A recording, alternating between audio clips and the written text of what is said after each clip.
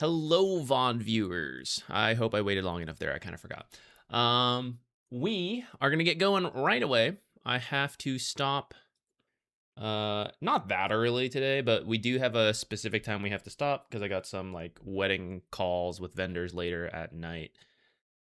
So we're just going to hop straight into it once where the heck is, I had it up. Okay, here we go.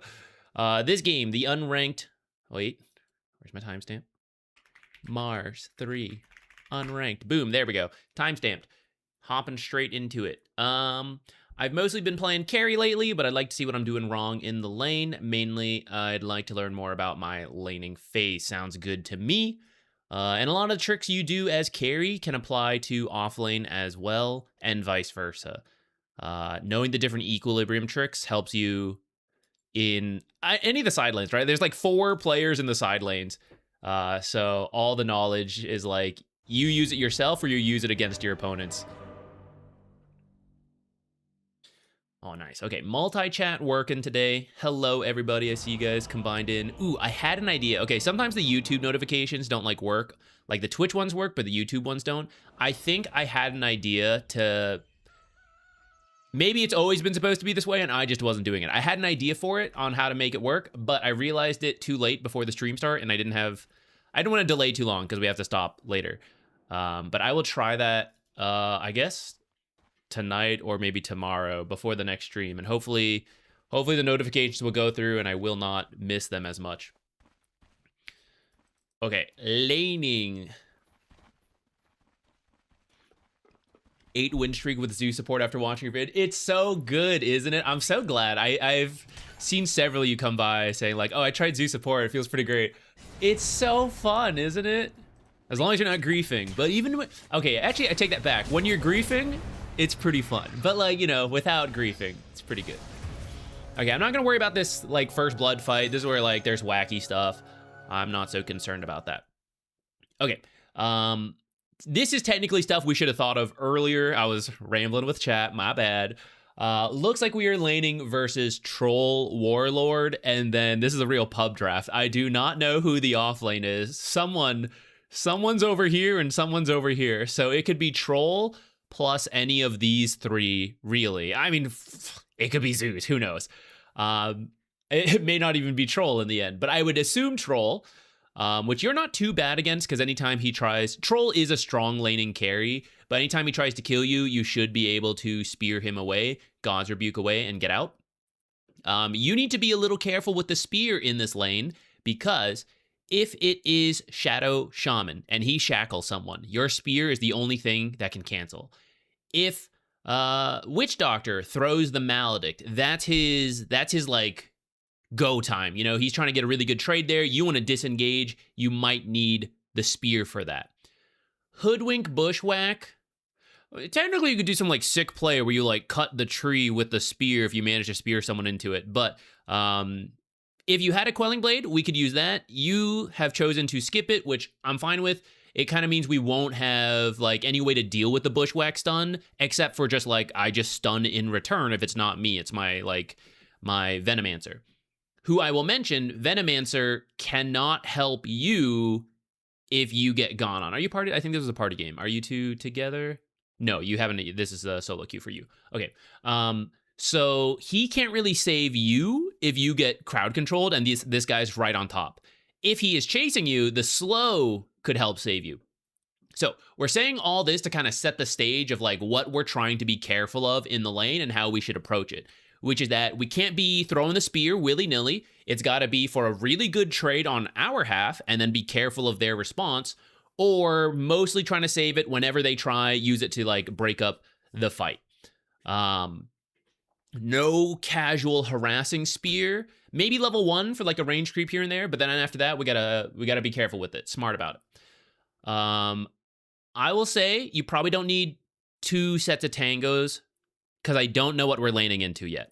1 tango is fine. Get some other stat items, like maybe your circlet, and then see what it is. Because if it's Witch Doctor, we are very interested in burst heals, like maybe a casual Fairy Fire, or a salve. So like he uses the combo on you, we get low, we salve back up, we're good to go.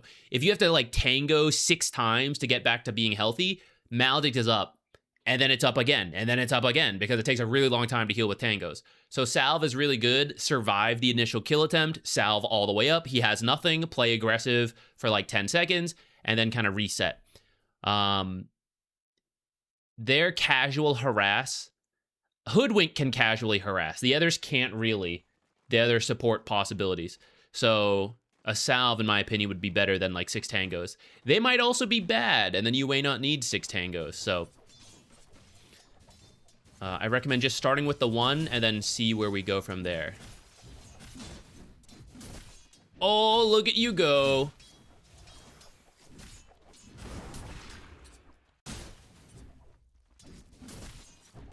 You wanted this with the spear. I think this... So I know I said we can't willy-nilly throw it. This stun right here is not bad. He's already low. And then the 2 of you hitting him on the spear is really strong. Even if you don't commit more than just like the initial spear. Because you are full mana. I don't mind like 1 spear. I'm not worried about being killed at level 1 now that I see Shadow Shaman. I'm more worried as like level 2, level 3 onwards. With that said, if you want the range creep, I don't really mind. You know, like, go for the spear. Usually gonna be careful of how fast Troll can attack like that. Okay.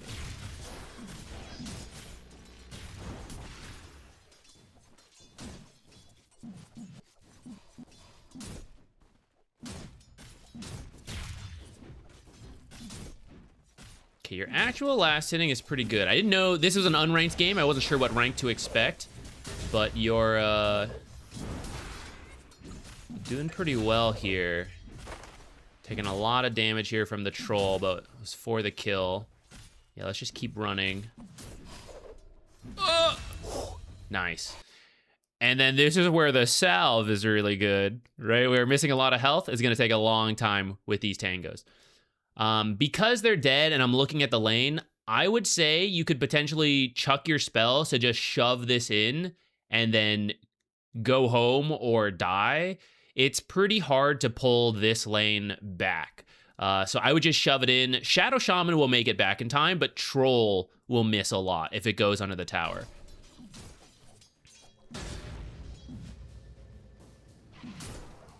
Sort of tried. Didn't quite make it in time, so Troll's going to be back. And then we're going to enter this really... Yeah, this is the awkward period.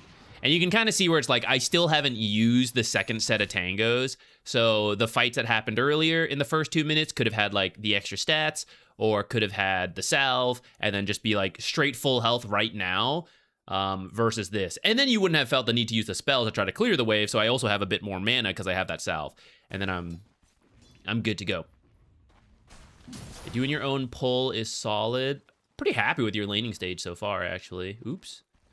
Wait, what happened there? Did you click your own creep?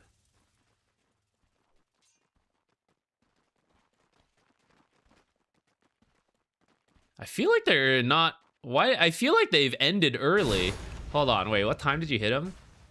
2:18. Now, generally, I do recommend you stand here and let them hit you to, like, finish the pull, but I feel like they're... Why are they... That feels weird to me. That feels like they stopped so early. Usually they chase so far. And I don't think I saw you attack any of your creeps to, like, de-aggro early. Oh, these guys are dire creeps. What the heck? Okay, what's the most important one here? It's this one right here. So this spear, always do like a quick cost analysis. You don't need to get everything. You need to get the most valuable stuff typically. And this is a dangerous area, so we could get pushed out of here, right? There's no guarantee that I throw the spear and then I feel comfortable laning here the rest of the time. I would be careful with the spear for a Vul Assassin who is like 16 to 18 gold, right? He is less money than even a regular melee creep. And we often talk about melee creeps like, oh yeah, you could skip a melee creep, you know, make sure you get the range, make sure you get the banner. That is just a melee creep, right? And even that melee creep is worth more than this Vul Assassin that we are going to use. Our last spear, you have no stick charges. That's the last spear or spell we've got for 20 gold. So that doesn't really make much sense. So you should hold that spell. Just walk in, miss the last hit. It's not a big deal. Maybe Veno gets it. If you had the mana, maybe I'd be open to it. But I would also then again say, if I'm going to use a spell here, it's for this banner creep more than anything. All right, and then like, oops. No spear, sorry, Venomancer. Weird, where'd that go? I swear I had it here, like literally in my hand. Where, I don't know, where is it? Uh-oh, Venomancer is not back yet. So we are gonna lose a lot of health here. All right, so let's, same idea, we don't need to get everything. Venomancer is dead, no problem. We're getting the Lotus, we are chilling. Look at this, look at this. Count the creeps. 4 melee, 2 ranged. 3 melee, 1 ranged. You can AFK right now. You can disconnect for 30 seconds. You'll reconnect. You'll be like, oh my God, that's so unlucky. I can't believe my cat just like chewed through my router cord and I happen to have a second one and plugged it back in 30 seconds. Woo! And then it'll be right here. And you'll be like, wow, perfect. I'm amazing. This is pushing to you. You need to do nothing. You can get what you can get. Veno is dead though. It is 2v1. It is very dangerous. So just give up this 1 melee creep. Here's where we're at. 600 health. 80 mana, and then all these charges. Granted, you're gonna get some charges because they're using abilities on you, but let's ignore that for a little bit. Had to tango.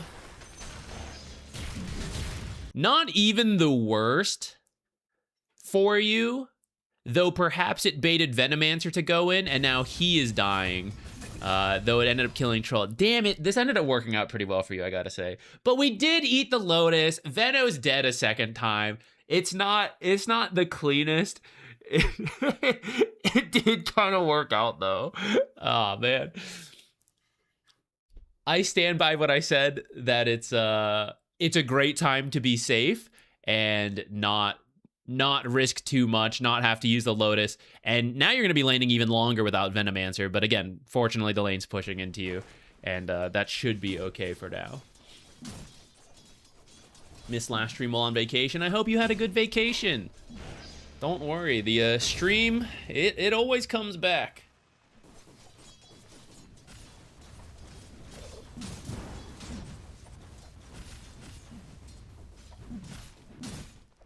Should Shadow Shaman be initiating with Hex in lane? Seems like he should save mana for Shock and Shackles. When your carry does a lot of damage, you can potentially skip Ether Shock. So Ether Shock is good for trading, because like attack, Ether Shock, attack is solid. And then it's good for securing range creeps, because it's 125 damage in one go. Troll can secure range creeps with whirling axes plus an auto attack, so it's not as necessary to secure range creeps. And then Troll, given the ability to attack with Berserker's Rage, can actually do a lot of damage himself. So I don't mind that Shadow Shaman is going Hex Shackle build. Like he's all in for the kills. You can also do this for heroes like Monkey King, like Ursa, these kind of heroes who just like do a ton on their own. From the offlane, maybe someone like Timbersaw, someone like Viper offlane would be good, right? They do the damage. I'm just here to provide some control so they can do their damage. If they're a weaker core, then you might want Ether Shock to be like, we're not here to kill. I'm here to like trade and keep them low. So then you would take Ether Shock and potentially use your mana for that.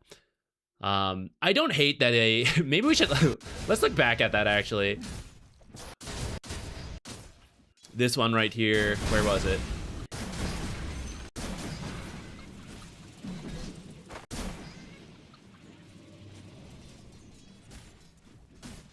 Shaman maybe could have come from a steeper angle, but this is not that bad.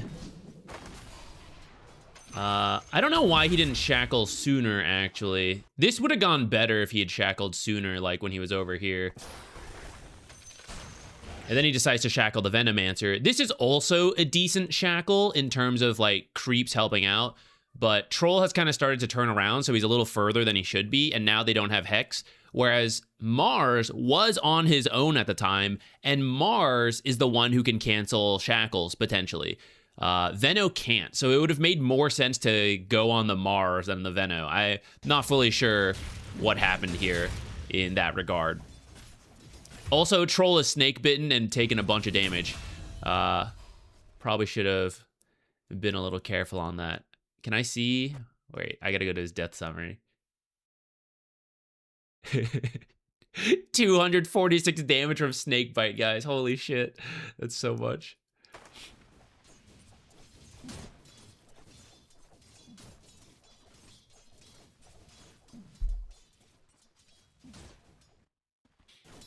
I never understood why skipping a value point in spells is acceptable. No bulwark versus 2 ranged heroes who have a slow.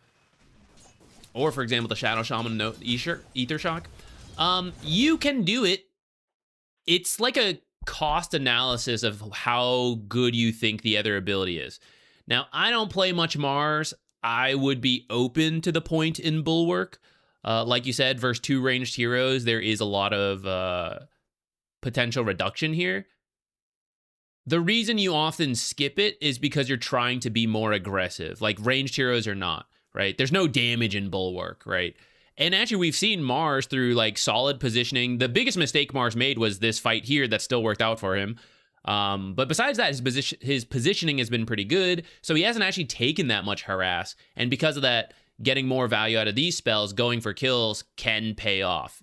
If you don't think you can get kills, like they're way stronger than you, let's say it's like Undying, right? He's like, oh, I'm not killing that guy. That could be a reason to potentially skip some of these abilities. Though maybe Undying's not the best case because like you wouldn't use Bulwark versus Undying. So I don't I don't know. There's some example out there, you know? But there's more kill potential with leveling these two than there is in Bulwark. So it just depends what you want. More farm speed too when you eventually get to it.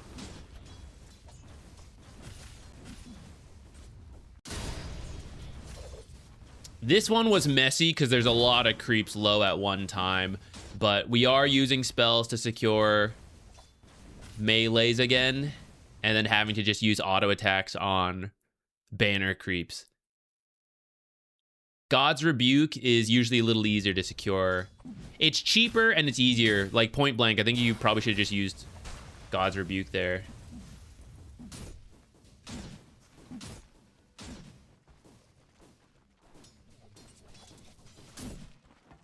Shared Tango. Nice. Though. Oh, my Madstone.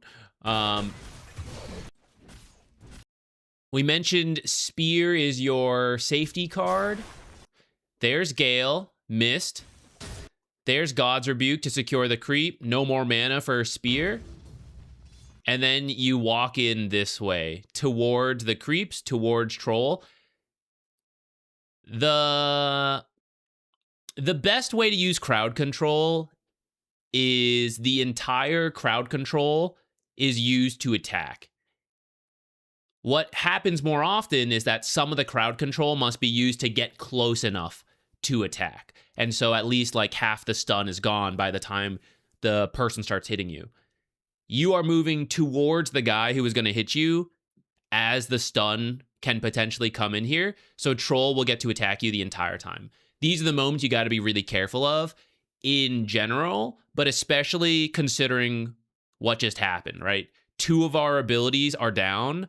I don't have mana for my last ability. I'm like barely over half health. This is kind of dangerous for me going in this way. So I actually think it's good that, you know, he comes in and tries to kill you. Troll is once again dying to Snakebite. I don't know. I guess this ability, like, this is why the ability is good, right? He should have just stopped hitting you and then, like, okay, Mars gets away, but whatever. He would have done the damage he had done up to that point. I don't know. We'll take it. We'll take the guy continuing to die to Snakebite. But I would still recommend you be careful of this type of thing, right? Like running in as the abilities are down. And I would consider buying a mango if you need it, or clarities are hard for the cores because you kind of tend to stay like in the lane. It's tough to use. Oh, some value spear.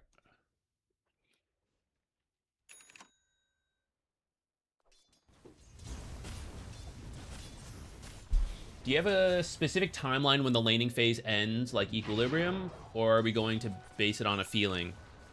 There's nothing really set in stone on when laning ends. I would say around 5 minutes. Let's first talk very top level pro meta stuff. Around 5 minutes, you should be thinking the lane is starting to end. Why do we even lane? You know, why are we even doing this? At level 1, we are all super weak. There's only so much movement speed. We only have so many resources. We're like 600 health, 300 mana, you know, type thing. Around 5 minutes, boots are being bought, right? Like Mars has boots. So the time to walk around the map is getting faster. Well, what am I going to do as I move around the map, right? I couldn't jungle before. But as you get to 5 minutes, you're reaching the point where it's like, I can start to jungle. Some heroes can, not all heroes. But like I can start to potentially jungle. I can potentially kill heroes because I'm not just like a level 1 hero with one ability. I have 3 different abilities, sometimes 2 abilities, some items. I can like start doing things. More objectives start to spawn, right? Like power runes. You're actually likely to take a tower now. If you get like a really good fight, you could take a tower at like 5 to 6 minutes. As opposed to like level 1, you team wipe them here. Like, are you really taking the tower? Not really. So around this window is when you can start to think like the lane could end. We could start moving around and doing things. Especially the power runes at the pro level are what really causes the lanes to break down. Because everyone's moving for the power runes and then using the power runes to do stuff, moving for wisdom shrines, stacks, all that stuff. Power runes again, repeat. In pubs, it can range from 5 minutes to 15 to 20. Because laning is really just we're in our lanes and we're not moving around. So once you start moving around, the laning stage is done. But if no one is moving around, then technically we're all still laning. And that's what you never really know in a pub game. It's a little random. Okay, so my main advice for you, as we are thinking about the Mars laning stage, there were a couple moments, even though they worked out, right? And I just want to, you know, clarify that. Even though they worked out in this case, other cases, they will not work out. And so I want you to be very careful when, for some reason, I am weaker. It could be matchup. Veno was dead in the first case. The enemy has more creeps is another common case. I am low on resources, can't use certain spells, like the one we just saw, right? I am weak. Do I actually need to do anything, or am I okay? And in the first one, we saw there was a lot of enemy creeps pushing in. This one, it was like kind of equilibrium here, which is not that bad for you, but it's also like, well, I did just secure the big creep. I'm pretty happy with that. So if I miss 1 or 2 creeps, that's actually probably about break even. I don't need to take too big of a risk here, right? While I wait for enough mana and cooldown and stuff. Let me like take a little bit longer of a route to get back into the lane safer. Because your like basic last hitting is pretty solid. I felt it was. I don't know how we've slipped a little bit. I guess there has been some fighting and we had to walk back, so I guess we missed some.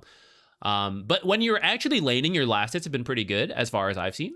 So I'm not so worried about that. But you can do great, but then you take one bad fight, you throw it away, right? So that's what I want to caution you against, which I just realized as we look into this. I forgot to ping in the Discord that I was looking at this, so the guy has no idea. Oops.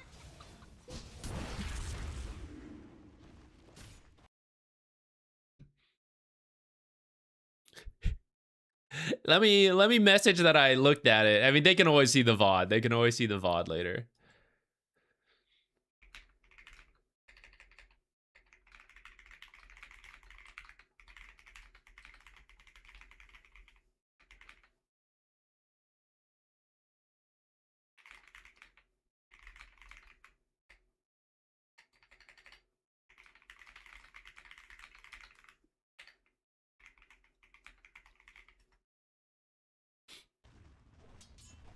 Okay, we'll go a little further. How about while we do that, you guys start submitting in more replays if you want. Throw in some match IDs. As long as there is a question with it, preferably specific. Try to be specific, guys. It doesn't matter like your rank, your role, any of that stuff.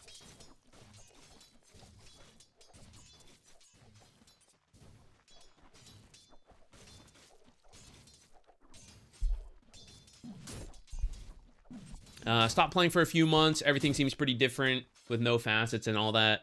I've dropped from Archon 4 to Guardian 2. First, don't sweat it too much. Like, if you took a break, it's not that surprising that you would drop an MMR.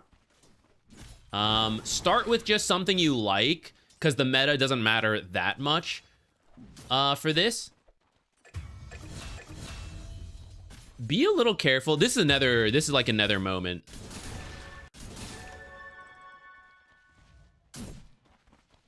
Right? Where's Venomancer?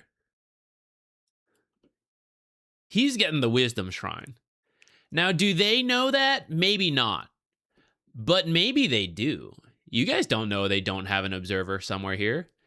But still, you just kind of like ran in here to go like hit Shadow Shaman, and now you're going to come up and like do this. If they had got you, you know, you're going to lose a lot of health. This time there is no snakebite for Troll to kill himself on, right? So this is kind of those moments of like, I'm doing pretty well. There are times I have to be careful to make sure I don't throw that hard-earned lead away. And I'm glad this game it didn't happen to you, but it could happen in other games. So just I think that's the thing to focus on for my feedback for you in this game. Whenever you watch the VOD, because I forgot to ping you earlier. My bad. Okay, back to the question we were answering. What is meta right now? I can pull up the tier list I have on position 5. I think I still need to fix my position 4 tier list. Oh, and I had an idea for how I want to change my position 4 tier list from the position 5 tier list, because it ends up being kind of redundant, but it's going to take a little bit more work. I got to mix it around, so I got to do that before we make that video. But like I said, it doesn't matter too much who you are playing for the pub games. If you are coming back from a break or if you're on a losing streak, just start in the laning stage. Pick a hero you feel comfortable on in the lane. Stronger laners would be my preference, but technically if you're a weak laner but you feel very confident in what you're doing and how to get around that, then I don't really care, you know? But like, start by winning your lanes, which despite the map changes, it's not that different. At a high level, we could say that letting camps spawn and farming them rather than blocking them is a little bit more popular, but it's not so broken that like you have to play that way. You can still play the old way of like, I just want to block the camp. I just want to pull and not worry about mad stones at all, spawning a little sooner. That's actually totally fine. But it's part of the reason here's like Venomancer are a little bit more popular, is because he can easily fight over these camps and start getting mad stone.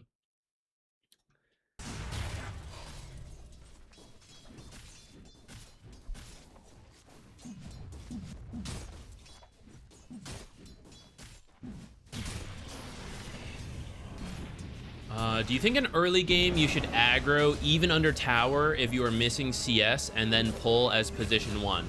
Yes, depending on what's happening. Especially if you are weak because you just lost a lot of health, for example. If you're a very common complaint in pubs, like my support is bad, you know, they're like screwing up equilibrium, they're being useless, right?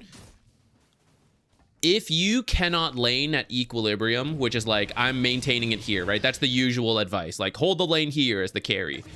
If that's not working because they're a lot stronger than you and they're denying you, and every time you walk up, you're taking a bunch of damage and you're dying, you don't want to lane at equilibrium anymore. You want it to go like all back and forth. Because when it's under the tower, high-level games, you will get dove. But for most pubs, people are very scared to dive, or they don't know how to dive correctly. So there's a very high chance they mess it up. So you have a chance to last hit under tower. And it's just a skill to learn to last hit. It's expected that you'll miss more than usual, like laning outside. But like with practice, you can still get a good chunk of the CS under the tower. And it's going to be more than getting nothing when it's sitting here against like a losing matchup. Then when it shoves out, you do the pull like you said. Uh-oh, support griefed. This isn't, this is blocked by your own sentry. Uh-oh, support griefed. They're farming it. Okay, that sucks. We're just gonna have to go down here. Small and medium camp now, so a lot of carries can jungle this. So if you feel this is happening to you a lot, pick the Lunas, pick the Gyros, those types of heroes that can do this. Yes, those are essentially the situations you would try to do this. You could also do it if you are trying to speed up your farm, though in those cases, rather than intentionally bring it under the tower, you'd probably just kill them outside the tower to shove it, but it's the same idea. I am going to shove the lane, and then I'm going to go jungle or do my own pulls to accelerate my farm, because if I just hold equilibrium, I only get to farm the lane creeps. When I start bouncing it back and forth and shove it out, I can start doing jungle creeps, either because I'm winning and I'm getting more farm, or because I'm getting my ass handed to me and I can't get anything in the lane, so I gotta try to get this stuff.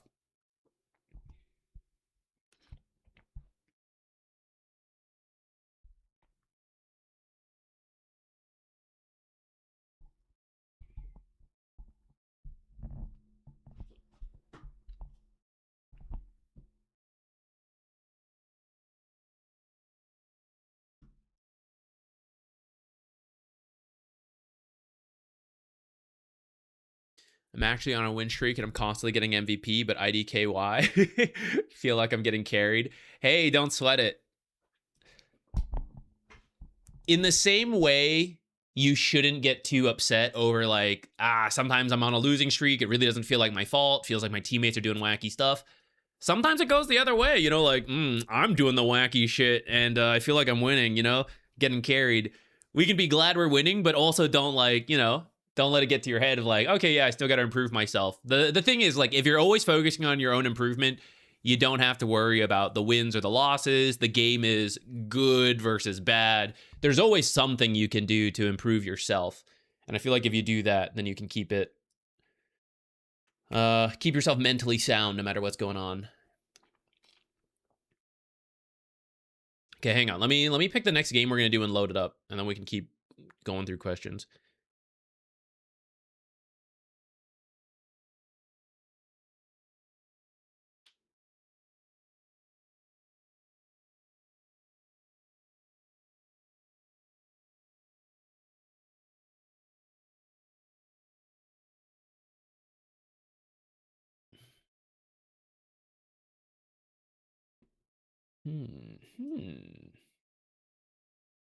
These are both great specific questions. I want to start with these. And I'm going to start with this one because I actually think this is a very specific moment that you're asking about. So we should be able to knock it out pretty quickly.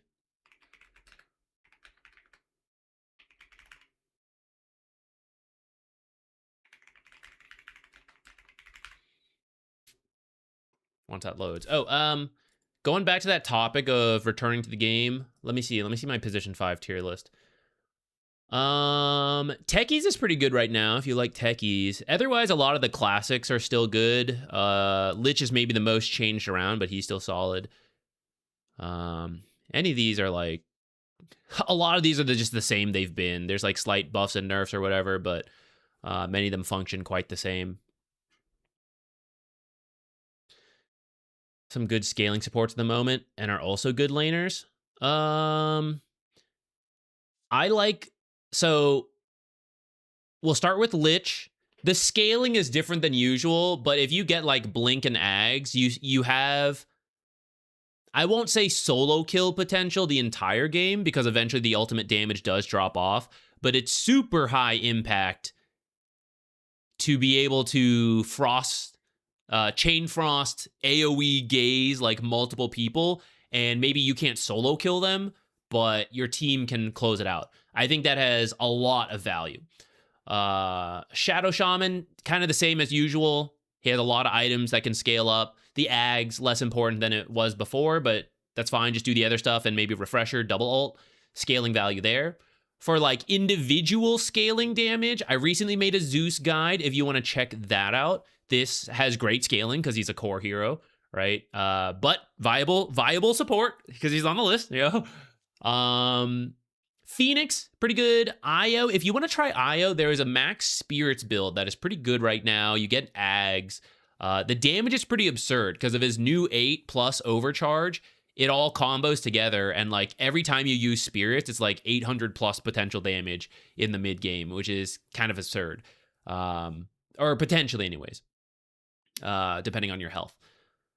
Who else? Mirana's in a decent spot. Rubik, if you're good with Rubik, but he can definitely get messed up. Lion, it's easier than ever to get stacks. I've been seeing Lions do really well. Just don't be like a griefer Lion, getting like Midas Ag, stuff like that. Like, play actual support Lion for the first 25 minutes, and depending how many stacks, you can adjust from there, but he's been pretty good.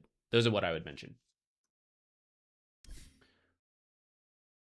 That is very much, that was a very much a pub tier list, by the way, guys, not a pro level tier list. I'm gonna load into our Lich game here. And this one, you mentioned, recently you feel like you're doing strong in lanes, can't help but feel like recent losses are a bit due to teams throwing. Can absolutely happen. I pinged many times at 38 minutes to go Roche, but they went up without me and died. I assume to like high ground. Partly whose fault is it anyways? What could I have done to tilt the scale towards a W? Yes, good question. So let's start with that exact moment that you're asking about there. And then that might be enough. Maybe we need to find like another situation. We'll see when we get there. What'd you say? 38 minutes.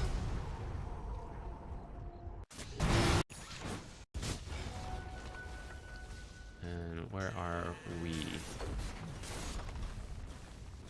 Let's actually go back 1 minute just to see what's... Okay, so we just won a pretty big team fight, I guess. Should we go back even further? Nah, let's just start from here. Tiny has no health as Crystal Maiden's gonna respawn. They're pushing up for the tier 2. I would definitely say go Roche here. Granted, your lineup is not the greatest at Roche, and Tiny is pretty low. But I mean, he looks pretty farmed, so it should have been doable. I would say like the Roche was doable there. Looks like Ven just pushing out top for you guys. Like this tier 2 just like is not that impressive for a full team fight win. I'd rather get Roche, but I mean, that's just how pubs go, so whatever. And then they're going to try to get a second tier 2 as well as heroes are respawning. So this could potentially be where you're thinking about like pinging Roche for your team. I would agree. Or at least like reset so everyone can be doing Roche right now. Like this guy is still dead if we felt healthy enough to do Roche.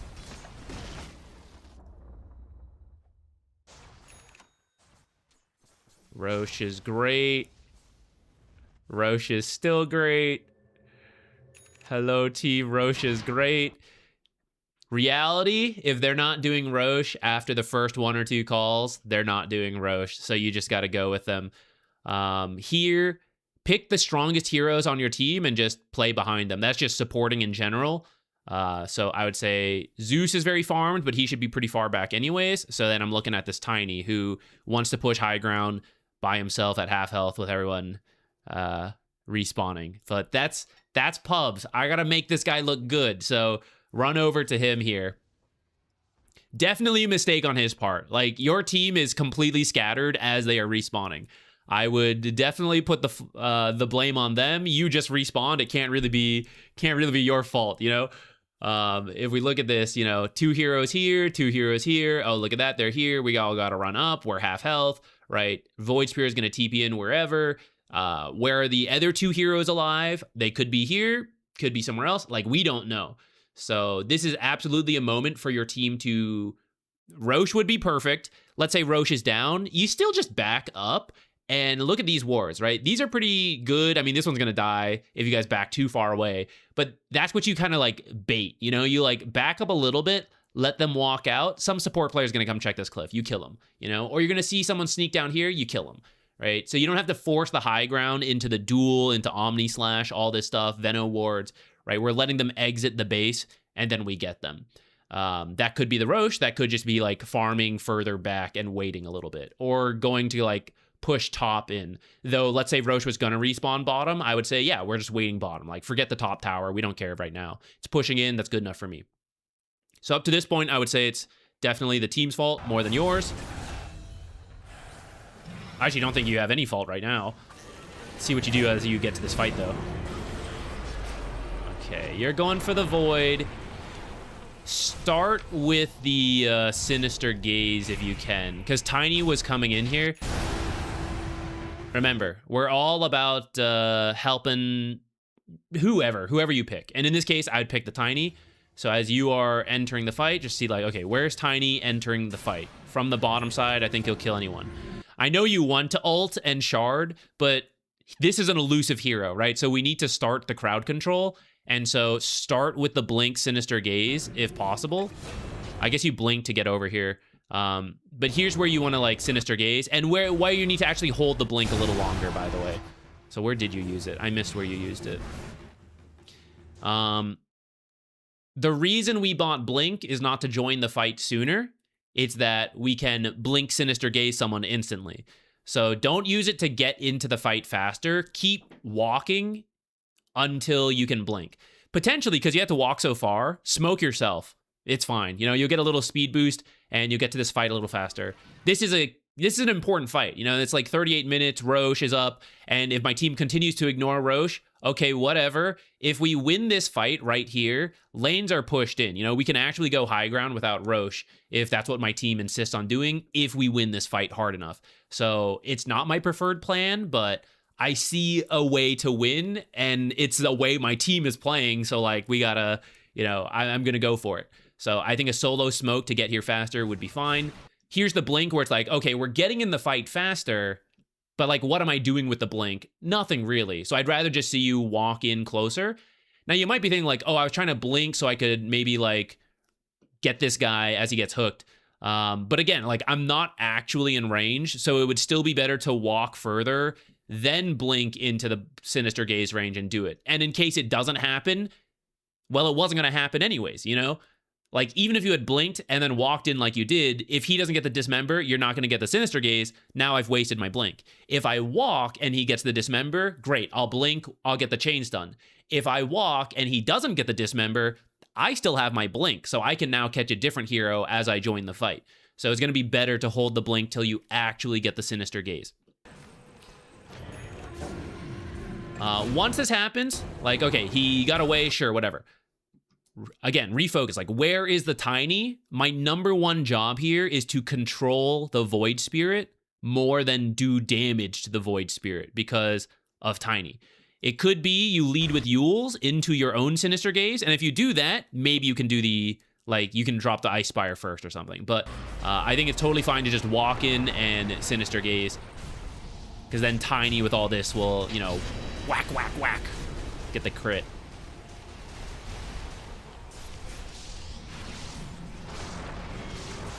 Now, as Tiny's wrapping around, we got to get in there, go with him because he's committed.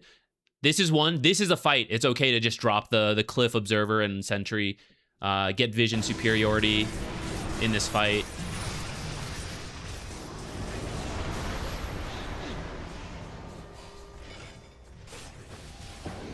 Now, if we can get out here, that'd be great.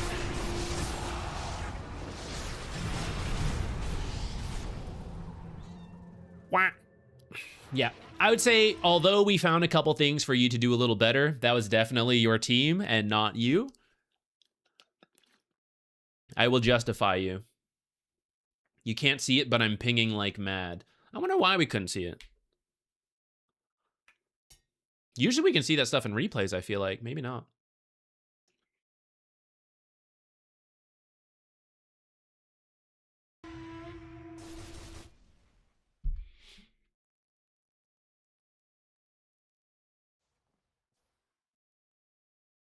Okay, we could technically go over more, but I think as part of our let's try to like answer specific moments and hop around, I think that's probably good. Well, I do want to talk about tipping the scales in your favor a little bit more, actually.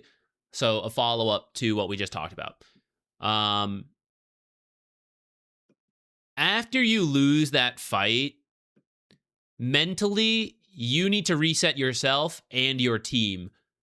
Because, like, these can be moments, if you're, like, really tryharding, right? These can be moments the team loses confidence and momentum and the flame starts coming out. So this is where it's really good to, first for yourself, find the avenue to win and then share that to your team. It's like, okay, guys, don't worry, reset. And then, like, we can still win fights if we're more careful with, like, let's be together, whatever bullshit you want to spout. Your team just had a team wipe and did nothing with it. You know, like, they team wiped you guys, they might do nothing with it. So we'll see. Look, here they are. They don't want Roche either. Come high ground, guys. Here we go. If you had lived, Venge should be pushing other lanes right now, guys. We've been talking about this a lot lately, so I won't repeat it too much, but clearly she is doing nothing right now.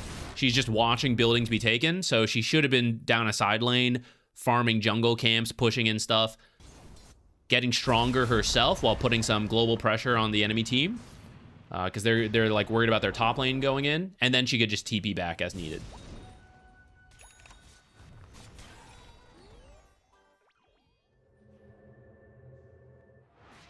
No, they're Roche doers. Oh no.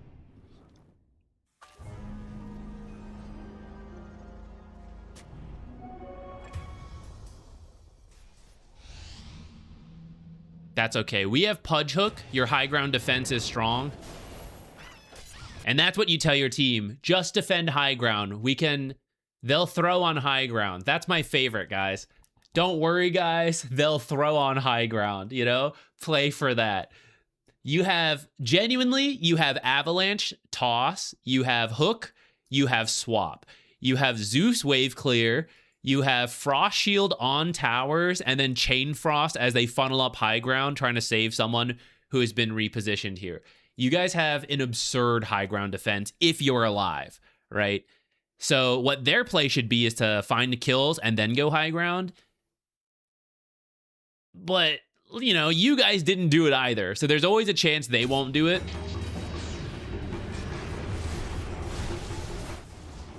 I want to talk about your items later.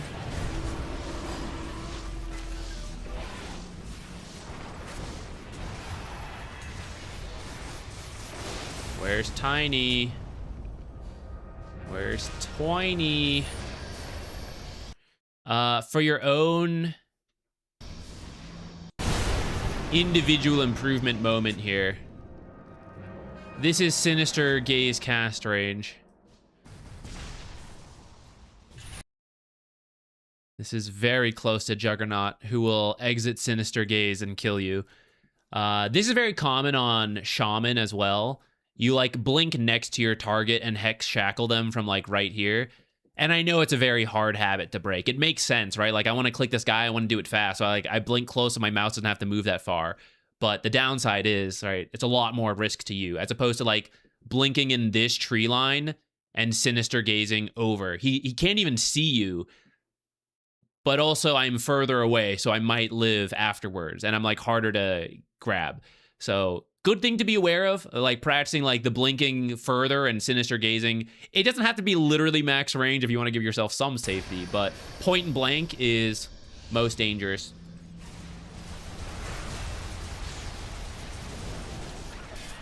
That could have been you.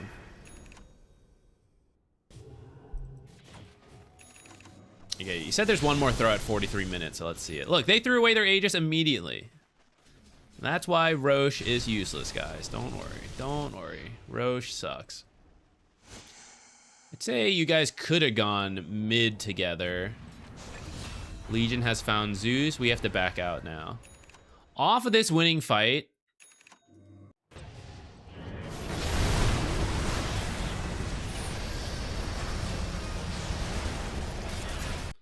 Right here. So one person pushes this a little bit. It will take 40 seconds to go from here to here. So someone needs to come here right away and push. 40 seconds.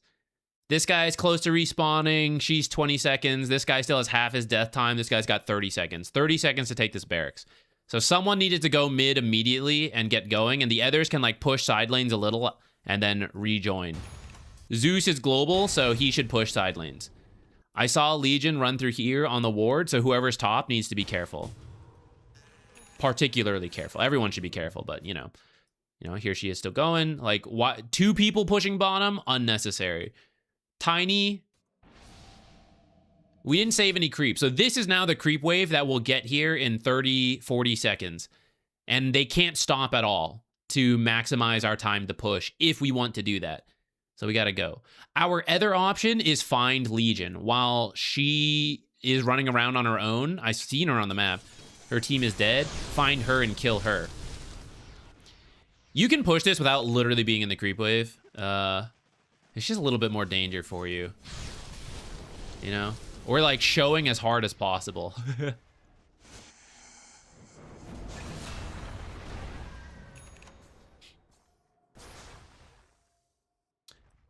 Oh, what I wanted to say about your item. Okay, I'm glad you're actually changing to E-Blade, because what I was gonna say, this fight is not won by tanking through things longer. It's by catching people first or preventing certain things. So like prevent Omni Slash, prevent Duel. Surviving a little bit more magic damage is not the like in the fight, you know? You guys are just like very scattered here.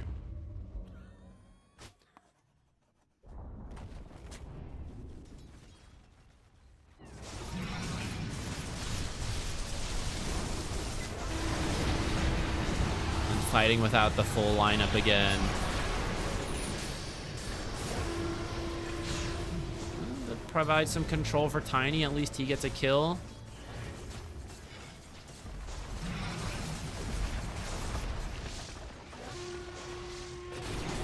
Yeah, I mean, this is a game where they were just better about doing what needed to be done. Like, they're better at pickoffs, and they played that way. You guys are not bad either, but did not play that way. And sometimes, to your original point, feel like the teams aren't working together. You do just lose games sometimes because of that, right? So then the question is just, what are my individual improvements that can be taken in these kind of games?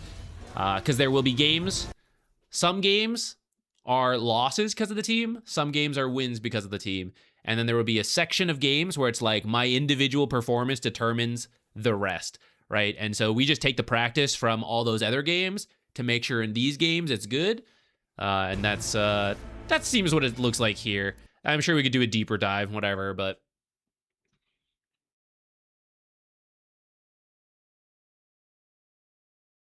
there was another one I wanted to look at real quick. Where was it? Oh, yeah.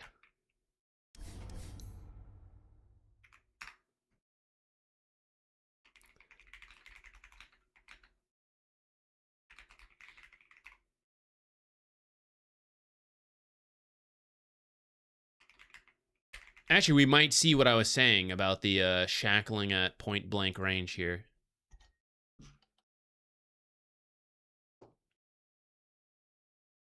No problem, BTZ. In the early game, how do you deal with constantly being pressured by the enemy support? Let's say you're a melee carry and enemies are both ranged. You need to have tangos. I'm going to answer this question. Maybe we'll get to the replay later. Buy more regen, right? You're going to be taking a lot of chip damage, so be prepared to buy more regen. When it comes to your first item choices, you may want more armor rather than damage. Damage is like one of the value points of damage is when you're hitting the enemy heroes. It helps you with CS, of course, but if you take too much damage, you can't hit the enemies because you're melee to ranged anyways, and then you can't hit the creeps because you've taken too much damage. Those are cases where boots or armor can help you more because you're taking less damage as you focus on CS, or you can like move back and forth more to reduce the amount of attacks you take. Itemization essentially can help you deal with this. Making sure equilibrium stays near your tower. The tower gives bonus armor and bonus regen to reduce the damage that ranged heroes are doing to you. You can also shove the lane intentionally once you're able to do your own pulls in jungle, because ranged heroes tend to not be able to tank creeps as well as melee heroes. They don't have the innate damage block. So when you shove creeps, they may not be able to deal with it as well. That's where it like depends on the heroes. Some range creeps can. But those are just a couple ideas. Okay.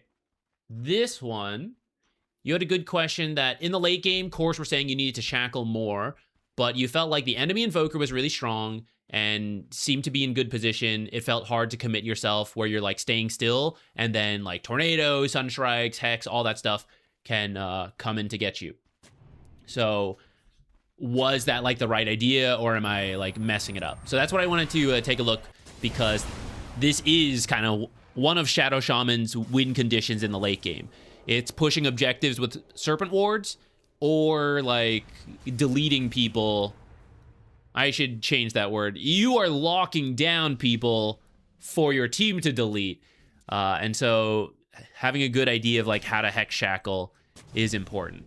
I'm just gonna speed through till we find a situation where you hex shackle someone. All right, that's an easy peasy one. Keep going.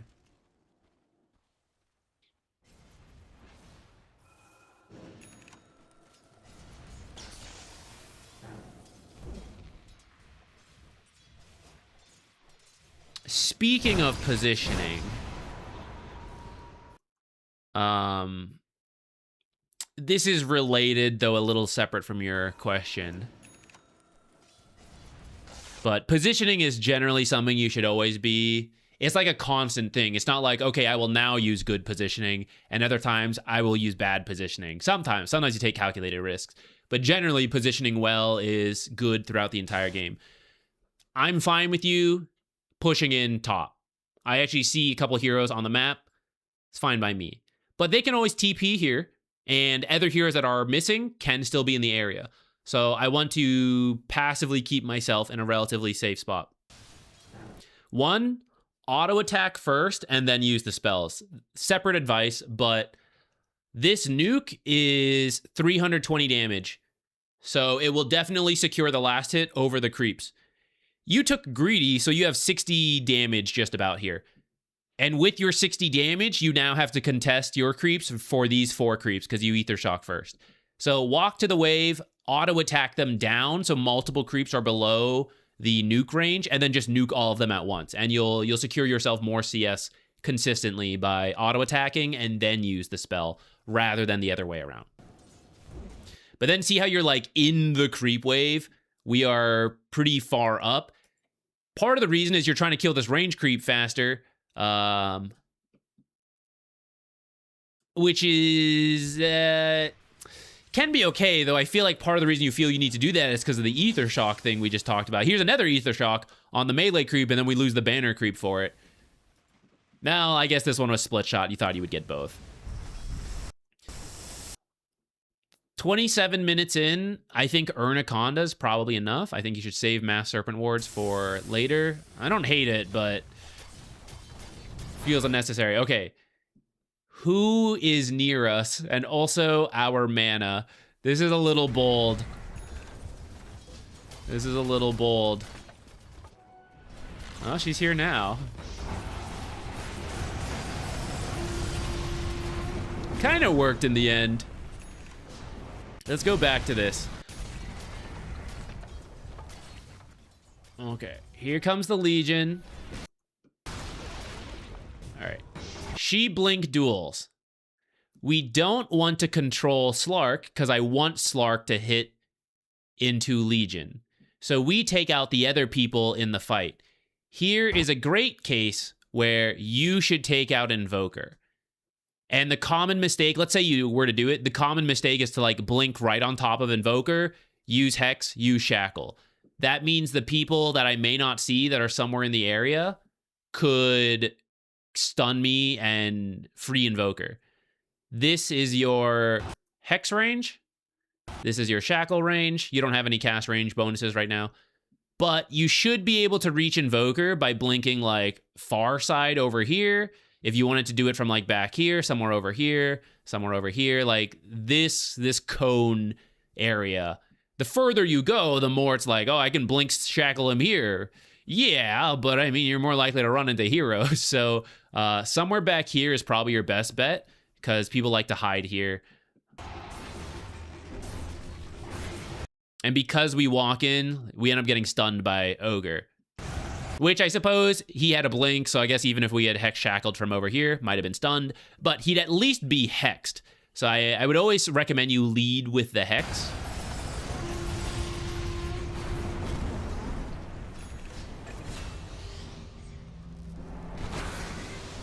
Legion might have been able to get out alive if we had Hexed Invoker a little faster there.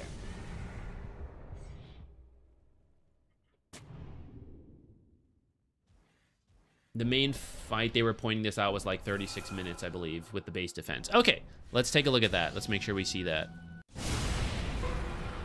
Let's go back a minute, set the stage. Okay, Hex Shackle.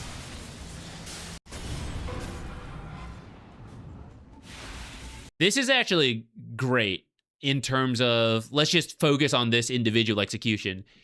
You blinked much further away, did the long range Hex Shackles. So the concept of doing it from far away, you nailed. Great. Now in this case, actually, where you chose was a little harder than necessary. So you guys have this observer sentry here. We see this area. I have teammates over here. So I feel safest about this area if we are going on a centaur, which I will say it is 4v4, so technically even, but I don't really know where their other heroes are, and centaur is the tank initiator kind of frontline guy, right? So might be kind of baiting ourselves by going on the centaur, and we should wait for a different target. When you initiate with Hex Shackle as well, keep in mind, like, it's a lot of chain stun, sure, but there is a limited, like, it will end at some point. So are these the guys that are going to kill the centaur? Maybe this is a core Mirana, you know, like maybe she's got more damage than I thought. But I will say, like, I think Shadow Shaman or Shadow Fiend offers a lot of the damage, and then our other damage is a Legion who is currently dead. So should we be Hex Shackling right now as opposed to waiting a little longer for Shadow Fiend to get close? I might say maybe. And then I would also say if we did it behind this tree line, I'd feel a little better. Even then, it would show the shackles, and then Invoker would just send it this way instead. So there's really not much you can do here. I think for the most part, you did what you needed to do here. The only real question is, like, yeah, should it have been on the Centaur, or should I keep waiting for Invoker or something? Like, find the hero who's going to cancel my stuff, which, admittedly, 3 of the heroes can. So it is a tricky one for you.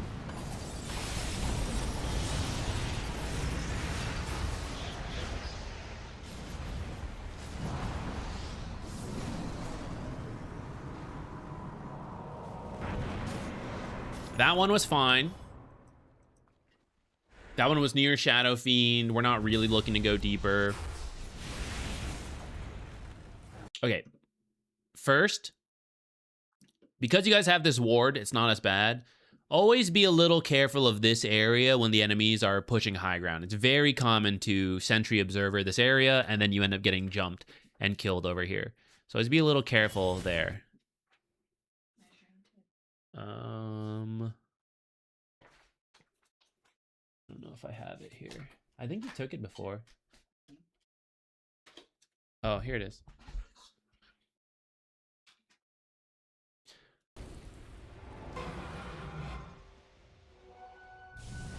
This is a separate topic, but this is where you see everyone's like waiting high ground, doing nothing. Someone can walk out, push the other lanes, and then come back. Okay, Invoker went bottom. That's a great dual target. If you guys head over there, try to find him. Did she not have detection? She has a slot. Maybe she messed that up.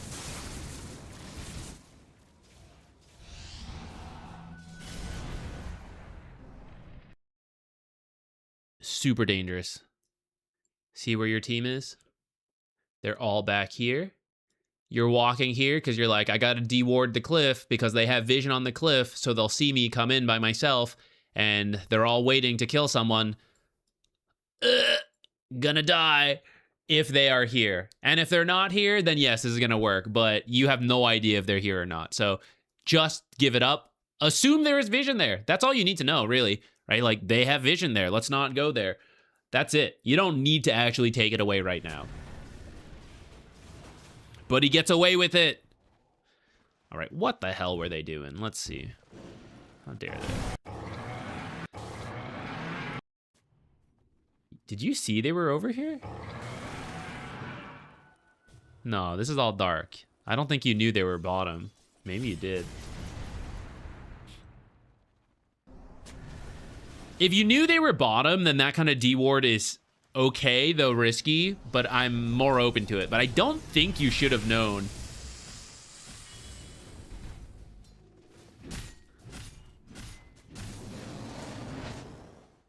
Rubik's trying to do the same thing. Oh, no. I can't believe they checked the cliff. Why would they do that? I will point out your fidgeting here. Okay. These kind of heroes where positioning matters a lot. It's okay to stand still. So let's say we're defending high ground. That's the idea here, right?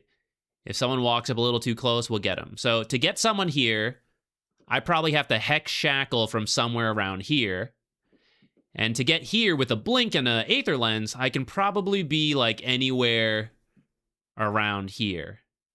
If we're feeling confident and we think we can be a little bit more aggressive, we push that up, right? Like I can be somewhere around here, probably blink to our high ground ledge, and then hex shackle somewhere down here, right? So those are kind of our options of where we should stand. Here's kind of like okay too if you feel more confident in this area, though I'd be careful of this area. So like further in is probably safer.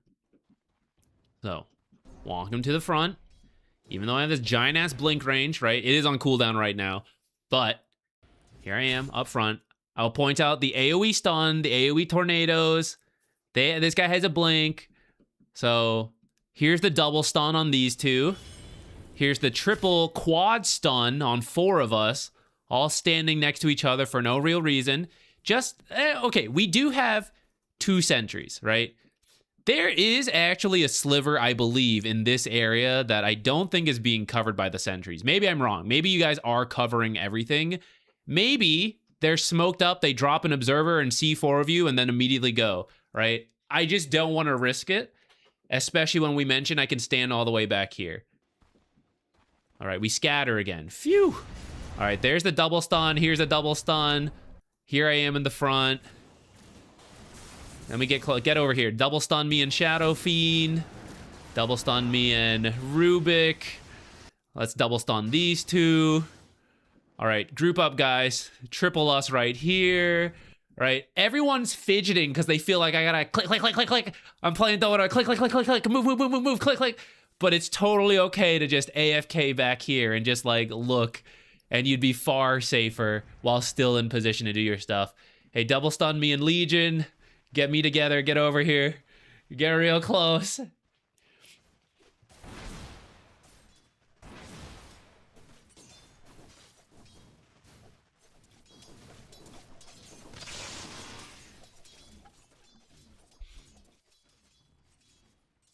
See this fidgeting?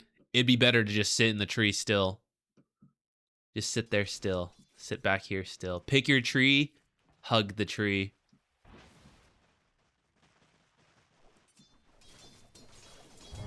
This is good split pushing, though. I am glad to see this.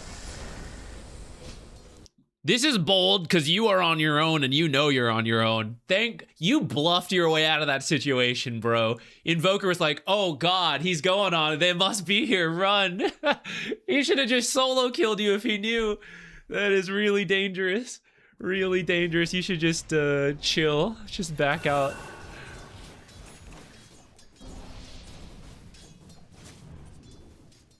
This is very scary, my guy. Let's get out of here.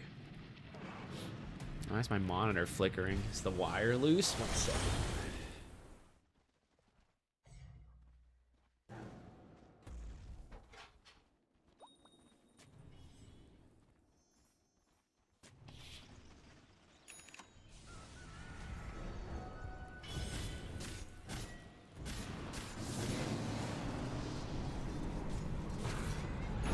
You do not have the issue. You are being very good about the blinks.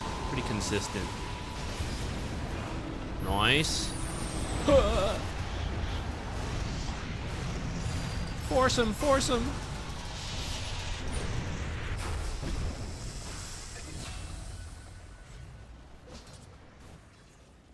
Okay, okay. High ground defended? Question mark.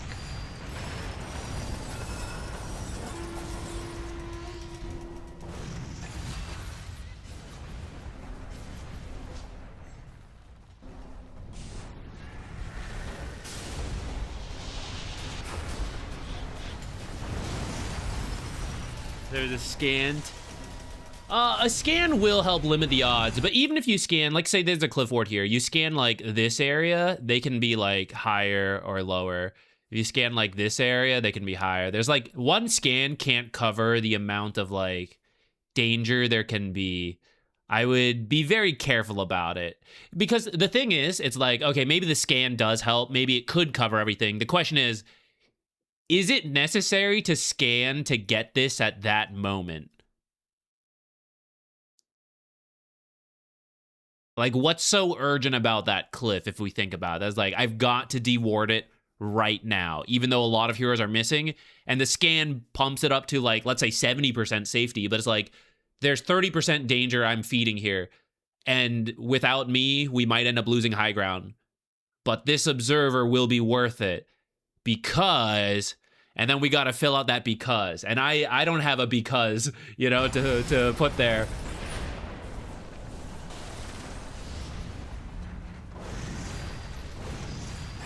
Oh, come to my fountain. Come here. Come here. Get him. Oh, damn. I saw you try. I saw you try. That would have saved us. That would have saved us for sure.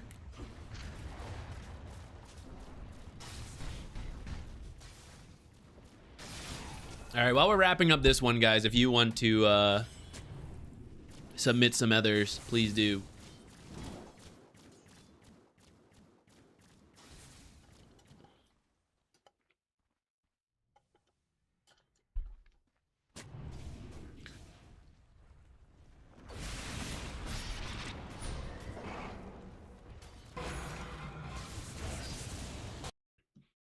This shackle, easier range from like people over here.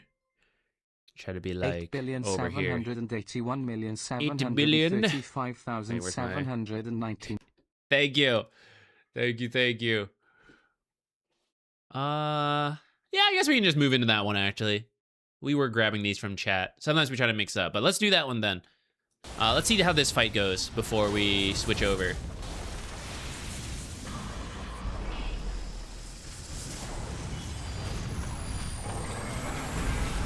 So we are trying. I think the thing to note here, we go back 10 seconds. Legion is a lot of our damage, and she is up top. And he is a lot of our damage, and he is dead. Mirana is doing her best. She is some damage, but I don't think quite enough. She's the bottom net worth of the cores. She's like switching into some utility. It's just not as impressive as the other two. So as we go in on some of the strongest heroes, kind of 3 defending the high ground, 4 enemies potentially. Phoenix is up top, but I don't know where that last person is, and I think it's Invoker with bots, so it could be anywhere.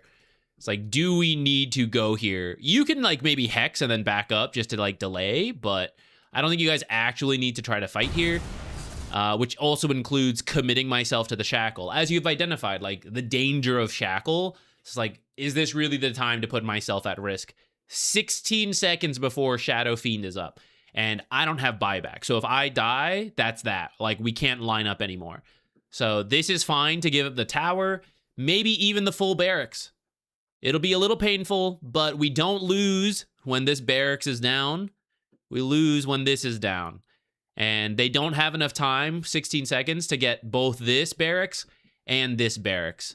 Megas are technically not also the end, but they do feel very, very bad.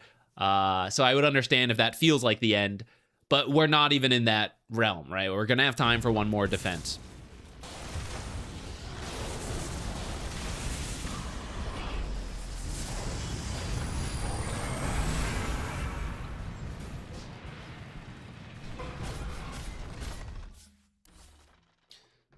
All right.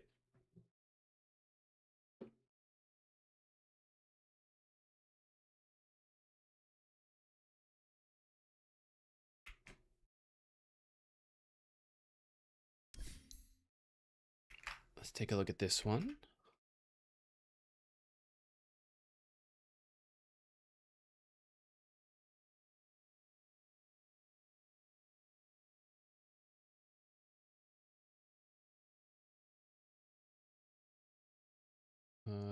Hard support.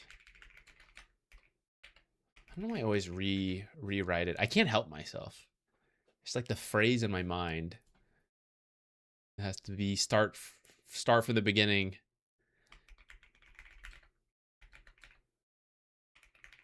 Oops, didn't even try to download yet. Hopefully we can. Yeah, we good.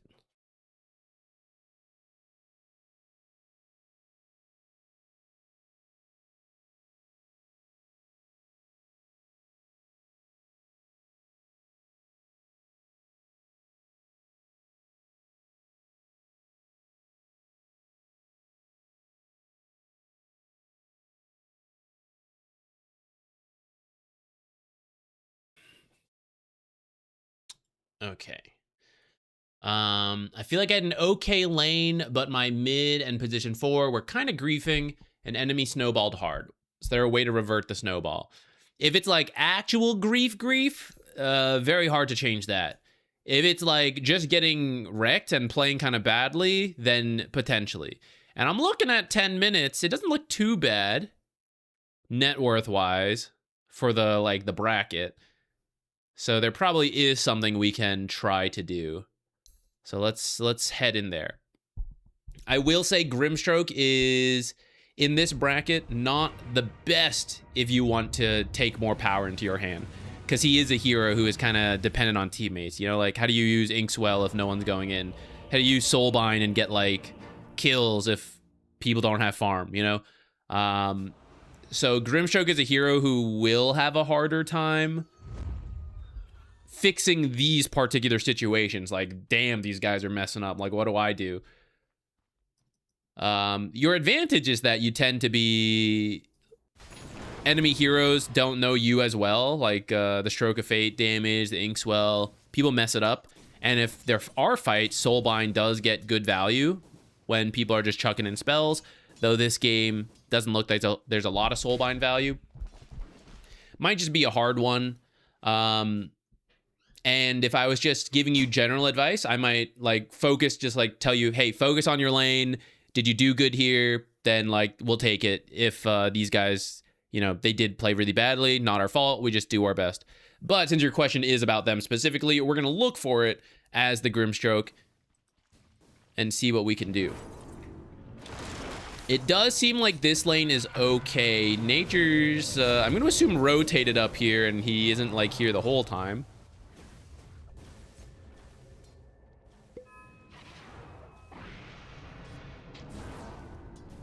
Invoker's here. Okay, we get everybody out. I might have to move the camera. It's rare this happens to me, but the way you move your camera is very strange. I don't know what's going on. I don't know if it's the replay or the way you do it. You have some like crazy sensitivity. Or do you use, I bet, do you use mouse keys or keyboard camera control? Because this is very like to me.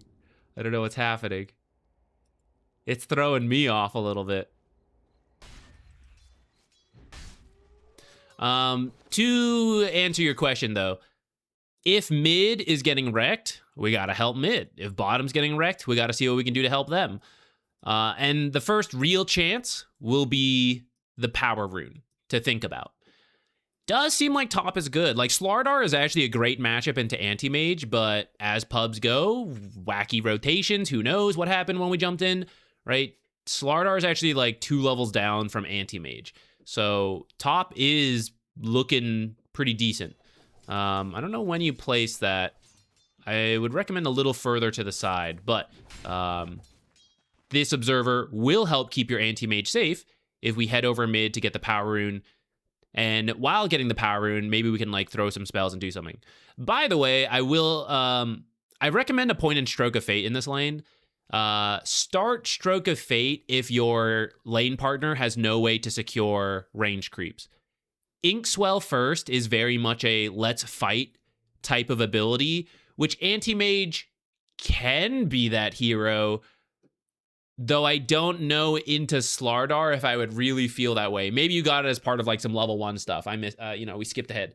But I would not skip Stroke of Fate till level 4 because you guys are pretty much giving up every range creep without having to like walk in and do it, and having to walk in and do it into these two is very scary, though I guess in this game has not been a problem quite yet.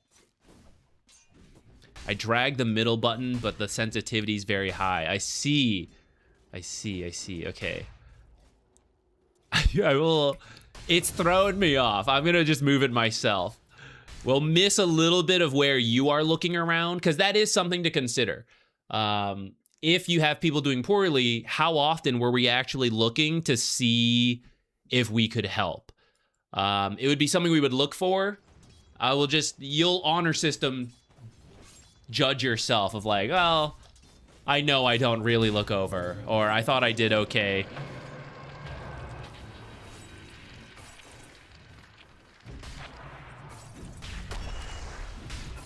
That right there is this is a matchup. This guy had 2 levels over the Slardar for a moment there, and you see that they're kind of able to turn it pretty well. If Slardar would just commit here, he would actually kill Antimage. I don't know why he's running away. He would have just killed him, which is kind of what I was talking about with the build.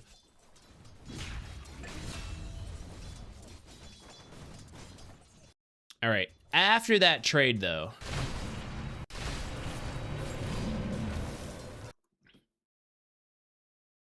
we can, if this hard camp is up, you can try to do your own pull into this wave. Try to do this one next. It does mean, though, because we took that fight, if we go back even sooner, hey, my mid is losing. I want to help mid. Like, what is it at this point? 1-0-1 to 0-2-0. So, yeah, seems like Clinks is potentially struggling at this point. Even if he weren't, mid is always good to, like, try to get the rune. So if I know I want to go soon, it would pretty much be now. We'd have to go back a little bit further. Like around here, I got to make sure the lane is in a good spot. So I got to make sure I do this pull at 517. But we missed that pull, and that's why the lane continues to be up here. Maybe that camp is blocked. I think you unblocked it, though. Yeah, I see the creeps there. So if we had done the pull, then the lane would be here, and that would give you the space to go mid. And instead, we end up fighting in a lane that you shouldn't really be fighting in that much. Because of that, we don't get to help with the rune. I see Lina has bottled an arcane rune, and that means she's going to snowball further. Let's see what Lina does with this rune, actually. Let's swap over.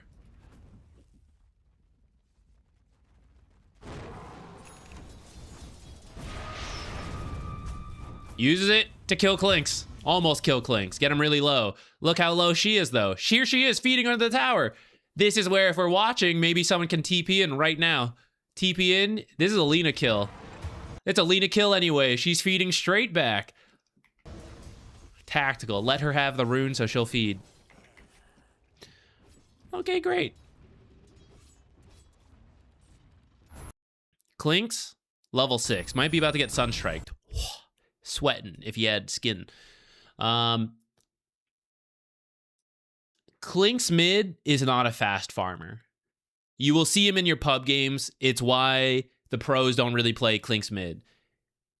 His farming speed's not that great till he gets items later, but he can rotate pretty quickly with Skeleton Walk, and his hero damage is very good with Skeleton Walk plus Searing Arrows. He just has no crowd control.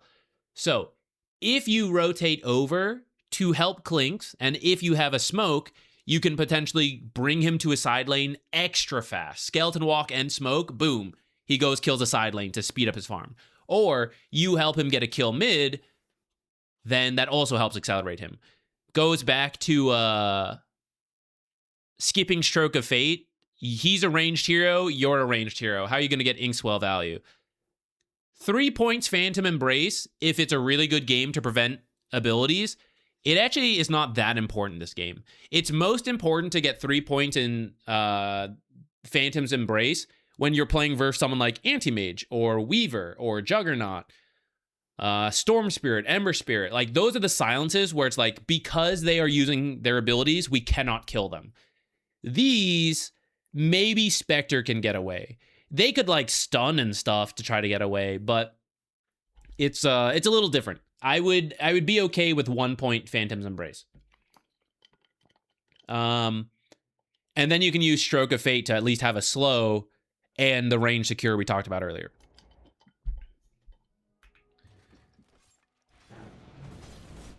Okay, Phoenix is also a pretty strong offlaner that we can play around with. Like, you ink swell, Phoenix goes in.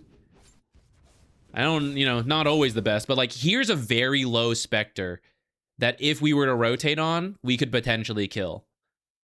I'm kind of curious, if we go back to your perspective, did you check either of these lanes in those moments?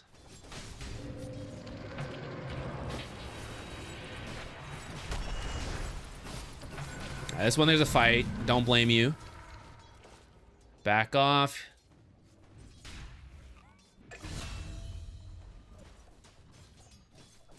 This is where, if you're thinking, like, where is Lina? Like, what rune just spawned and is Lina moving around? This is where you should be looking at the minimap as you wait for a pull to happen or for a creep to do. And while you're looking at the minimap, you take a look bottom to see, like, oh, these heroes are pretty low. Maybe this is a twin gate play I could take if you see it. Now you're checking your lane on whether you should do the pull or not.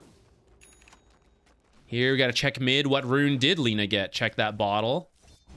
Okay, I'm doing the pull, right? Not that much for me to look at. Check the lane again. Okay, I'm just hitting creeps. My eyes are on the minimap. It seems like some kind of fight's going on mid to check that.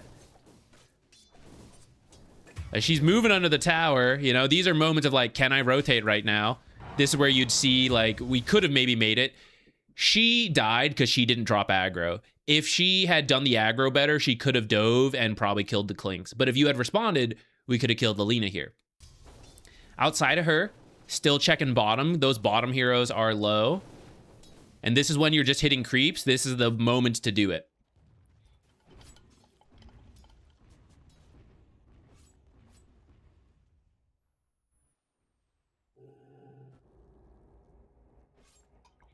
Wisdom Shrine's a nice idea. We're going to have to be a little bit more aware of it to go there sooner if you want to try to steal.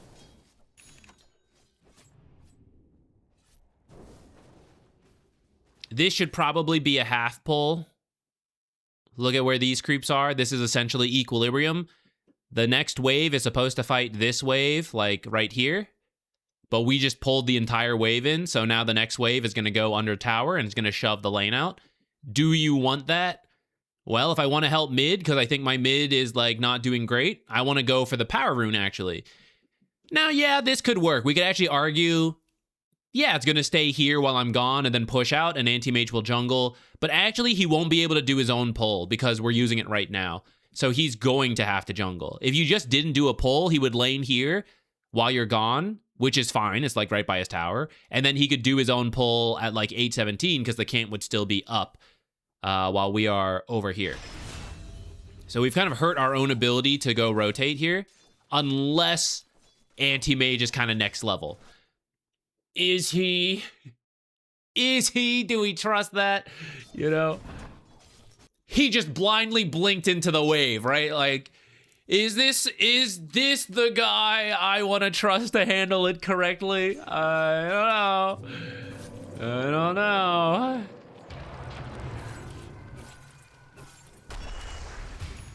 Okay, get the kill.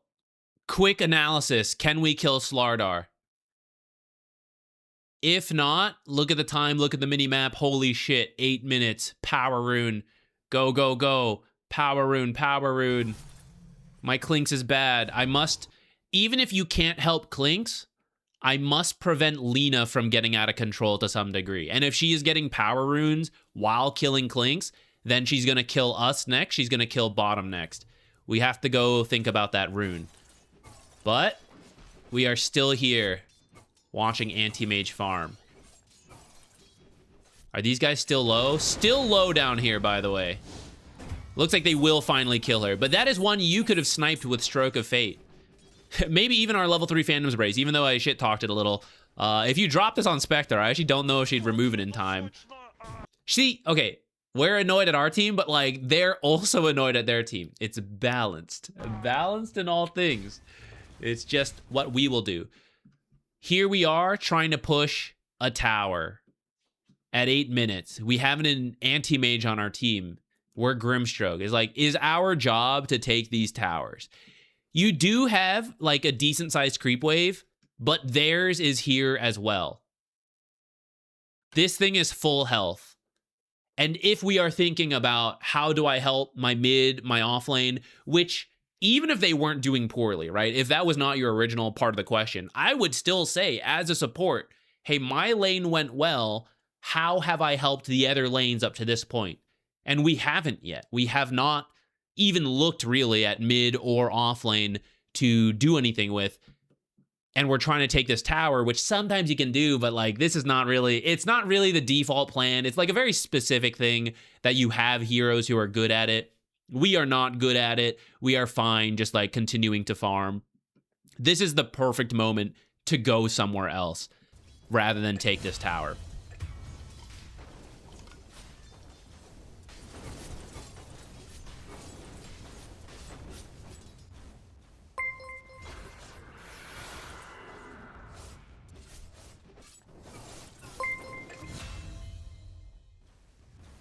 So Spectre Haunt, how did that fight go? Could I kill them? Are they low? Should I have reacted? Right? These are all questions that are a mystery right now until we actually go and click over. I know what's going on in this lane.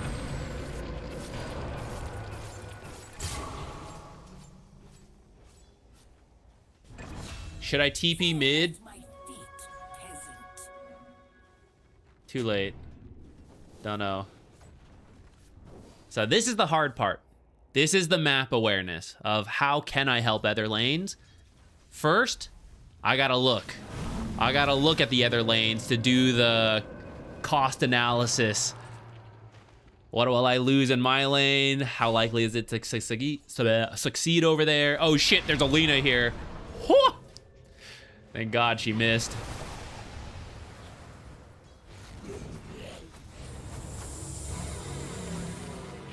Thank God they came to my lane to die.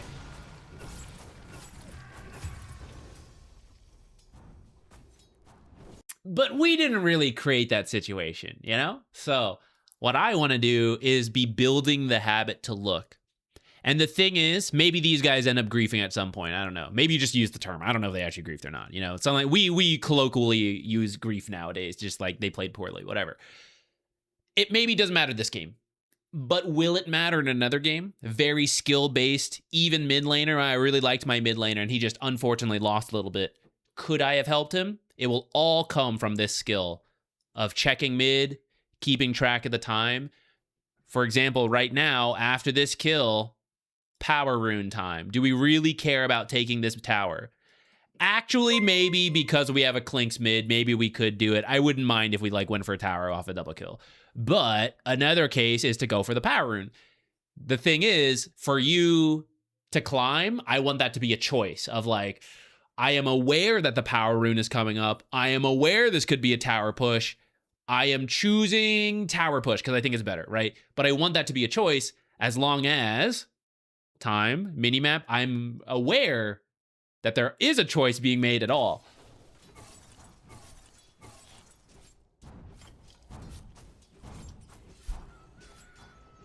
Okay, I think we've identified a couple moments to help both the mid and the off lane. I'm going to open up the replays again if you guys want to send it.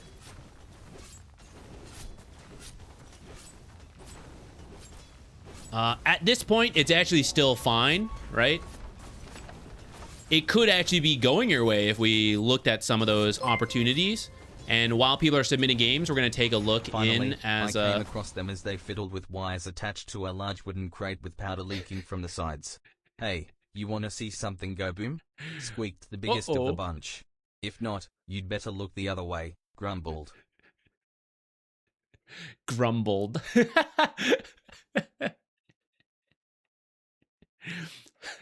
Heart Run, I knew it was you. Even if accidentally sent an anonymous, I was like, this is Techies, this is Heart Run. I feel it. I feel it. Colonel Pike, I have been the same. I've been doing a lot of leagues on the side. Even in the the Dota work, the wedding work, AFK has been going on. I'm really glad I switched to Endless Harvest. It has been very helpful to stay AFK doing stuff while doing other stuff. How have you do you have all your relics and regions yet? I just got 7 yesterday. I have not done the 8th one yet. But I did get to my 3rd region and the 7th relic yesterday. That's what I've been up to. You've got all but tier 8.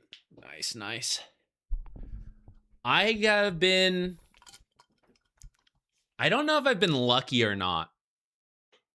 I've been working on some of the wilderness bosses, mainly Calvarion and Vedion. And then doing some revenants, because I was like, I don't really want to do blood moons. I did them last time. I'm willing to do a bit, and I've done 10. Haven't gotten anything but the staff. I wanted to do the wilderness to get weapons.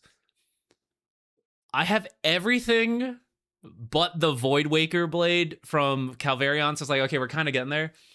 I have 8 amulets of avarice from revenants. 8 amulets and nothing else. I am very lucky for the drop rate technically, but I do not need any more amulets, man. I need a weapon. I need an upgrade. Because I started with the melee build, and it's it's okay, but I'm not having a great time because of where it's at. I know, I spooned but dry. Spooned a bunch of medicine. What is this mystical talk? RuneScape, old school RuneScape has a seasonal event going on right now. Which is everything is boosted. Everything is overpowered. It's like Dota if you did ARAM overthrow. It's super tuned up because it's a limited time thing. So it's a fun time if you play the game. I guess even if you don't, it could be a fun time. But it's probably not as interesting because it doesn't mean much. Okay, have fun. I invested hard into moons, green logged it. Nice. I think I'm gonna have to do it. I think I'm gonna have to do it for the upgrade. Hardrun, let me grab your game while we're rambling about stuff.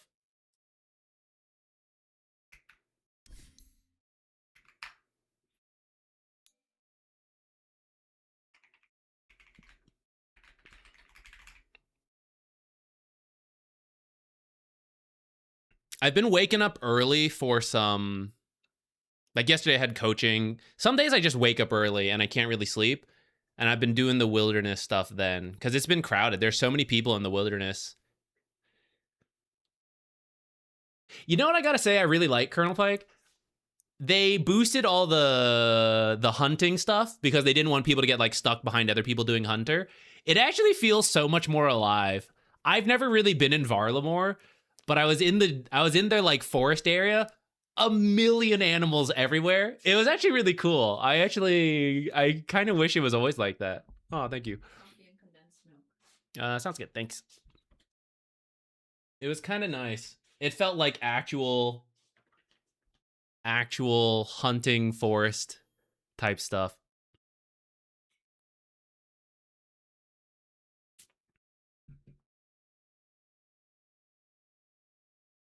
No problem. I'm glad it was helpful.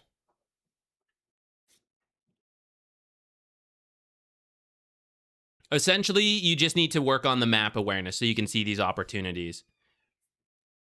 And that way you don't even have to worry, good or bad teammates, whatever. I'm working on map awareness, so I'll be able to make the best choices. Maybe that won't win you the game. That's okay. It'll win you other games. It will matter at times.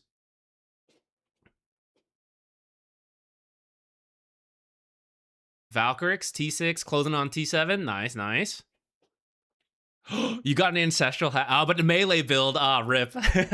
I've never had the Dagonai hat. I did get a Laren's key really quickly, and I got the Dagonai hat. I've been using the hat, even though I've got a melee build, just because it's cool. I like the hat.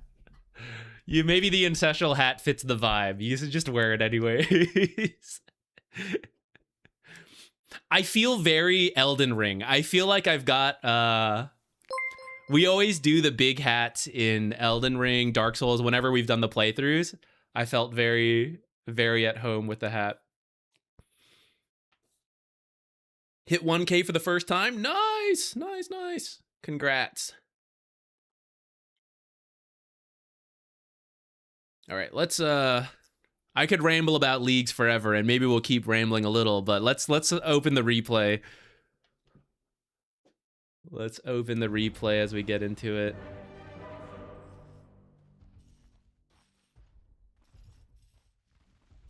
Okay, this one. Hold on, wait. I know you sent it in separately. Here we go.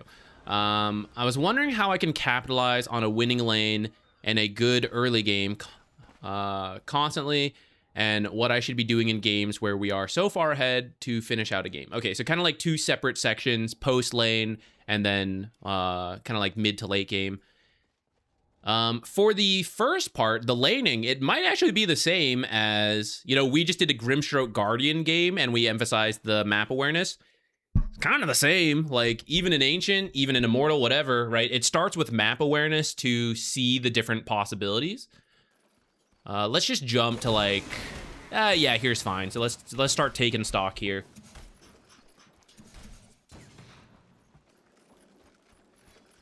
We have a Viper off lane. What is this? Mid Rubik.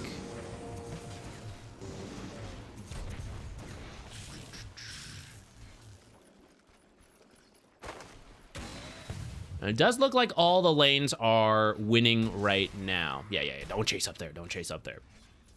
So Viper should be able to be left on his lone here. He could be risked killing. He could be killed if they get close to him, so we need an observer. But once we get the lane back, it should be fine. What's happening here? Clockwork. I think you would have killed him if you land the Q. Unfortunate. I think we might die now.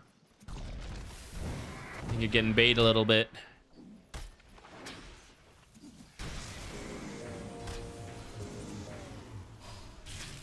Oh, we're not gonna die? Amazing. A little bit baited.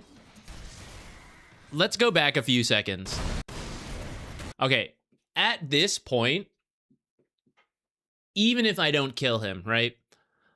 I'm okay with where we are at in terms of hero health, because one of the reasons I'm scared for Viper dying is Clockwork, and Clockwork's low. Now, I am scared of Viper dying because Viper's super low, so kind of a separate issue there. Again, thinking about the 6-minute power rune rotation. Oops, forgot to change this, I just realized. Oh, and soft support. I need to be healthy enough when we go. And if I am dead, I will potentially miss the timing. Actually, if I were to die right now, that could maybe also be okay. So I respawn and I can go straight mid. But if I actually live with no health, it will be tough to go mid. So I feel like we could have just cut the fight early and have been able to head over. Or just like go back to laning, you know? But now we're all low and it's kind of scary. Scary for all parties, but us as well.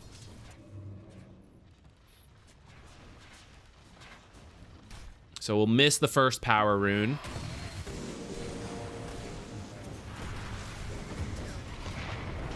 Rubik is a fighting mid laner. So he wants the power rune to get involved and like take these fights. Thoughts on Phoenix mid? It's, if you know what you're doing, it can definitely work. It's quite rare to see, so most people will underestimate what it can do. I never complain when I have a Phoenix core on my team, mid or off lane, whatever. I've yet to see a Phoenix carry, but I wouldn't even complain. The Phoenix players always know their hero really well and push it to the limits. So if you want to spend your time learning that, I think it's worth it.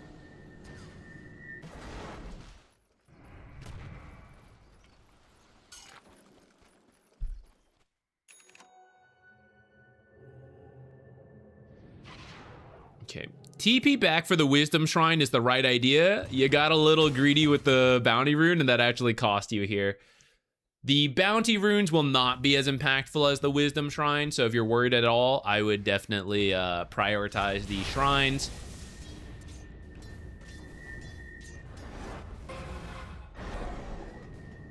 Okay, 8-minute rune coming up, but we TP'd back for the Shrine, so we're just gonna have to walk out. It's gonna be slow.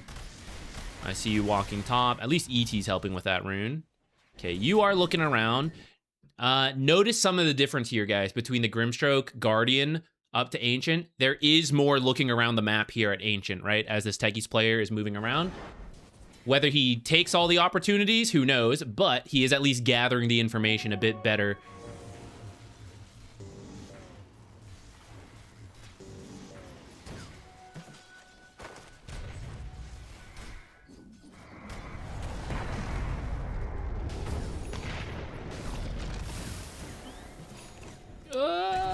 Nice.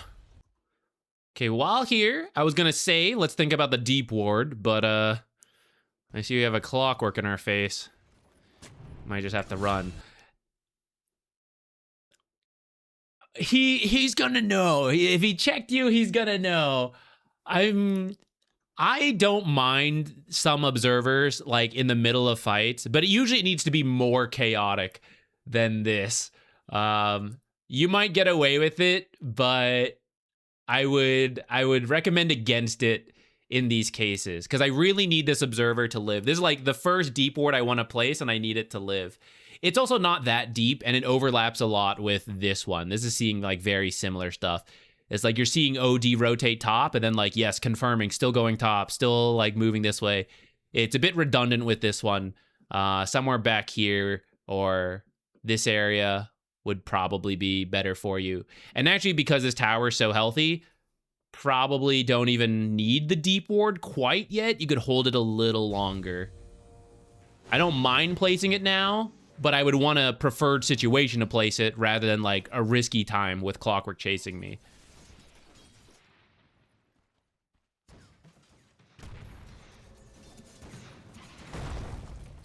You gotta be careful about going into the low ground. Same deal with you. Auto attacks and then spell.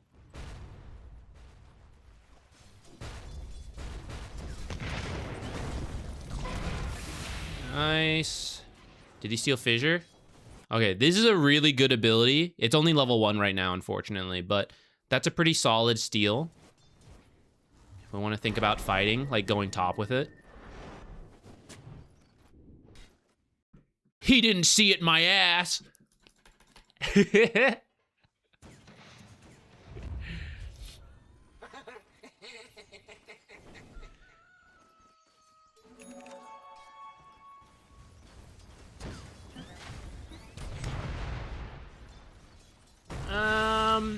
There are times to like hold mid, but I feel like if you're smoking and going top, we're doing that. Nix is real. Burrow Harpoon 2.0 Nyx is real. Bro, I've barely finished wrapping my mind and accepting thinking about all your heroes. Lone Druid support. I've barely finished accepting that. Burrow Harpoon Nyx. I will open up a demo mode in a bit and see this. Sounds hilarious. Whether I believe in it or not. That sounds so funny. This is a dangerous time to D-ward. He's literally right here. Heroes are missing, and it's not that urgent to get. Right? He could astral you and defend this. Even if he didn't have an observer, he can literally see you crossing over with just daytime vision. So it's just a really dangerous time to do this. You might end up losing your sentry. He ends up backing out of it. You guys force it, and you do get it, but you could just do it now, right? As this creep wave pushes up, you have more state to do it. You can just do it later. It's not so urgent. Same with this, right? It's like, I want these deep wards. I want to de-ward, but I want to be smart about when I am doing it. Okay, we're going to try for a bottom kill, but it's just Lifestealer, so this is tough. think it will work here, though. Okay, okay.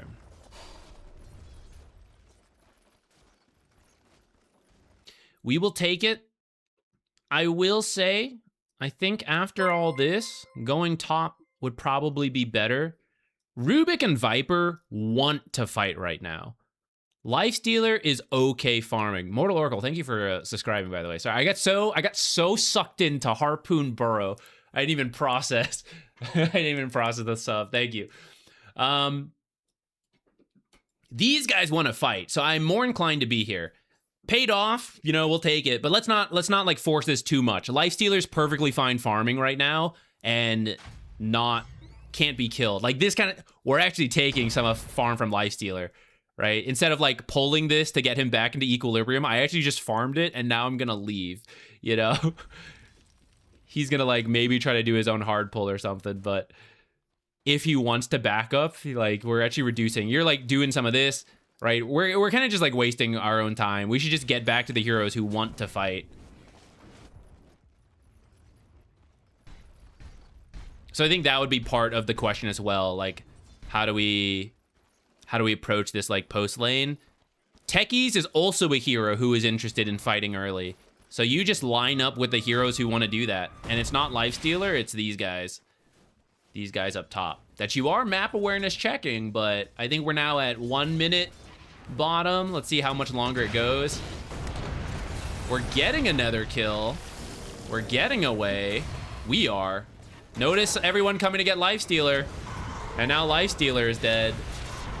Would OD and Clockwork have come here if not for us? Would my team have come here if not for us?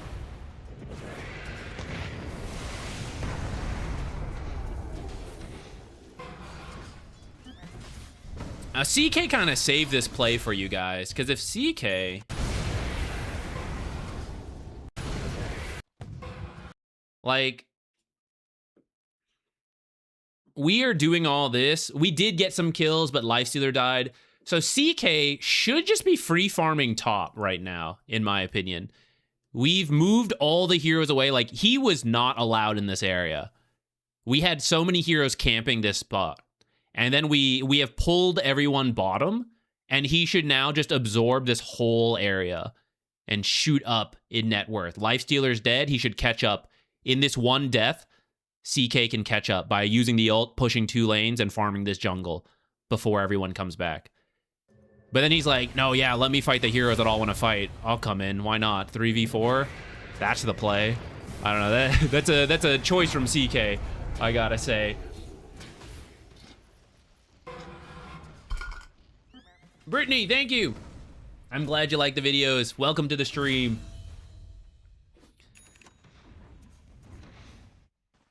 Thank you for watching. Techie, here we go.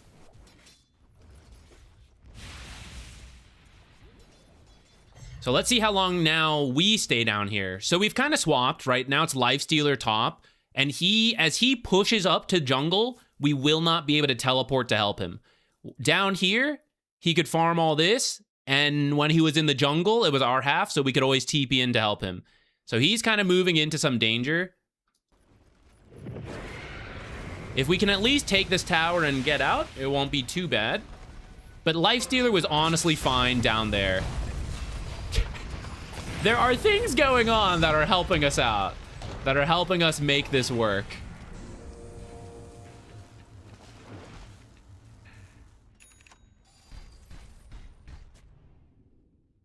Okay, OD's the one who ended up taking the farming space. CK should as well, and now we are, okay, now we're backing out, resetting.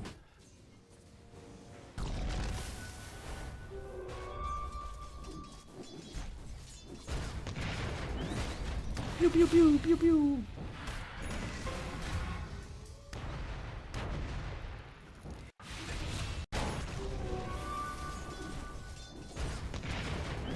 I guess I'm kind of open to this. It feels a little more aggressive than it needs to be, but, you know, I guess CK in the area. You kind of knew he was close. Maybe you thought you could get out. I guess I don't hate it. Oh, thank goodness hook shot missed.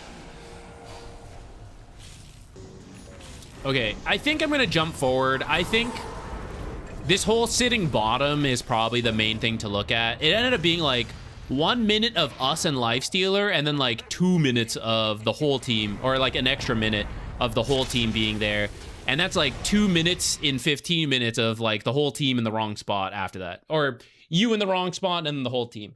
That one change of going top and leaving Lifestealer alone would be pretty big. So I'm going to skip forward now to your late game question, which I have forgotten. I just remember there was a late game question. What should I be doing to help close out a game? Okay, yeah. Let's graph. Check the graph. We do have a pretty good lead here. 20K, 20 minutes. Yeah, really shot up and then through a little bit and then back up. Okay. So let's go here and see what happened to get us to that point. Yeah, that's good. Let me click my barbarian fish, guys. Don't mind me. Okay, we're back.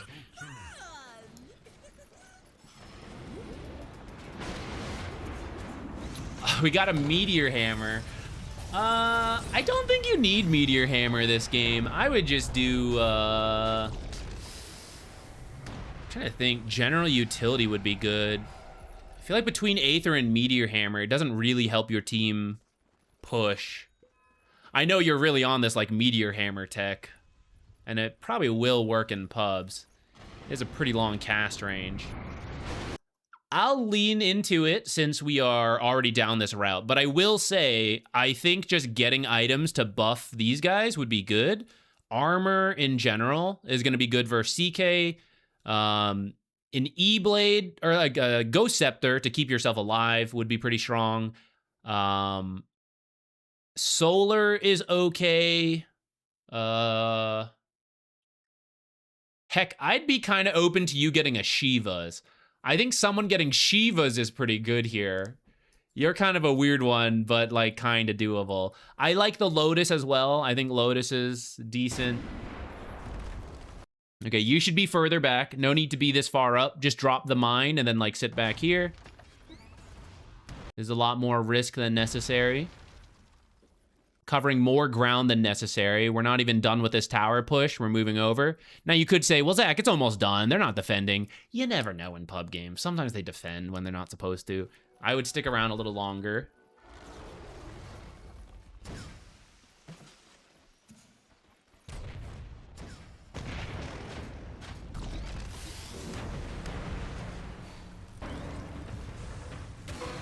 I was gonna say, we gotta be careful of this. Amazing.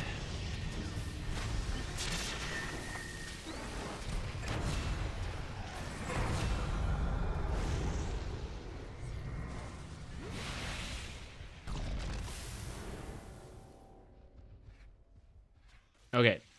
At this point, we have a good lead. We're getting kills. We need to get Roche. So as long as we know we need to get Roche and you keep mentioning it, like every opportunity, hey guys, let's get Roche. Hey guys, let's get Roche. Next kill, hey guys, let's get Roche. That's kind of what we need from you. Mines to like start scouting. Like mines on high ground, see like the paths out.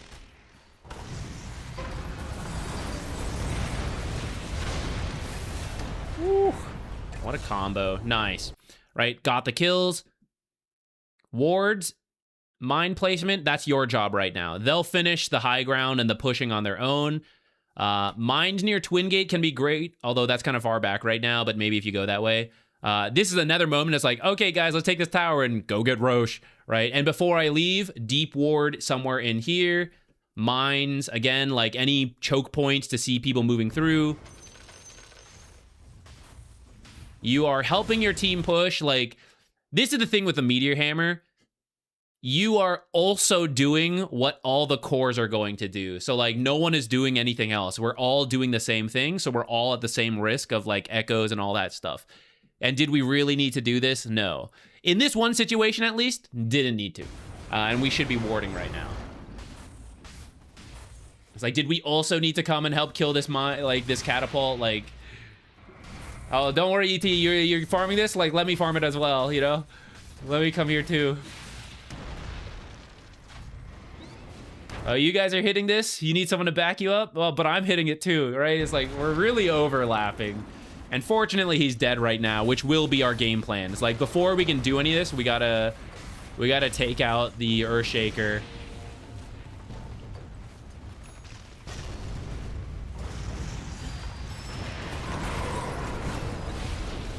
Nice blast.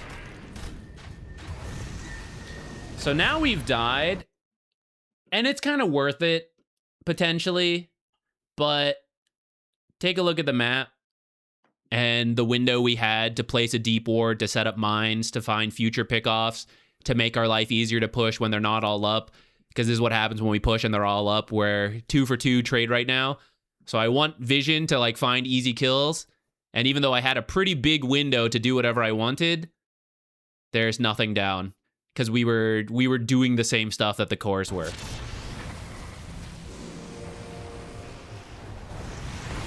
You can get low priority queue from playing bad.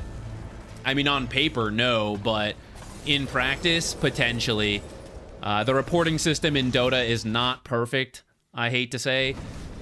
So you will get reported by like toxic teammates who are like, you're so bad, you must be like griefing, whatever, and they'll report you.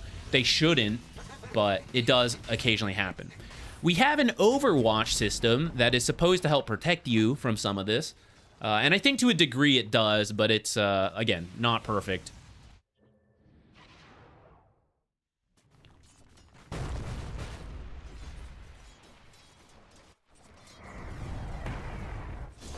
At any moment, you know, Roche, all that. Like, Rubik's dying up there for no reason. You're farming with Lifestealer. You know, you're literally, he was going to farm this and you're taking it from him. I'm not surprised to see you so high up on net worth, because we saw it earlier in the game and we're seeing it now, right? There's a lot of farming going on that is...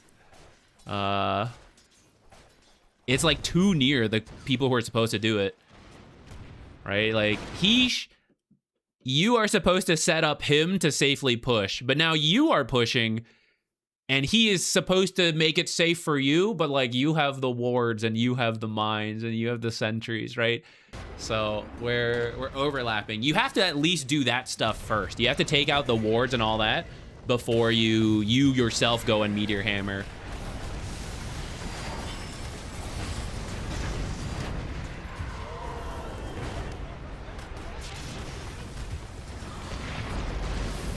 And because of that, like, part of the reason this fight starts off poorly is because we're not set up before everyone starts pushing.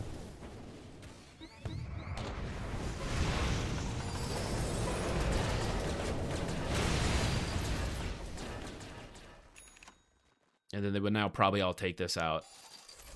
Which means, as things settle, once again, when we look at the mini-map of, like, are we set up to find pickoffs? As this deep ward is taken out and the last one's on the cliff, it's like, sorta, but there's no sneaky stuff anywhere, no mines. Okay, we got one here.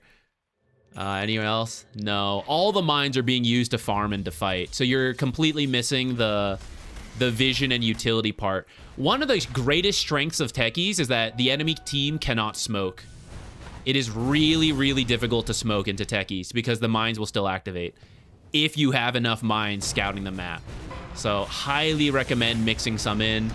I will not deny that you are getting a lot of kills with the mine usage, but you need to find a middle ground. There needs to be some for utility and vision. Okay, team going high ground off 2 kills. Roche for noob idiots. So here's us all going. Now, because you have built for it, you can actually Meteor Hammer pretty safely. But I will then highlight, this is like near 6,000 gold to do this, and it could be 6,000 gold of making sure Lifestealer is really safe to do this. So now Rubik's position is bad. That's a separate issue, right? But like these guys and the catapults, they are pushing Roche, and typically we would help protect them. So the question is, like, when could I do this build? Aether Lens Meteor. Sometimes you have heroes who are not good at hitting the building and it's really dangerous for them, and there is no build to make it safe. In those cases, you would say, guys, it's okay. I will Meteor Hammer with Aether Lens, and we will siege this and take it. So you guys just like chill back here. I'll walk up. I'll do this. If they jump me, you guys get them. And if they don't, then we'll whittle down this tower. Like, that's when I like this idea. But I feel like Lifestealer is already a really good hero to safely walk up, and I'd rather make it even safer for him with extra utility. Viper is a hero who can do it with like the shard, right? You can walk up and poison attack and get it. So I feel like we have really... Itemization is either to boost your own strengths or to solve other problems that your base abilities do not. And then it applies to like the team as a whole. And currently we are itemizing really heavily into fuck towers. You know, like as a team, fuck them, get those towers. But the other things are still very, very unsolved, it feels. Or not as solved as it could be.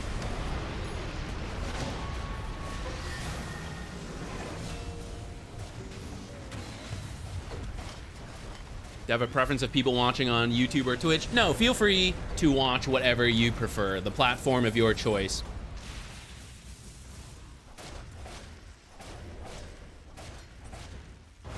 I am just happy to have people tune in, so anywhere is good.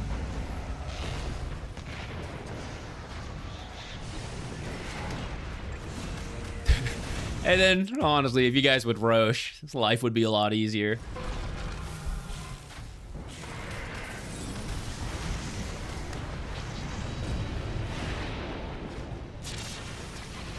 Alright, I think we can open up the next one. This is a win where it's like the gold carried us, you know? Tactically, you guys have made like 5 separate bad pushes. Almost every tower you guys pushed was not done in a like good way, but having a gold lead carried you through it. Which is why a lot of times the advice to climb MMR and pubs outside of self-improvement and like that being the focus is like, hey, win your lanes, try to snowball the game. Because no matter how dumb your carry is, making like overcommitments and like, hey, Roche is for suckers, Tormentors for suckers, we don't do any of that. You know, we dive high ground, we dive whatever. You will lose games like that. And there are many cases where the way they played would throw the game. But hey, 20k and some like a bunch of AoE blast-offs is like just enough to carry us through this. So gold lead can always help you win games.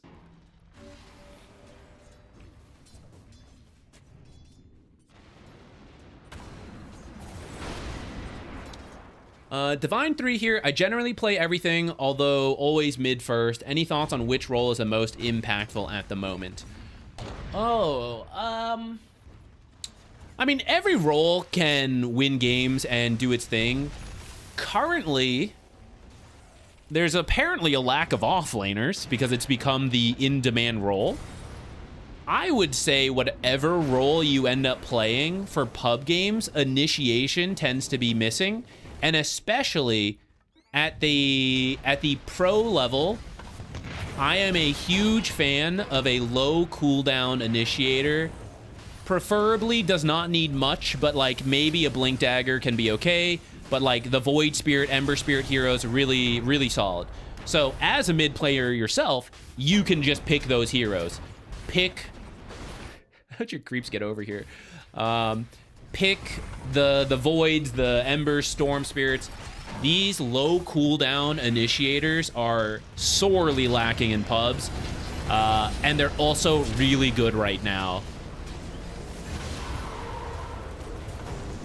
If you end up playing another role, your offlane, your support, and you want to have impact, consider that. Be someone who can just make these plays, not like, hey, I gotta farm this Ags first.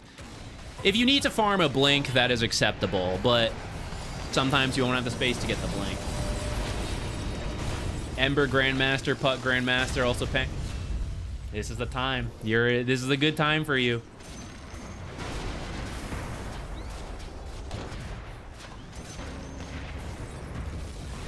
What are your thoughts on Earth Spirit off? I have not really seen that. Let me see what his changes are again to kind of remember. I'm always open to Earth Spirit. I think the hero is conceptually strong in pub games if you know what you're doing. That's the hard thing. He's a tough hero. I also do not know what I am doing. I don't play him enough. I haven't played him in a long time. You have to like sit and spam Earth Spirit for a while to be like good at him.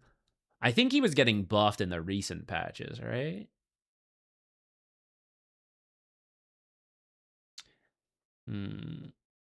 Support Earth Spirit is decent right now, in my opinion. Again, you have to be good at it. I don't know about core Earth Spirit. Because I actually think part of the reason he's good as a support is this new saving element, which I'm not sure as off lane you really benefit from that as much. Like if you're having to sit in the side, how are you saving people? Or sorry, you're having to sit in the side to save people, but then like, but I'm a core, I want to go in, you know? So it feels weird. I'm sure it could work in pubs if you love the hero. I'm sure you could do it. Mid Earth Spirit is probably a little better than off lane. Because as a core, you really want your ult soon.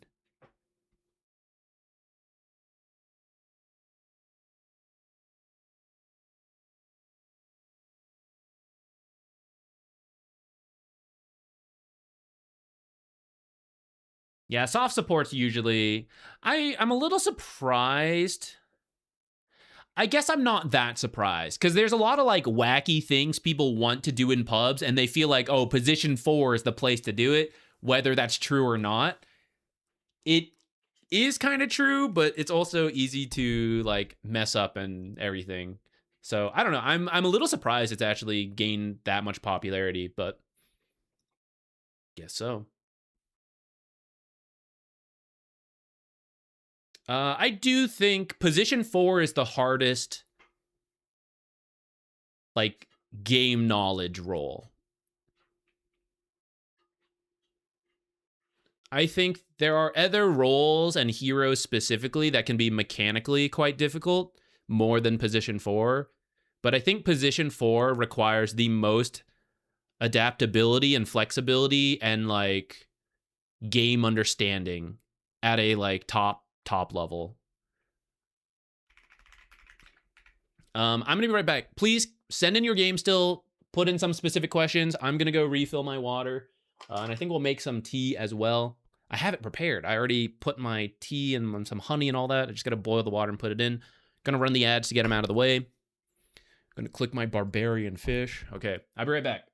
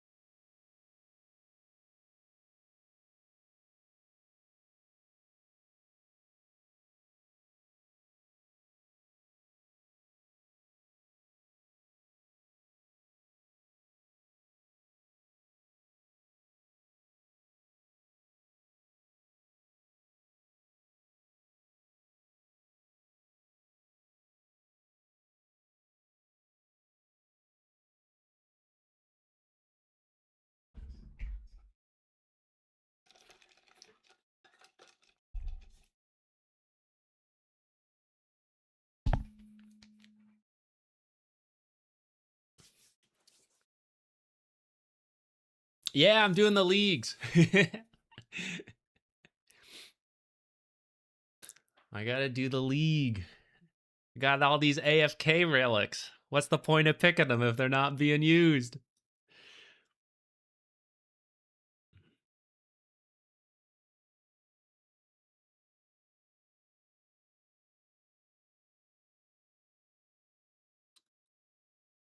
Demon Butler, my beloved. I thought about it. The math on it looked okay. I was like, how many AFK things do I need to pick? I already have the Endless Harvest, and I took Larcenist as well. I was like, do I really need another one? Maybe I should have. I didn't end up taking that one.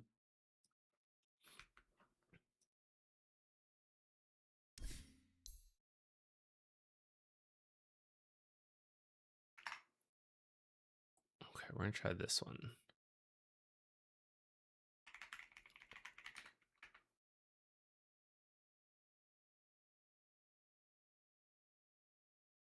Didn't do Endless Harvest of Butler was the choice. Yeah, I feel like having one AFK one, whichever it is like pretty good.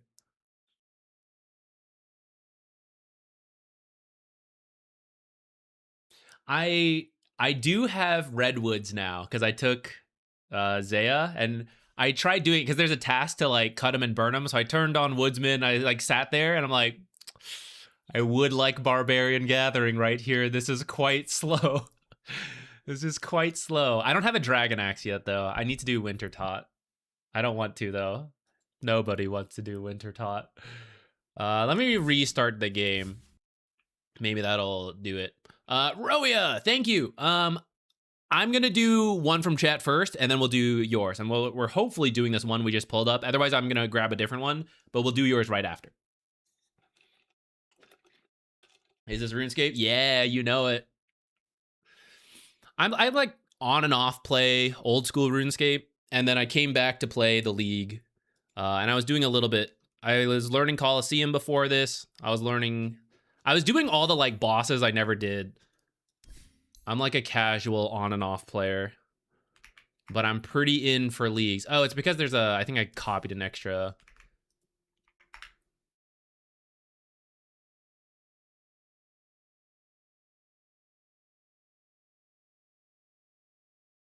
It just fits my like ADHD need for an extra thing happening, you know? The AFK efficiency. And it's got like the nostalgia to it and everything. IB Murtaza. I was trying to grab your game, but it doesn't seem to be pulling up. Can you double check the match ID you have shared and see if it's off by like 1 or something? Like a number is wrong somewhere? It doesn't seem to be pulling up.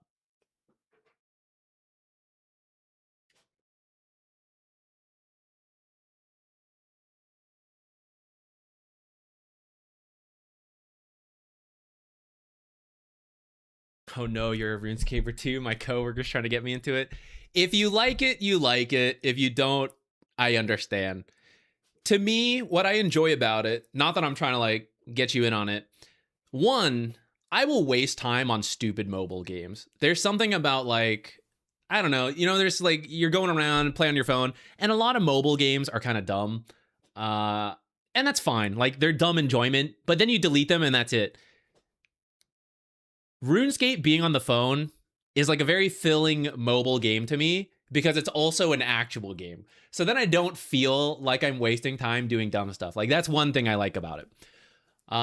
Two, I enjoy some amount of like I know one of the downsides of the game for a lot of people is like, oh, it's kind of like point click square, very like not like modern fluid whatever. And I get that. But I actually like that as well. Because I think it's a different kind of challenge when things are very defined.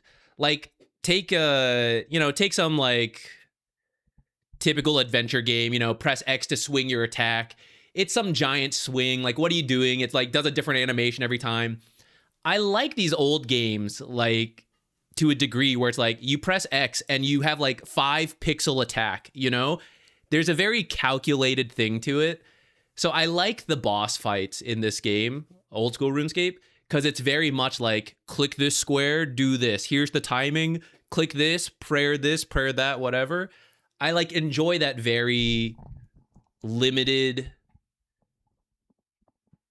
not limited, but like limited graphics in a sense, I guess, where it's not just like all this chaos and explosion and everything. It's very much like do the right thing at the right time for those bosses. Some stuff is boring as hell, and those are the reasons I sometimes stop, because it's like, oh, I've learned the mechanic of this skill, I must do it 70 more hours. Those are the parts that really turn me off, and like I find as many AFK options as possible because I'm by my computer all the time. Oh, there we go. Let's try this one. Yeah. Let's try this new match ID. Load. Work.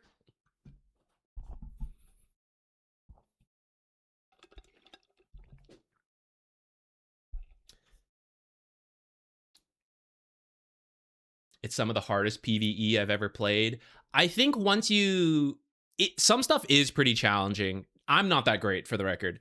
I'm not like some super experienced player.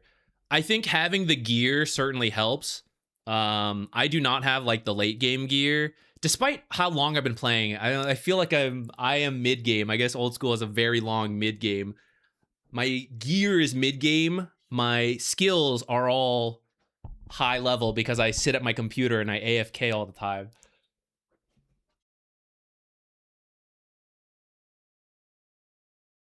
Murtaza, you might be out of luck. I don't know. Dota does not want to pull it up.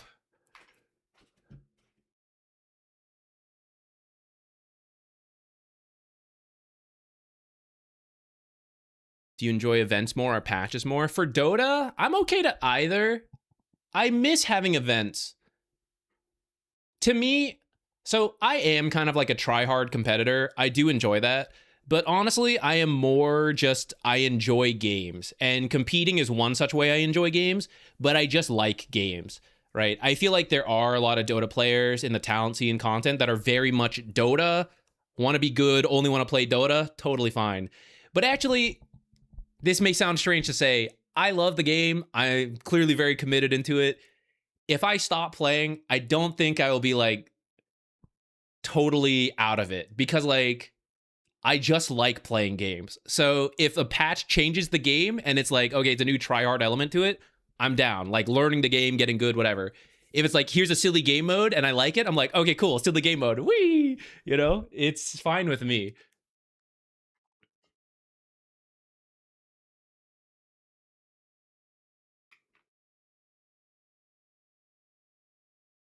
I'm taking the ID from strats. It should work. This one worked. Is it too old?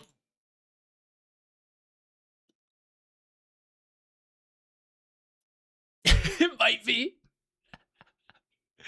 The matches have to come from the last week. This is like right at the tail end. Sometimes like due to time zone and stuff, it'll work, but it seems this one has just expired.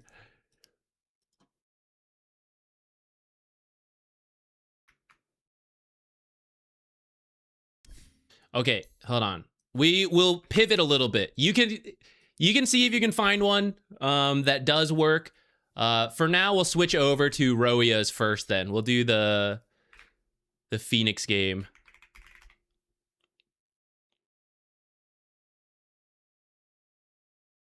We can at least have a game running while we ramble more about RuneScape. This is Archon.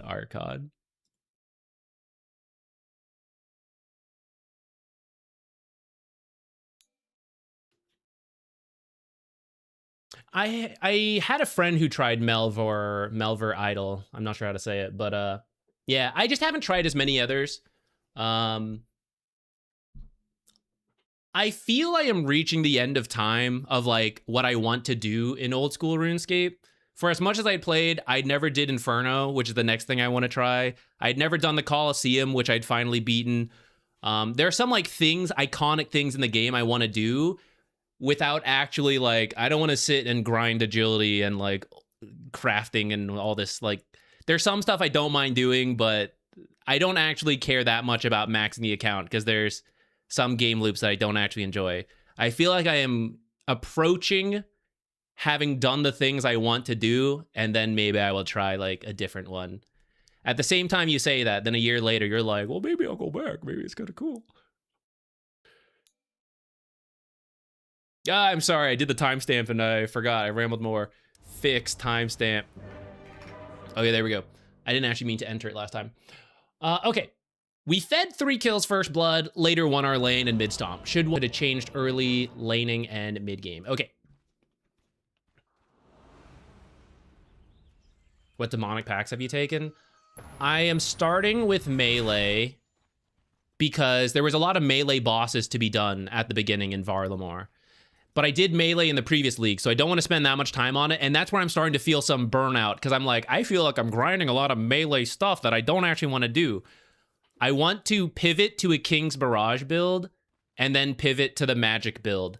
And I don't know if I should do it now. I have the resets available. I just like, well, what if I do it and then I still need to do these melee bosses for more points or whatever, right? Like, so I'm trying to make myself do at least more of the melee stuff and then I will switch. But I haven't done it quite yet. Currently going around whacking things. Okay, so here's the feed that you talked about. And I wanted to see it, not that, we're not going to worry that much about it. Sometimes these early fights just kind of suck. The way it should, like, approach the lane now. One, sometimes the enemies get overconfident after a bunch of kills like this, and you're kind of... like, you just need to get that chance for them to feed it back to you. But also, if they're being smart about it, you are clearly on the back foot after something like that, right? So you need to be a little bit more defensive than usual. Just care about drag the lane back, all that stuff. Looks like we even have a Night Stalker in the daytime, right? So it's just, it's not going to be a great time for us.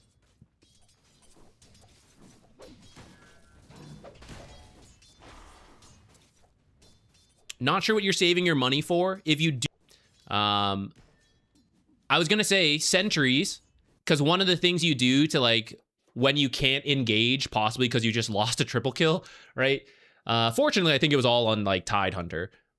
So our lane might actually be, like, somewhat okay. Yeah, they just got assists, fortunately.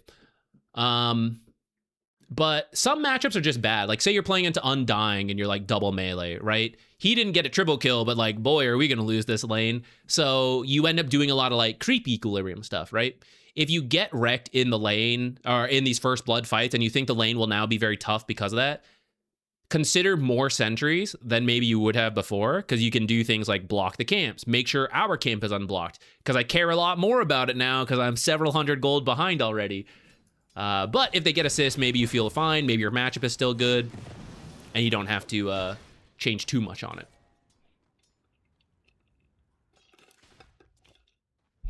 The problem, I think I could quit the game. The problem is the content creator scene is so good in old school RuneScape. It's like one of the best of all the games I play, at least anyways. So even if I try to quit, which I thought I did last time, honestly, but then you'll watch videos and eventually you'll be like, kind of want to do that. I kind of want to try.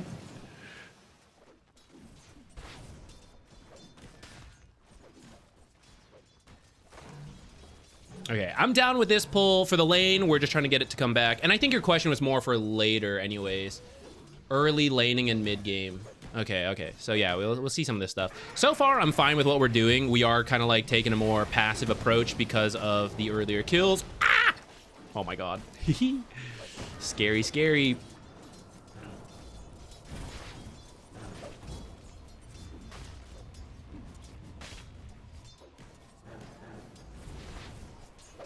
Looks like your new spirit vessel. I agree with that. Here, I would say if you want to push the lane, it's actually pretty good. Because you have more creeps naturally. The Lotus is spawning. The hard camp is up. So if you guys intentionally push this wave, you can then choose to pull or do Lotus, depending what they prioritize. And it works out. Even though we're being passive, it's like, well, I just got a bunch of creeps, you know? So like, how much will they fight into me? Downside is our spells are a little on cooldown, so it's a little tough to force. Besides just like auto attacking. But then you also have Dying Light, so just being close to creeps will push it. I think that's something you could look for. Now the lane is like still here as the Lotus is about to spawn. So even though there are more creeps, it's not that bad. If you imagine like having killed this creep wave a little faster by auto attacks or something, then it's like pushing in here. It's harder to contest the Lotus, even if just by a little bit. And then if we aren't going to do Lotus, try to like stack this or pull this. So they end up doing the Lotus, and we didn't quite get like the timing right.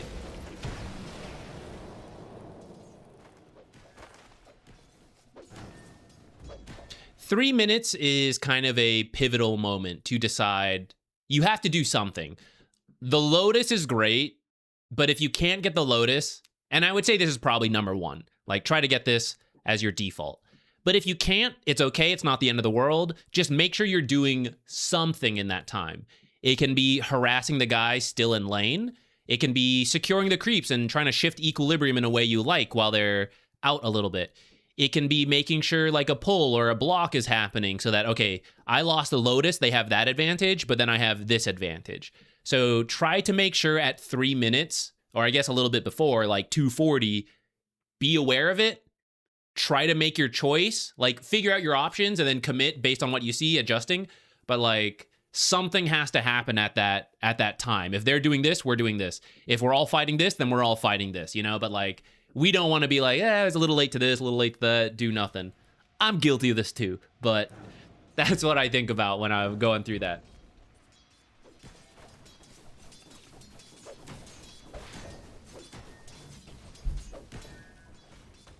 What builds are you guys doing? Are you guys doing the... I think the magic and the crossbows seem to be the strongest right now.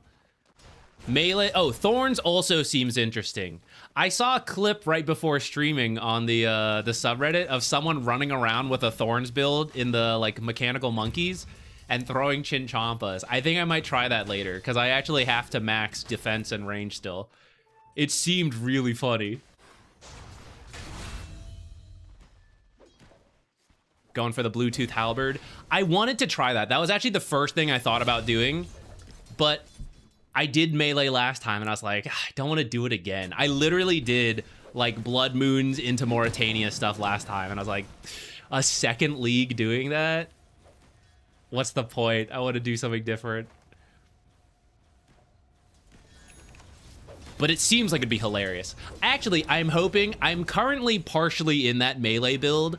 I am hoping to get a Dragon Halberd from a Master Clue so I can try it to some degree. I won't get the 7 range, but I'll get the 4 and I'll like whack from afar. I want to try.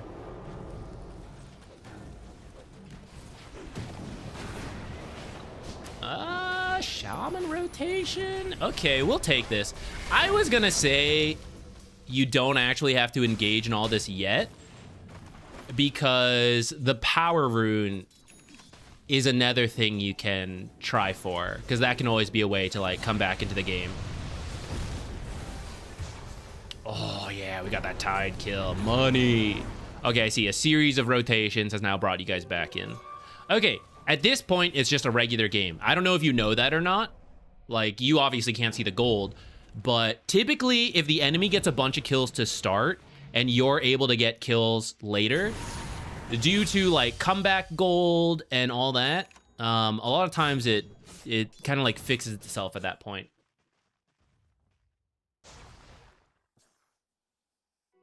It's amazing attacking with melee from 7 tiles away. It is certainly something that I don't think I'll get to try otherwise, which is why I was kind of interested to try it. I'm a little sad I won't be able to. Maybe actually, they gave that free reset. Could I do it? This current build I have, I could maybe, I'm partially in the range build actually. My plan was to do like melee into range. I could commit. If I could get a Dragon Halberd, I could do the Bluetooth for a little bit, even with worse gear, and then switch. Now we have a free reset. Just got an Echo weapon? Nice. Which one?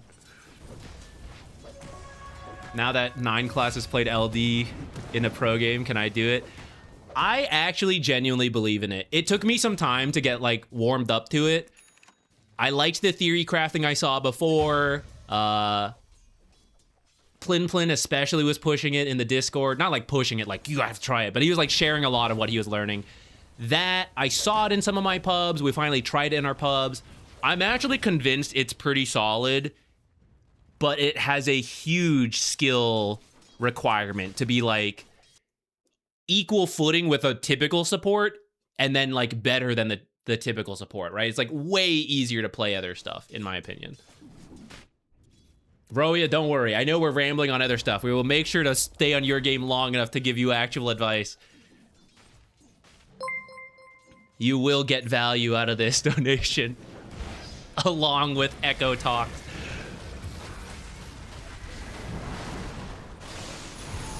All right, we are winning these fights. Nice. You guys were united. I always say there's no bonding quite like trauma bonding. And you guys were traumatized by that level 1 fight. And you guys are coming together now.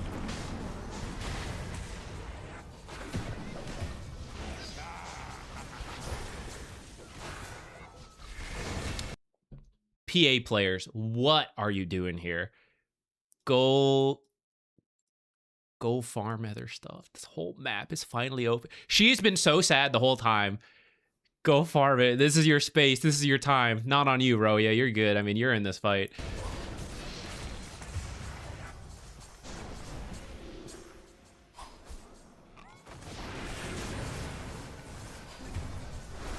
At least she got a kill. Never mind, she got an assist. Okay, from here, because one of your questions was about early laning, but I actually thought your early lane went well, all things considered.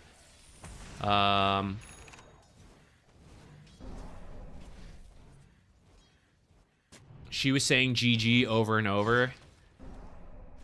That's the funny thing with carry players, right? They just don't understand sometimes about, like... I get it, that lane sucked because of the triple kill from Tide. But, like, that's just what it is, you know? You just gotta grit your teeth until it's your time. Finally, her time arrives, and she's, like, doing the wrong thing. You know? For her, that's what she's gotta learn. For you, you're pretty good. Is there more in this early game you want to see? Because I know one of your questions was more in the mid game. Are you still interested in, like, more to move into this? Like, transitioning from here? At this point, it's kind of back to a regular game.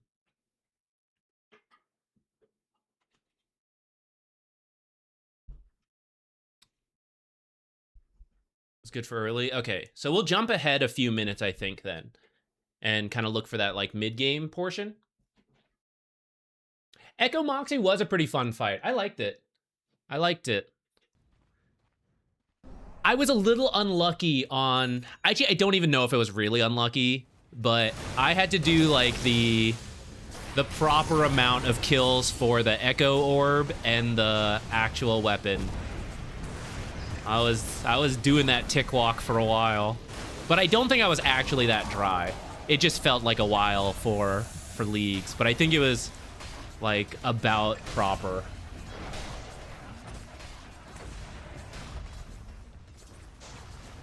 $48 KC boppers. I'm at 10 lunar chests, and I only have the blue moon staff. I don't know how much I want to do. I'm not even really doing a melee build this time. Like, how much do I really want to commit to it? Looks like we threw a fight, so we're back to even, but let's still go forward a little bit. Okay, Vessel. Invoker's clearly strong. You probably have that feeling already. He's been pretty good about the moves. I'm very interested in playing around him and Shadow Shaman, and when it's nighttime, plus Dark Ascension's available, if it's not nighttime. 4 of us can do stuff, still letting PA farm and catch back up, whether she is aware of that or not. She might still join stuff. So let's see how long it takes for you guys to get into a fight. It looks like a smoke is actually already happening. And you're heading over to join. Try to let Night Stalker take the lead here. I don't think it should be you.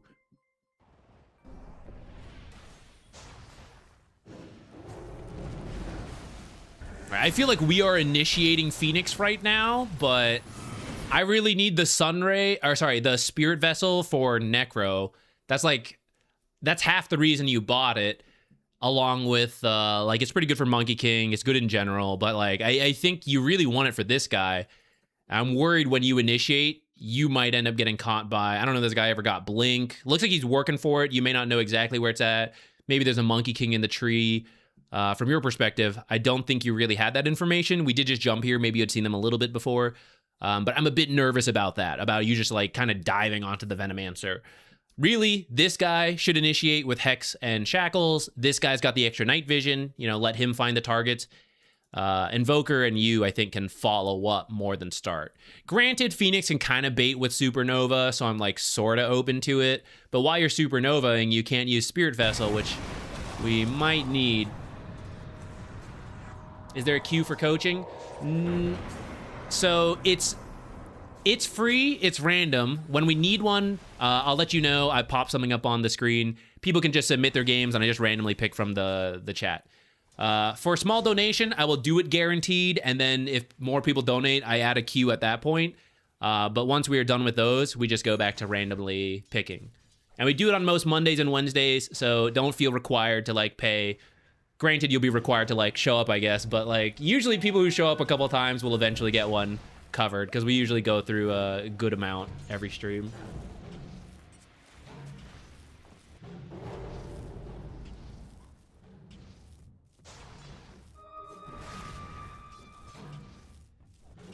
You got him on your first chest? Oh my god. Last leagues, I went really dry. The boppers were the last thing I needed, and it took a while to get. That kind of burned me out. That's why I'm, like, really hesitant to do it again this time.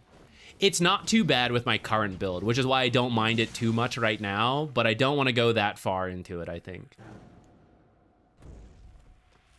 Okay, wait. I feel like we won that fight, and then what do we... Maybe not, like, won the fight, but... We pushed them off. Okay. Off of their own half, and then... Okay, Veno all... Placed that earlier. He's got the wards. I guess we can't really do it. Oh, you do have one. Because I'd like to deep ward if we're up this far.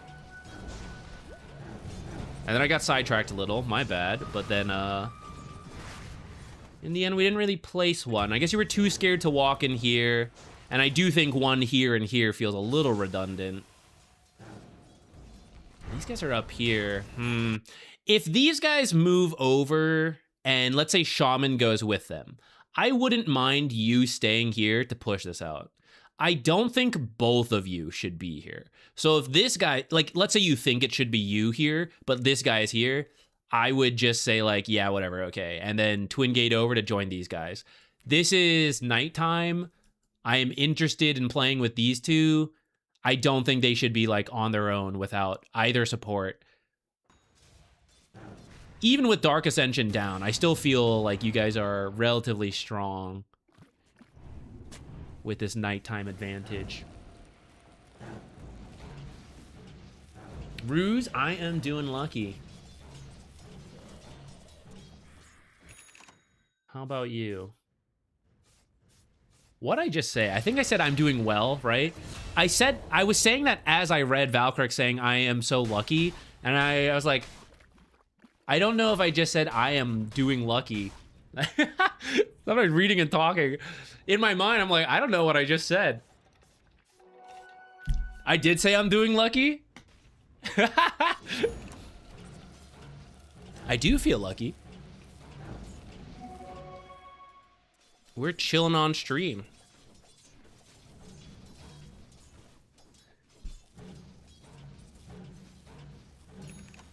Yeah, I feel, okay, it feels a little passive right now. I know you guys use some of your ults, but they also used some of their ults, like, right after that fight, right? So, and then it's still nighttime, and there's a big gap here, right? Invoker is strong, so it feels like we are missing this a little bit. With nothing going on, I think what you're doing is good. Excuse me. You're kind of like pushing in lanes. You're not just like AFK jungling, you're generally shoving lanes, which I think is fine.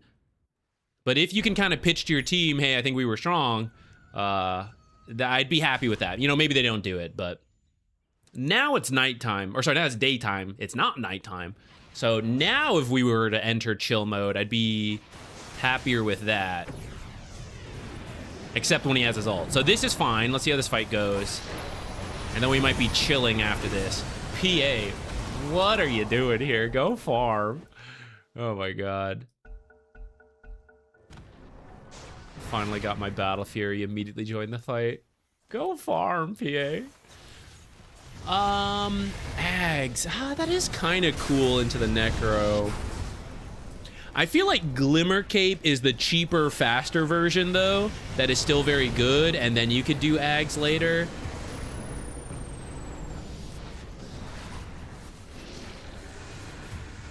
Did she buy back for this? I thought she died earlier. I'm sped forward, maybe.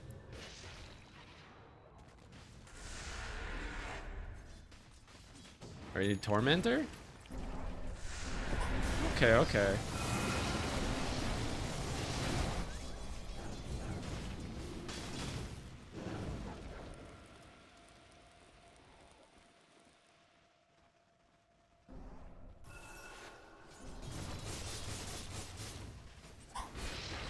Okay, we're gonna focus.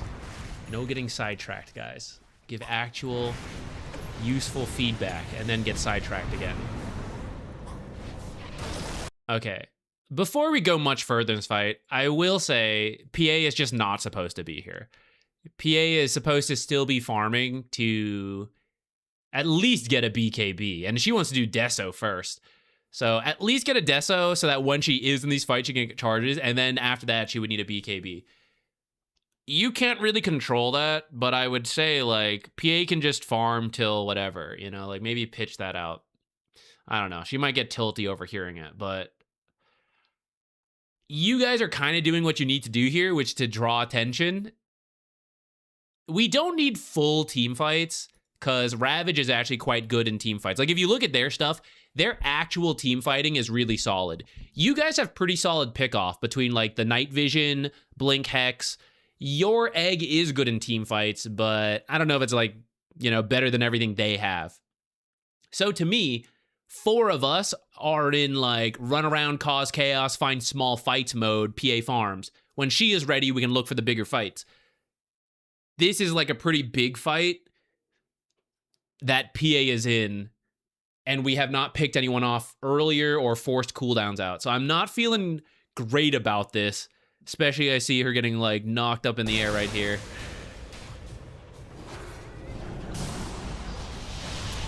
This might be a bit aggressive. It's a bait for the Cataclysm. Is it working? Oh my god. It's real close. Oh, damn. That was almost amazing. Almost amazing. I think PA kind of lost it for her. She was a mess. It can absolutely happen, and if it does, I wouldn't, like, you know, don't worry about it. But sometimes people lose confidence in themselves as well. This is very, very deep life talk, right? When the game started to stabilize and you guys got kills, I think it doesn't hurt to, if you can communicate that in some way, like, oh, we're good now, guys. You know, like, oh, we're back on track, you know, whatever. Somebody be like, hey, you had a tough time, but, like, yeah, you don't mean it. It's totally her fault. But I'm sorry I gave Tide a triple kill. That was my bad. I made your life hard. But I think we can now make space for you and you can just farm to catch up. Some bullshit like that she should already know, right? But if you can tell that it's like, hey, we bounced back. Now she just needs to farm to catch up.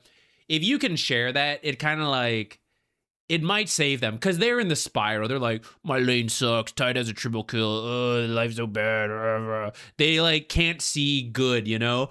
So you got to tell them, it's like, hey, we're winning now. It's okay.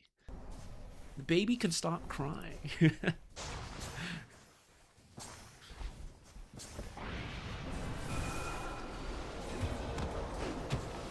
What?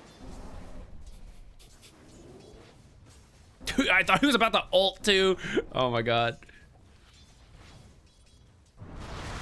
Yeah, I mean, in the end, that's not like the worst fight, but definitely not ideal. I would probably walk out on the map here. Teleports are very valuable, and we're really just teleporting to farm a jungle camp, you know? So walk out, use the slip and slide. I don't know why the slip and slide works on Phoenix, who is a flying, burning hero, but it does. Get the extra move speed, just farm it up. Like, this one is not an easy pick off. It was daytime, you didn't see where the enemy was. Some of that is because for some of these movements, we haven't really set up the deep wards. We saw a case of it earlier. This is another fight, which I don't really blame you. We kind of like got here and immediately got into that fight. But that's kind of, you know, for the team that will have an easier time doing these small pickoffs, having some wards to do the small pickoffs will make this easier. And this is like, hey, let's just go high ground. Phoenix isn't with us. Invoker's not with us. Not really on you, though. We can say, like, should, like, one, the TP here should just be walking. And then maybe, okay, I see them being aggressive. Maybe I got to get closer or get ready to, like, push out a lane. I mean, you tried to get here, so let's not sweat it.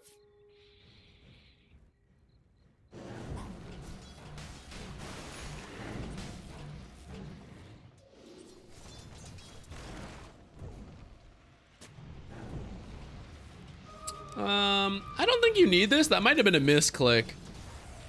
I don't think you need this observer.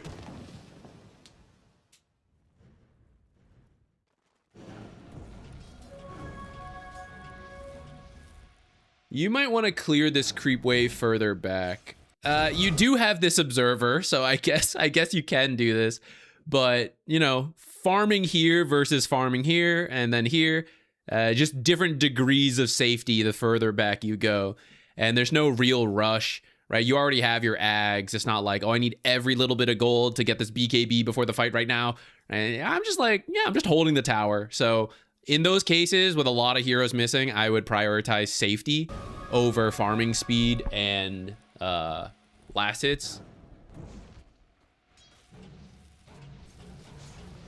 Same with this. I'd be a little cautious about this kind of jungling when so many people are missing. Dive is your safety tool. Again, everybody is still missing, and we're just kind of like using it to farm a bit faster.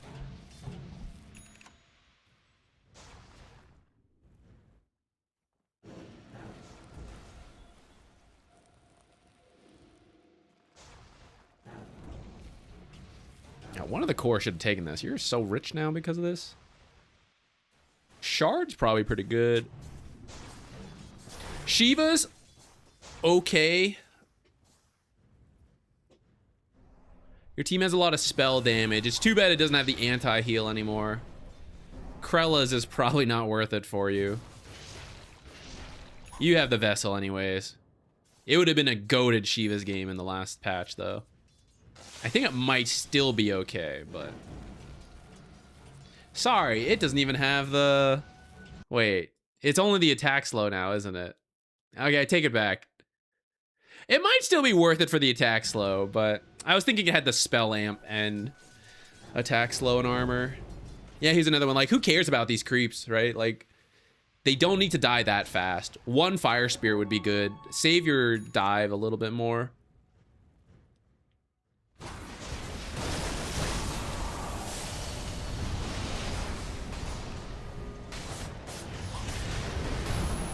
Oh, nice egg save. Well, is he living? Oh, they ran. Okay. Nice, nice. It was worth it.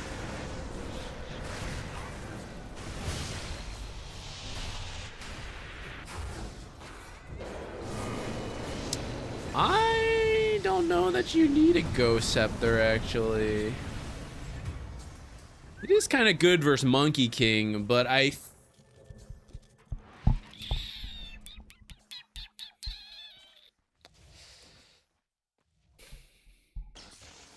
because you have Egg, I feel like you have less need of Ghost Scepter. Like, it's just the Monkey King. And everyone else is actually pretty mad. Okay, Tidehunter as well. But Tidehunter will hit you with Anger Smash anyways. And then, like, these are all magic, actually. So, I don't think you want the Ghost Scepter here. Okay,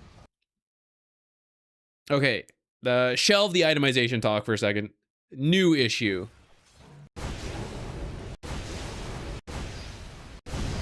I was distracted by itemizations, but the actual issue we need to talk about. It was a sick egg save, and it won you the fight. And winning the fights is the hard thing. And now we will go do things. And you... jungle. You dive back to jungle over here. So on the map, who's doing things? We got Invoker pushing bottom. Got Shadow Shaman moving in to deep ward and D-ward and maybe go push mid. Night Stalker was pushing, and now 2 of you are jungling. 5 heroes were dead. And this is like, we're jungling back here. You gotta push in. You gotta go. If anything, at least jungle this stuff. So when they respawn, this stuff is gone, right?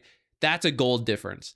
Jungling back here, this is not the time for it. So move in, place your wards, place your sentries, steal their jungle, push lanes in, and then you can back up for Roche. You can jungle while your team is doing it. There's times for it then.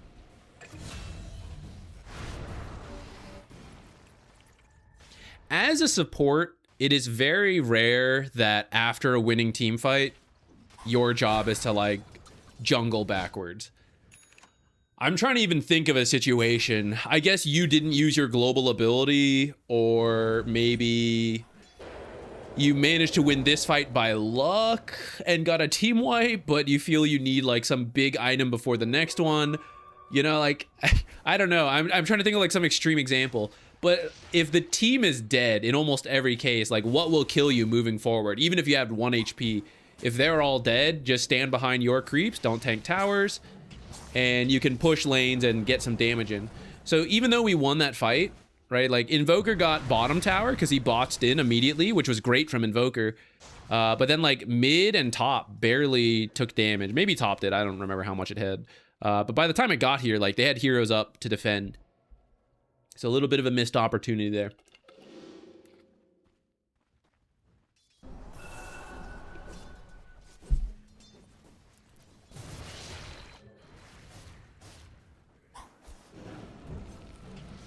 Yeah, you're kind of like up front on the farm again. Remember, Phoenix is really good at counter initiating, especially now that you bought an Aghanims. You've put more priority on your job being a save. So it's very important for you to be a mystery, right? Like, oh man, I really want to jump in and ravage and throw the Ice Blast and the Necro Ult and just take out these heroes, but what if Phoenix dives in and then eggs them, right? It has to be on their mind all the time now. And then they go, oh, here they are, we're good, right? We have to minimize how much we show in creep waves. Now, even if we weren't playing a saving hero, the carry is right here.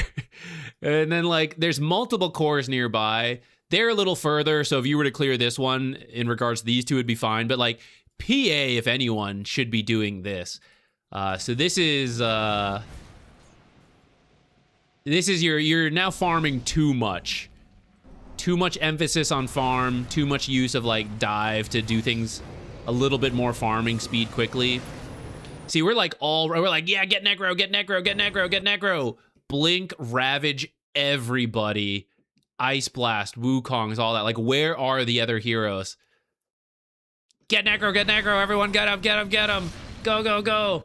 But if they had been responding, if they had been baiting at all, you know, we're all dead.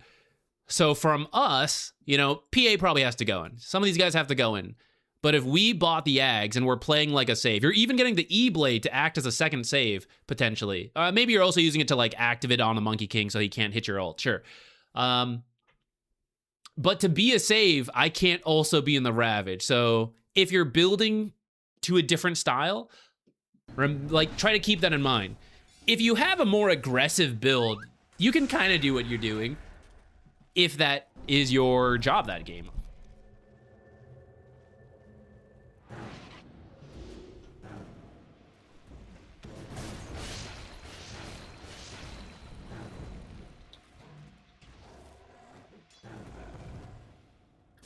Glimmer buildup I think is fine.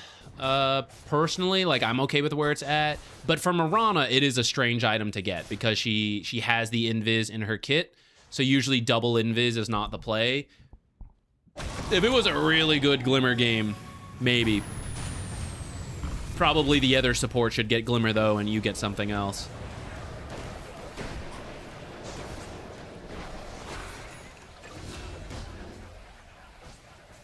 Okay, a little bit scattered there, and some of it is because after this Necro kill...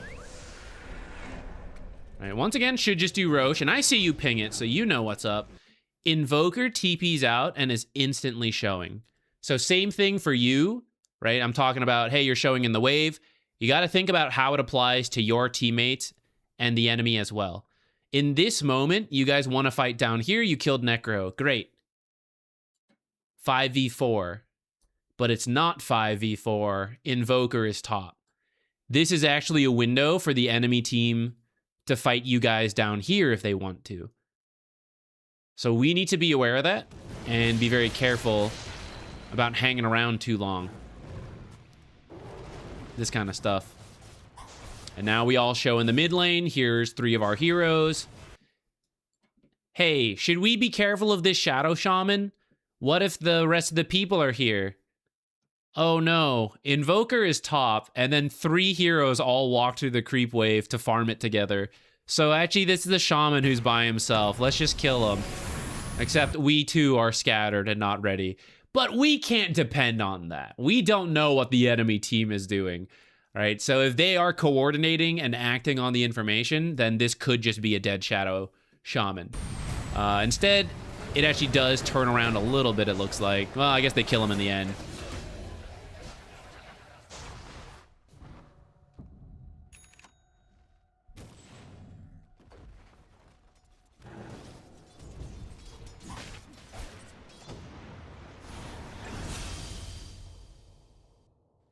This one?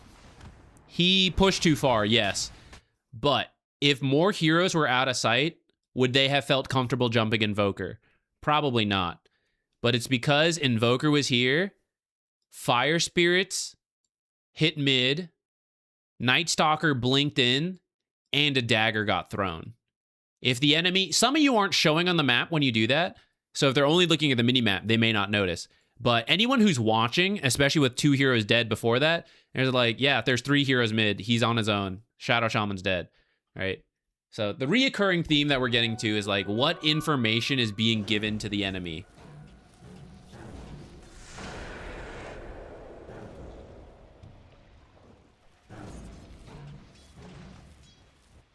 I don't mind some jungling, though. If you were going to jungle, you should probably jungle topside, because as you see, PA is now running through the area you farmed, so she's not getting any farm while she's going. And then you're not really going to fight this right now, so you're taking a very dangerous angle to get back when you could just go top. Be very careful of that. And then you're like trying to get last hits while farming right here, but if they wanted to dive, it is possible. Right, 4v3. So this is one, again, I can just be further back. I'll throw the Fire Spirits. I don't actually need the last hits right now. No need to risk my life.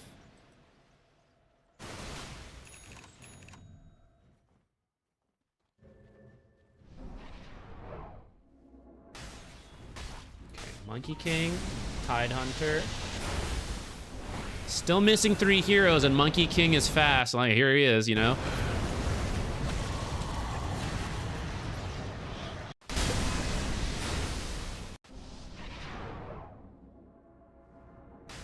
I am save hero. Saving hero. Here I am. Bop, bop, bop, bop. But you can E-Blade, you can Spirit Vessel, you can Sunray, all from further away. Save your dive egg for what I spent 4,200 gold on, right?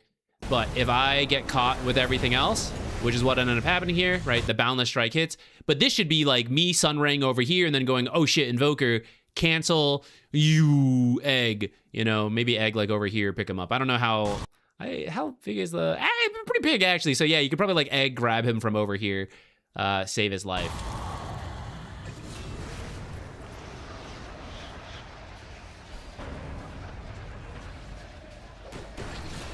got 99 magic. I took Transmute, so that one was pretty free for me. But if you didn't take that one, then I guess you gotta do it the old-fashioned way.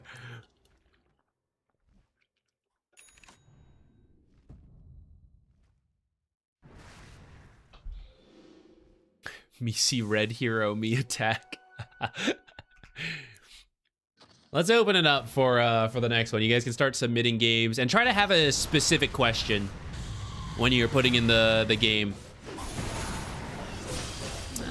You know, like this fight is like maybe it could have happened, but your team kind of like came in scattered.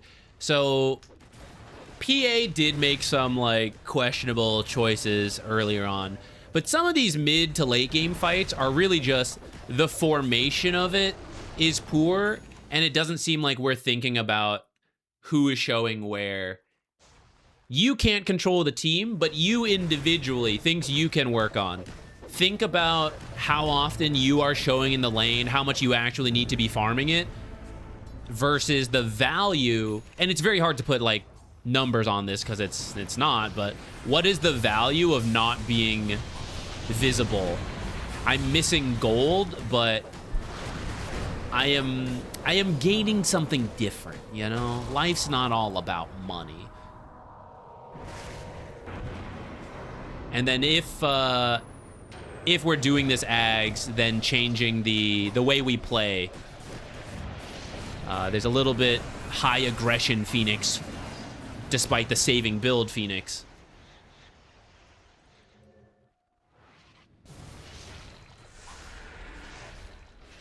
Oh, I forgot. Okay, I think that's a good amount. Before I pick the next one, 1, click my new barbarian fish. 2,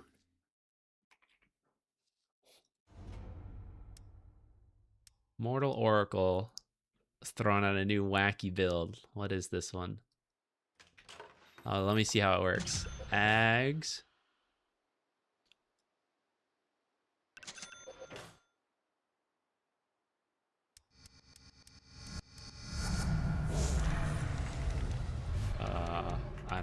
I don't even know right now. Is there any talent that would benefit this? Okay, our super long cast range, lower cooldowns. Does this scale with the... It doesn't scale with anything, okay. Oh my god. It's so fun. That looks so funny. Oh, Mortal Oracle. You always bring the most cooked shit. This is pretty funny. Do I believe in it? I don't know, but it's pretty funny. Can you force staff in here? Oh my god. Can you turn too? Wait.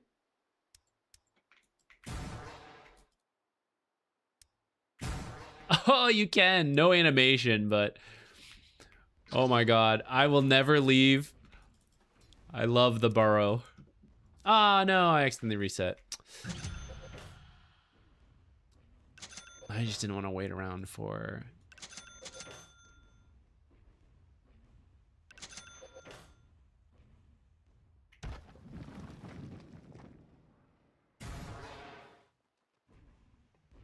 Oh, just out of range.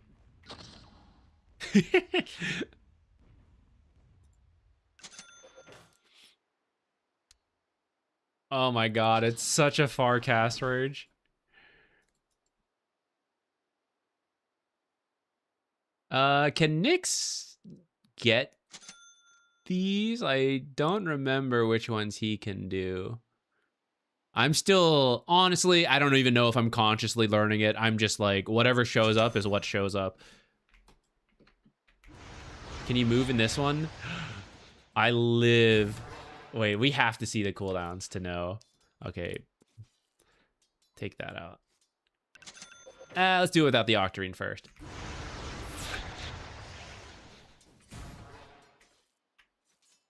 No. And then you're stuck waiting for a while.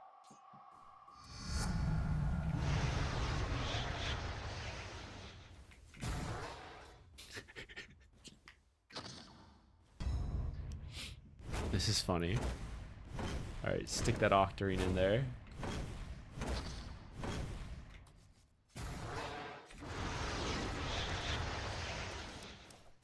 Oops, I meant to level up.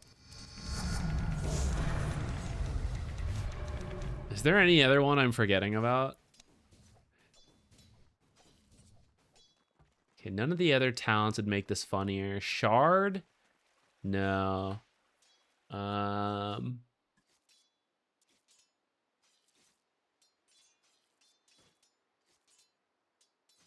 That's all of them, right?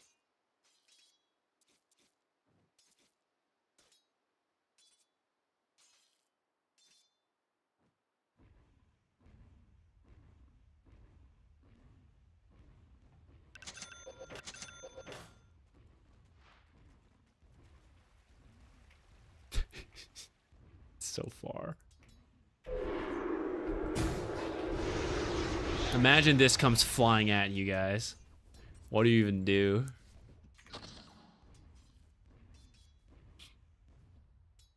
Oh, I forgot. Wait, it doesn't, does it stack with,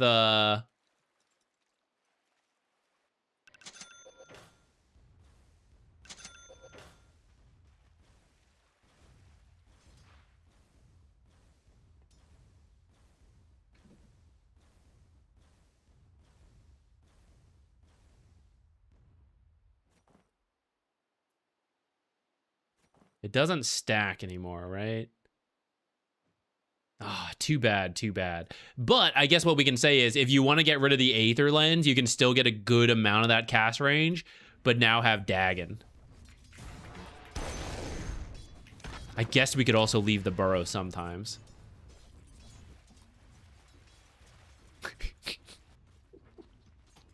Oh, this was funny.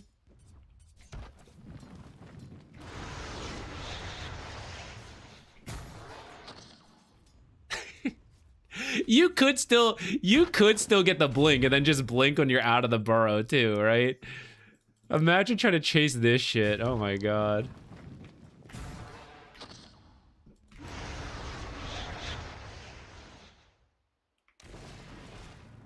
Then you scuttle on out. You got blink again.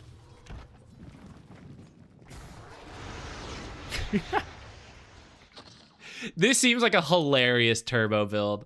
I don't know if this would ever reach peak build in a like a normal game, but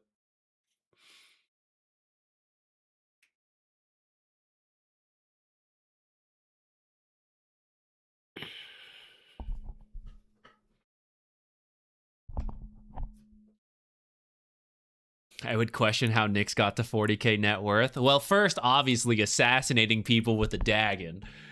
And then he went Harpoon and... what would you get first? I guess you need the Ags first. The Harpoon's not that funny on its own.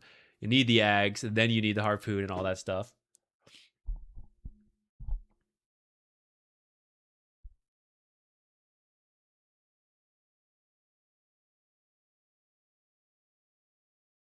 I'm glad you like it. I love the little sand crab. I won't replace the face. The sand crab is so good.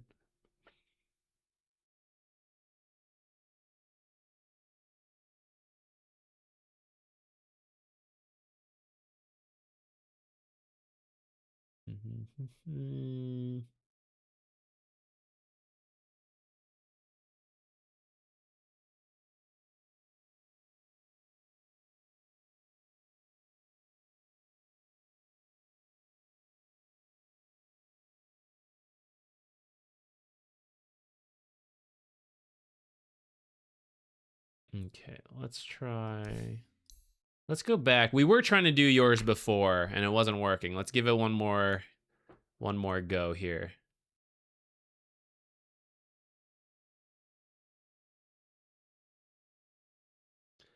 Regions aren't supposed to affect it. We've actually, I have had it in the past where like Australia especially, the downloads were taken forever for the Australian games. Like when people were coming from the Australian server, so I don't know if like the match info is stored in like regional servers, but it's usually not a thing. It's usually not a thing. Okay, are you the Weaver here? Oh, you're the Antimage here. Okay.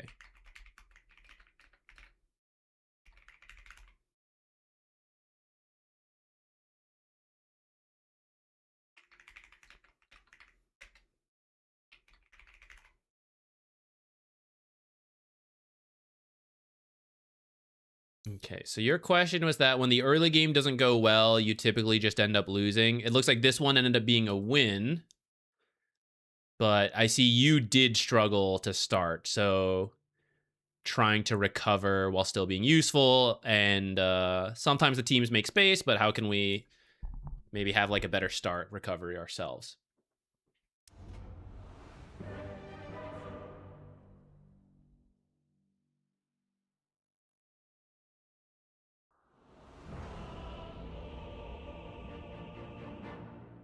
Support OD with 2 wizard hats. You get the mana back with his innate. For his Q or his W?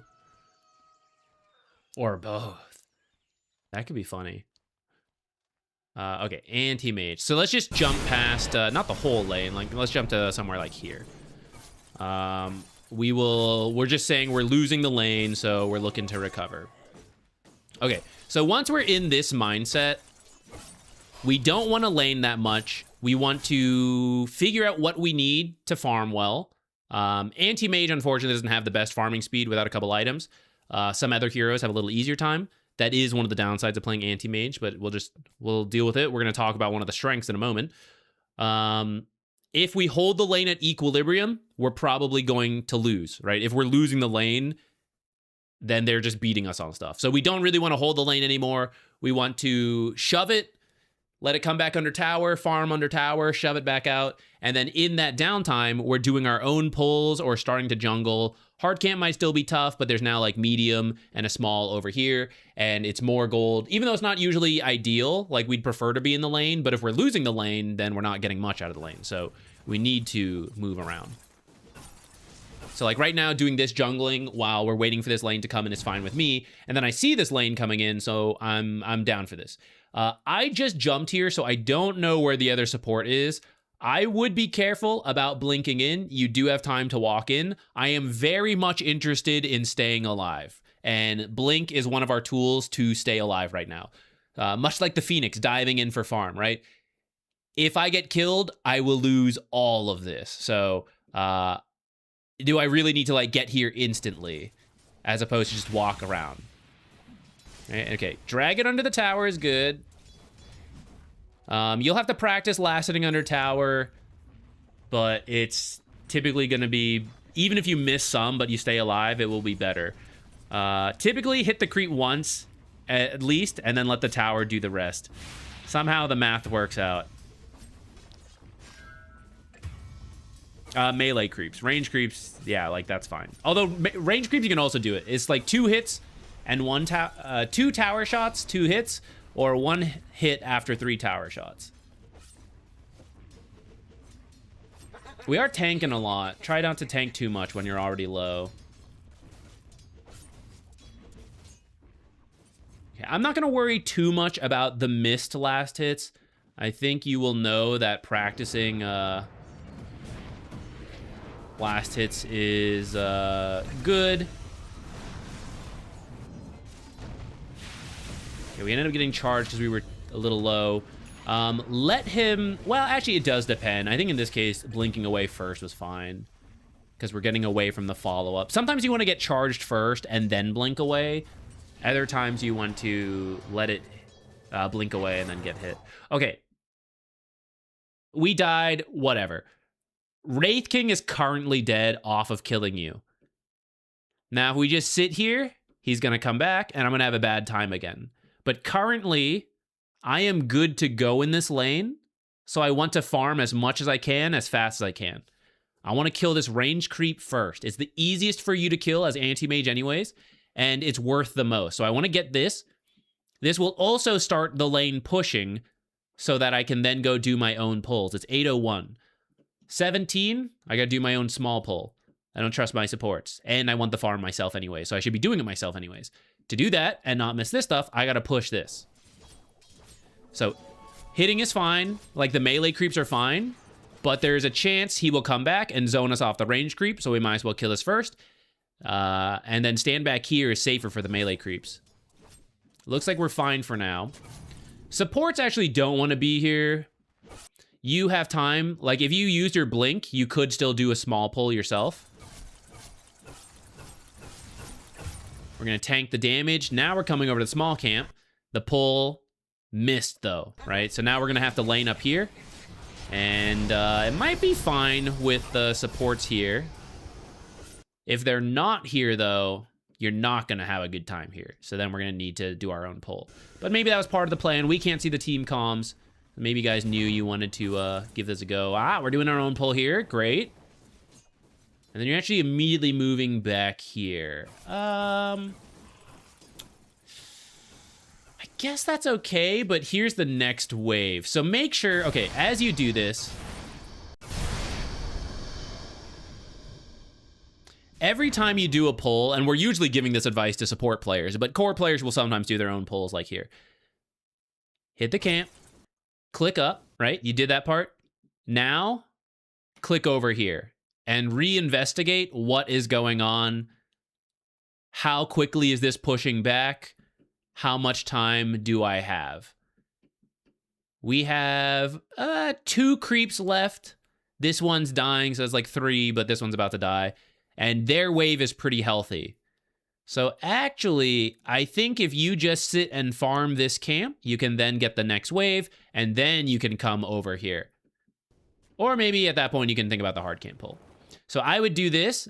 So we clicked here, we looked, we made our decision, we snap back to our hero. If we don't want to pull, we press S to stop and then move our hero away. If we do want to, we just continue the way we did. And then here, you just turn back to farm this. This small camp's the same as this small camp. If you thought you could make it to stack, then I'm more open to that. But here, you could just stay and farm this, and then we see this wave coming in, then we come over and we farm this.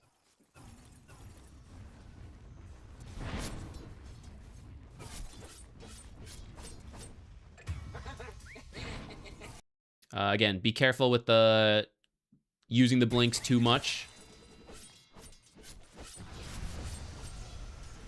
Okay, some amount of last hit practice, because I do see some missing creeps when, like, that was actually uncontested, and we did end up missing it. Pull this, pull this, pull this. Yeah, okay, we remembered. Missed some of it, though. Definitely try to keep on track with that stuff, though. This is good whether you're winning or losing. Like, for farming as a carry, keeping track of the time and doing as many of your own pulls is how you will keep the lane coming back to you while getting to jungle. And you'll minimize the damage you take from the jungle creeps because you're not tanking them.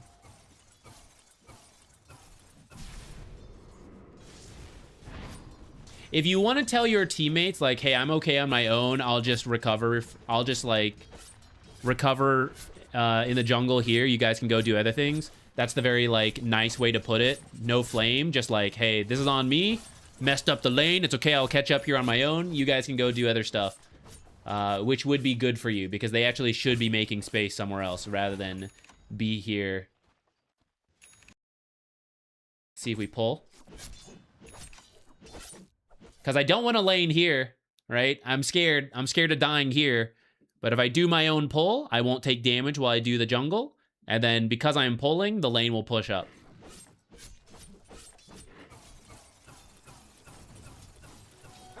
Every pull we miss, just to like give the gold cost so we understand like what we're missing.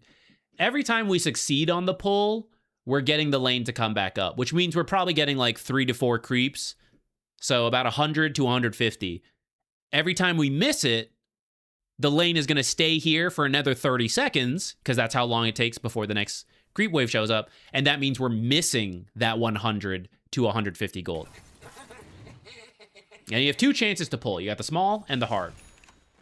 And you can potentially do both. So here's another one. But because you pulled, the lane is coming back. So we got to make sure we make it back. And I think this time you have a little bit more time, so it looks okay.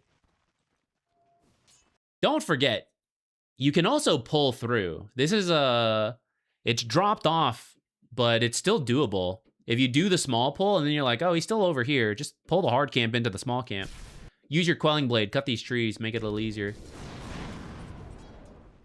Now, do I want to fight this guy, or am I trying to get to my Battle Fury? Battle Fury, Battle Fury.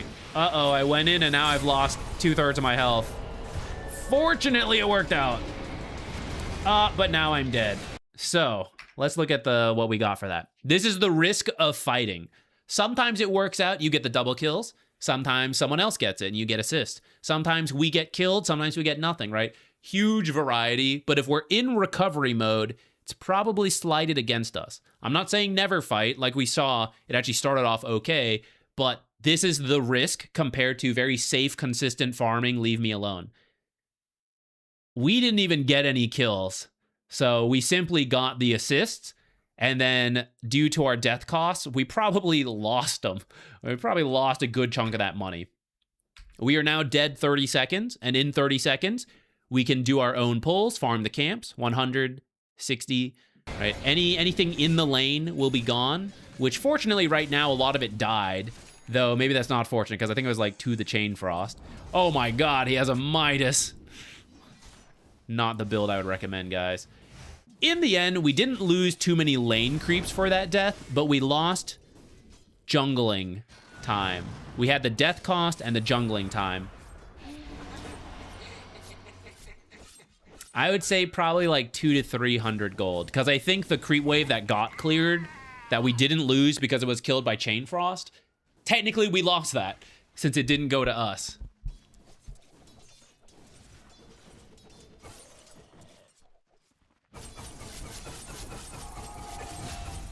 Didn't do our own pull, so lane's gonna stay up here longer.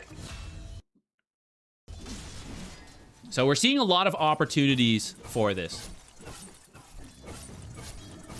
A lot of chances for our own pulls. And while you're doing this, like, the key skill to be practicing here, you are just constantly looking at the time, constantly looking at the minimap, because the jungle creeps don't do anything. You know, like, once you have boots, once you have, like, some perseverance, yeah, you could, like, kite a little bit, and if it's the ogre camp, you probably need to not get smashed.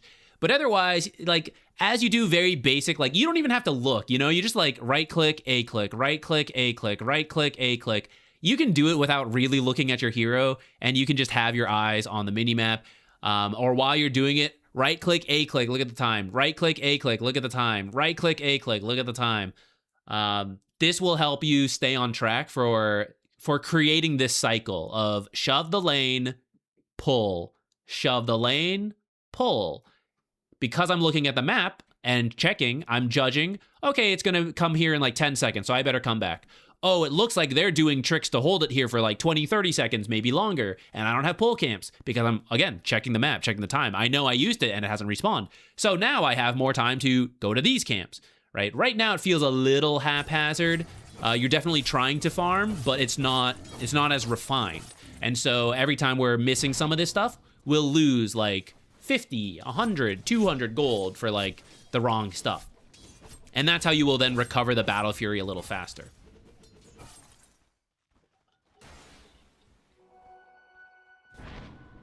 The ogre camp is so funny to me. It will definitely get you. I love that it exists though. I want the neutrals to fight back, you know? Okay, so we're running into a new issue now. The supports were here sooner and longer than they should have been. But we actually talked about how it's like, well, just don't engage, you know, just like do our own pulls and it's whatever. We now, guys, I forgot to be transmuting my chaos runes. Oh my god, what a waste. We now have a lot of cores showing up as well, and they don't actually need to be here. So now is the time we are going to do the great migration on Antimage, and we're going to think about where else can we go. So now if they stay for like 30 seconds, make a play and leave, we can stay. But if they end up being here a long time, I know I am not ready to participate, so I'm just going to get out. I will now look for the lane to push in the safest and then jungle in between. So if I just permanently jungle back here while my team is sitting here, that's actually really bad because other lanes are not being dealt with, and we should be doing that. Because we are in AFK farm mode as a carry. We'll be in this mode quite a lot in many of our games. We need to do the most useful thing possible. So we're going to look at the mini-map. Okay, we're unsure how long the cores are going to stay here. We'll start with this jungle camp. That's fine with me. I see a creep wave down here and nobody here, right? So I'm thinking about this twin gate. Now, Tide's here. to a certain degree, he should not be here. So if you want to get this farm, even though Tide's here, I'd be like, yeah, that's fine, whatever. But otherwise, okay, yeah, Weaver's there. I'm a little scared, but it will go to the tower. And you know what? While I'm waiting, what if I twin gate, run here, I can jungle, and then as I see it come in, I'll come over here, right? I will be in this area. And maybe Weaver leaves because it's a pub game. Who knows what this guy's going to do? Sometimes he just leaves and goes off earlier. Then from the twin gate, as I'm deciding, I can do this. Sometimes you can let him push past, jungle here, cut the wave. I'd be careful of that this game because of the Spirit Breaker, but it's at least an option.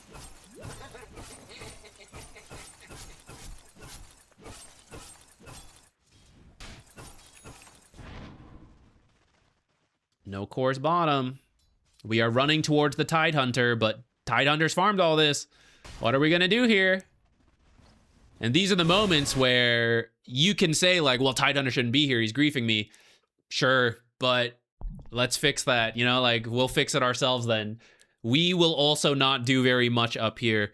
We're trying to push a tier 1 tower with Wraith, Tidehunter versus Wraith King. It is a lot of creeps here. Like this is actually a great time to push, but you are not the hero who is supposed to be pushing. You are supposed to be farming. Your timing is not Perseverance, Broadsword. It's not even the Battle Fury. It's not even the Manta. I need a third item. Because when I get involved, stuff like this can happen. And I should be over here right now. Dragon Knight would have hopefully not come over here if I was already over here. And I am farming this. And Lich is here because of like, oh, no cores are bottom, you know? Like, I gotta go hold that lane then. And Skywrath, he's pushing mid. He's like, yeah, no one's here. They're all in the side lanes. I guess I gotta go, right? Like, as the core, you have to know, like, it's my farm. I just need to go sometimes. Don't always kick people out, but, like, I don't know. It's not bad to either. So I think it's probably the second or third fight we kind of joined when we shouldn't. And because of that, we've lost, 2 deaths. Not only the death cost from that, let's say 200. Lost farming time, now up to, let's say, a minute of death time. And in a minute, let's say that's 2 creep waves and jungle camps, right? Okay, so actually here.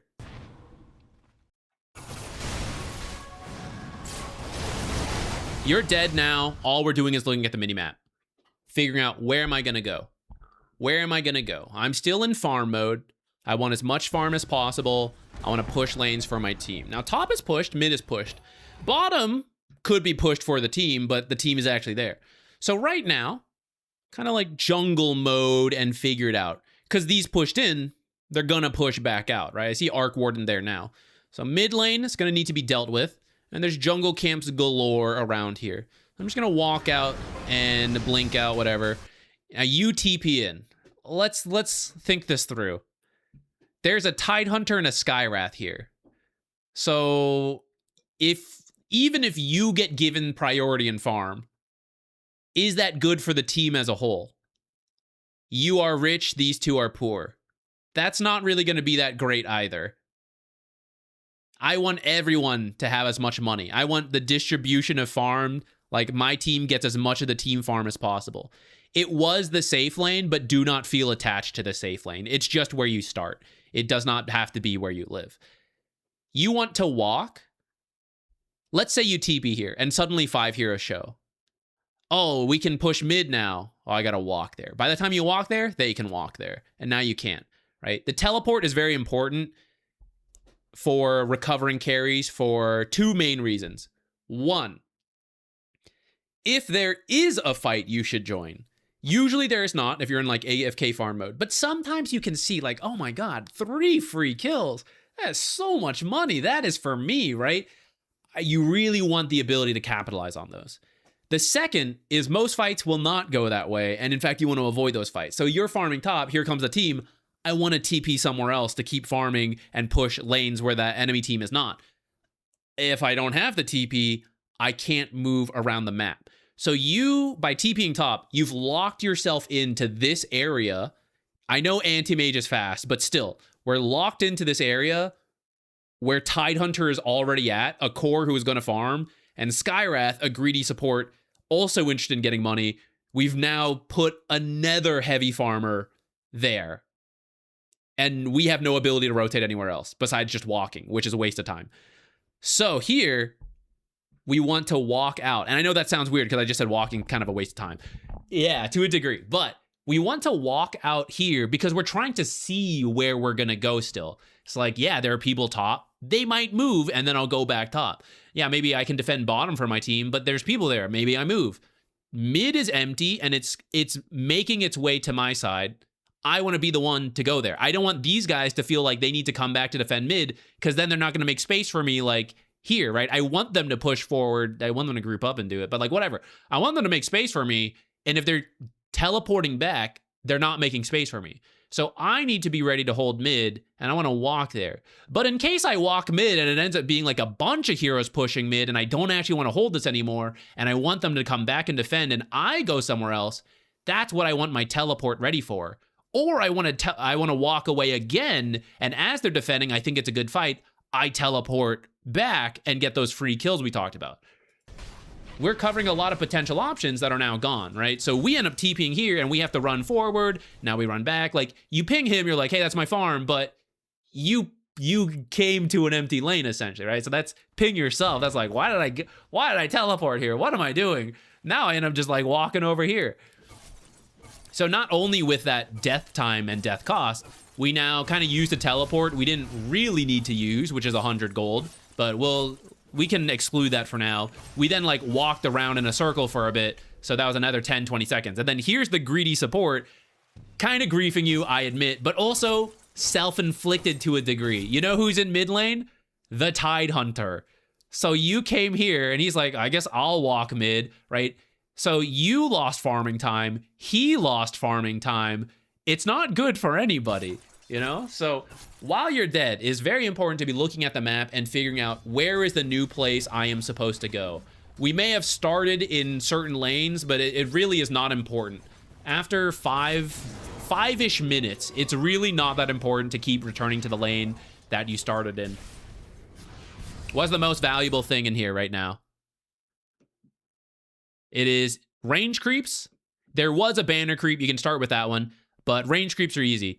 Range creeps don't take, they aren't usually prioritized right away. So you're not fighting anything for the range last hit. So stand in between, kill range creeps, and then as things get low, turn around, hit them, and then go back to the easy stuff. Guaranteed last hits before the creeps in the towers start hitting them that are also worth typically the most outside of the banners. You can focus the banner first if you want, but... Okay, let's just look back at the minimap. Recovering, and I'm glad we're covering this, because this was your question, right? Of like, it feels like when the early game goes bad, like I just end up losing the game. This is it. This is like figuring out where you go to recover is how you get back into the game.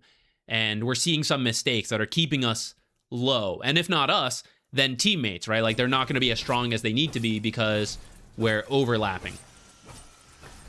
So here on the minimap, we have the supports here. I don't feel great about that, but we're just literally going to ignore them. Like, that's my advice to you guys. Zach, the supports are here. They're not making space. Literally just ignore them if you want to stay in the area. Just shove the lane and jungle and ignore what they're doing. Or leave. You know, like, okay, if they're here, I will go jungle towards another lane, right? Just, like, do not engage because multiple heroes will end up baiting fights. And it's a question of whether we want to be in there or not. We've seen multiple fights that looked good and kind of went our team's way, but did not help us because we are a weak carry. And this kind of looks like another one, right? Like, okay, we're getting kills, but who's getting the kills? I am paying a pretty high health price for Lich to get a double kill. And to a degree, it's not bad, right? We're not going to complain about our team getting kills, but again, for our own recovery and to understand the danger of participating in too many fights as a carry early, sometimes it will work, sometimes it will not. So do we want to take those risks, or do we want the more consistent, smooth farming path back in? Depends on the game, but a lot of times it is the safer farming mode. Okay. A lot of back and forth walking there, right? Rechecking in on the minimap. I see Dragonite making his way over here. I see Tidehunter here. I can stay top for now, but I might be interested in shifting over here, especially if Tidehunter ends up dying. Thank God Tidehunter just soloed a Weaver somehow. How does one do that? Okay, Tidehunter did die for this, though. Several heroes bottom. What does that mean? My job is to shove top, not actually take this tower. Don't care about taking the tower. I'm just pushing the lane in so that instead of going here and taking my tier 1, they move forward and they go, oh, tier 2, TP back, right? I push this in and I watch. I do some jungling here if I feel safe. And otherwise, I back up and I get ready because I shove this in and heroes rotate top. Bottom may be empty. We don't know yet. We're just watching to see. And if your team is not doing the deep wards for you, buy your own. Do it as you move up.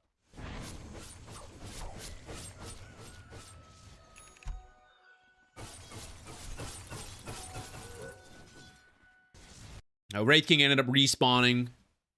He's back top. Didn't feel ready to push that out yet. If we'd gone a little sooner, you might have had a chance. A lot of heroes are missing. Getting worried. Gotta make sure we're defending this. And we want to at least take a look. So, your choice to TP over here, or sorry, your choice to blink here has now made you feel like, oh, I'm not going to make it in time, I'm going to TP back. Very expensive. 100 gold. The 3 last hits you're about to get, you're not gaining money. You're breaking even. So does it really make sense? Not really. I would just miss a couple last hits and walk here, because then maybe I can still TP somewhere else, right? This is a very powerful... This is an ultimate. There's an ultimate level ability. We have to be very careful about how we use it. And we at least want to take a look at what's happening mid. I don't think you've checked yet. I don't actually want you to join, but I want you to see what threats are being used. Abilities that scare you, right? These creeps are not going to fight you back. You're just going to kill them, right? So take a look. Oh, he used the ultimate, whatever, right? The ability that can kill me. Oh, that guy just showed his blink dagger. I better be careful of that, right? Like, we need to gather this information. Otherwise, though, while we're doing it, we're just shoving top. I'm actually not interested in joining this mid fight. I am in recovery mode, but I do want you to shove in top, which you are doing right now. Now, you're immediately going back to the jungle, but actually, there is another creep wave on the way that you can kill. I wouldn't mind if you moved forward, killed that wave, and then got out. If you don't, it's kind of okay, but you have the space to. I at least want that to be clear. Because they're all mid and some are dead, you have the space to move in here, kill this stuff, and then as they're done with this fight and they retreat, they're like, okay, I'm scared, I'm going to fall back. There's no farm here because you did it. And that means you build a gold difference. And then you still have farm because it's back here. Maybe they win this fight, you finish farming this stuff, they run in. Now where are we going to go? We already retreated back here. Can't get past them to come up here. Another option after this, farming this, was to twin gate, because bottom is another lane that needs to be pushed in. And here's where we will make use of the strength of Antimage, which is creep cutting. It is very scary into a Spirit Breaker, but that's why we need to place our own deep ward if a support's not doing it. Now I'm just going to speed forward a little bit. Watch the mini-map. Okay, I'll say you didn't feel comfortable defending. A lot of heroes missing. I think that's fine. Heroes showing mid, so yeah, let's push back top. Push top, go this way. Camp respawning, 2250. So you could have moved this way to avoid the heroes here and here. And then just wait for this to respawn. And then from here, you can reevaluate. Where do I go? Do I go twin gate down here? Do I go back? Do I go forward? We're always looking to give ourselves as many options as possible. From here, what are my options? I have to teleport. Oh, I don't have a teleport. I used it earlier. I haven't bought another one, right? Or I have to walk right back here or here. But there's no, like, cross-map option. Being near this area gives us that possibility. Okay, a lot of heroes here. Shove lane as hard as possible. I see you moving into the jungle, but you want to be going this way. You should be killing this creep wave instantly right now. Then jungle these. Evaluate the fight. Possibly keep going. Get the next wave that has just spawned. They're right around here. So while you're killing this, you're watching. That creep wave's moving up. You kill that creep wave, and then we get out. That is the recovery space making. Instead, they're going to win this fight potentially because we're not joining. They might win this fight, Creep waves right here, they take your tier 2. Uh-oh. And then they go find me in my jungle. If you push this out, they win this fight. They go, wait, I don't want to lose my tier 2. Couple of them TP back. Now, we're not actually pushing this tier 2, so it doesn't matter to us. We're not losing farm. We're already running back. But now you're not losing your tier 2. This is how you're helping your team, even though you're AFK farming. It's not actually AFK farming. We just say that. You aren't joining fights farming, but you're still doing stuff, if you're doing stuff. Another creep wave. Another creep wave. We retreated way early. Super early. I'm going to cheat and show you this free cam. As a carry player, I take that back. As a Dota player working on map awareness, your job is to not just see what is on the minimap, but to learn to read what is in the fog of war, whether you can see it or not. So when heroes are showing in different areas, what does that mean for other parts of the map? This is very hard, I get it, but it's the skill you're trying to work on. So now that we're going to cheat here and kind of show the free cam so you can see everything, now we can understand why the decision doesn't quite make sense, and why if you can understand like what is in the fog of war, even without actually seeing it, we can make better decisions.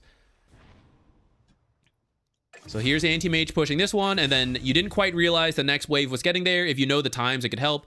So currently we're like, oh shit, get out of top. I'm scared of nobody in here. There's nobody in here. It's totally empty, right? But you don't know. You can't see it, and you're not like fully connecting the dots of like, wait, they're here. They can't be here. So this is like where you're at right now, and then you have the TP to get out because we're not using it willy-nilly, right? So even if we do get here, we can blink into a weird spot and TP out as necessary. Otherwise, we can twin gate, like, oh, they're coming top, twin gate. Now we got bottom chunk empty. All right, instead, because I retreated early, look what's happening. Where do we go from here? Now, from heroes here, we move towards them, and that's what the Weaver is, right? And like, oh, now Weaver and I are fighting. Oh, now Tide and my heroes are respawning, and they can't TP over here. They're going to TP to their own half of the map. So now it's like, oh, now I'm going to contest Skywrath and Tide again for farm. Now you're probably going to go like up here, another like limited area. And no one's over here. No one's over here. Now they're over here, and they have farm to farm because no one farmed it earlier. While it was empty and we had the chance to steal it, we didn't. So now they have retreated, and now they're pushing lanes back, and they're jungling. So even though we are getting farm, they are getting farm, and the gold lead is not really changing. Actually, it went down for us because we lost that last fight. I don't know if we actually want to get involved in this big-ass fight, but it doesn't really matter to me. For the point of what we're talking about. Let's see.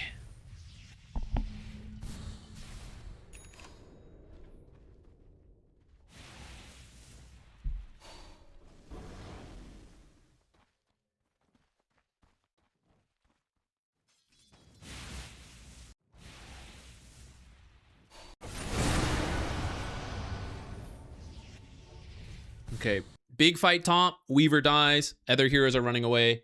Spirit Breaker, not low, but you can see him getting out. And as a team, what do we do? With one kill, Dragonite maybe pushes forward on his own, and then you walk with everyone else through here. Nobody went this way for all this farm. That would be you if you're going to do it. If anyone's going to do it, it'll be the carry or a global hero. And the other option was bottom lane. Rather than spend 100 gold to TP here, rather than spend 40 seconds to walk here, twin gate, clear this, 10 seconds, done. And then can farm all this until we're kicked out, farm this, or back through the twin gate, back through here. Very common in pub games for the twin gate to be very underutilized. But the twin gate is like free farm central. It is constantly just moving to different parts of the map that are unoccupied. Okay. I'm going to open the next one. If you guys want to submit your games, I think we've kind of covered the how to recover, looking for map space and all that.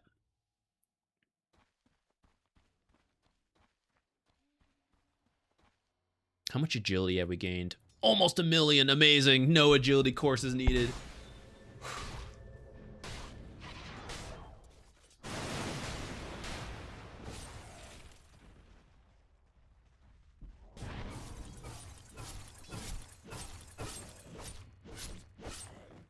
happy to help. Give it a shot. This is where Antimage really shines. Honestly, this is why a lot of pub Antimages struggle, is not using the map enough. Like, that is Antimage's strength, is going to all different parts of the map, using Blink to be annoying. So once you start, like, really implementing this idea, I think you're going to find a lot more success. And not just Antimage. Technically, any carry does it. Antimage is really good because you can be really slippery with these two abilities. Haven't really played since 2020. What hero should I try and play? Played Medusa when she was broken. Medusa, the abilities are probably kind of different when you read them and look at them from 2020. But honestly, what you do of, like, I farm, I reach critical mass, that's still kind of the same. If you want to play Medusa again, you know, go for it. Otherwise, if you're coming back into the game, I would play someone who's, like, relatively straightforward, just because, yeah, Dota's a lot. Let's keep it simple. That's up to your preference of, like, I like strong laners. Then we can go with that. I like fighting. So let's pick someone who can, like, get involved pretty early. Maybe needs a blink at most, or just needs, like, level 6. If you have a little bit more, like, preference, we can maybe go a bit further. That's what I like. You do like the farming critical mass? Yeah, I mean, just run Medusa again. I think that's fine. Medusa, I forget when her ability... This is an old tier list, so don't read into it too much. I'm just using it to find Medusa. Here. Medusa... Oh, she does have Gorgon's Grasp. I don't know if she had that when you were playing her last. She still has the Split Shot, still has the Mystic Snake, and then the Mana Shield is now just like the innate. So you actually just have a little bit more crowd control on Medusa, which is quite nice. I used to play Meepo. Brother, Meepo is busted right now. If you want to... That's a weird hero to be like, let me get back into Dota with Meepo, but he's pretty strong. He just got hit with a nerf. It's getting more in line, but he's pretty good. The build is a bit different from 2020, though. Not really a Meepo player, so you might have to do a little bit of research into that. But Meepo has been terrorizing pub games lately. I think Medusa's a safe place to begin, because conceptually, she's the same. An extra ability she may not have had before, but the game plan is, like, the same. And that's the hard part coming back into Dota, I think. You're like, what is this gate? What are these camps? You know, there's, like, a lot of weird stuff. But if you still understand, like, yeah, my job's to get money, then I think that's easier. My job is to cause chaos, get active, whatever. I'm a save hero, right? Like, that can be the anchor point, and then you kind of pick up the rest as you play a little bit more. Yeah. I'm happy to help. Thank you. Thank you for watching the videos. Could you help me with a mid-hero pool for this meta? Yeah. Again, it depends on what you like. Again, old playlist, old tier list, so don't read into this order too much. I just need to visually see the different mid-heroes. I haven't updated this for the latest patch. But currently, at a top level, playmakers are really good right now. People who just don't need a lot of money. So the Spirit Brothers. If you need a blink, that can be okay. But a lot of those heroes are really good right now. Now, pub meta is different from pro meta, but I actually think it is still good, because a lot of times in the in pub games, you know, I want to be a right-click damage scaler. I too want to be a right-click damage scaler. That's crazy. I also wanted to build Midas and, like, get really late. You know, it's like, it's a bunch of greedy people building damage. So when you can be an Ember, for example, it's fantastic. Which right now, I'd say he's in a pretty decent spot. And he feels like he can always do something every game. A lot of these heroes will be a little bit higher skill ceiling in that mid lane. There's, like, Ember, Storm type heroes. So you do have to spend some time learning it, but I think it's pretty good.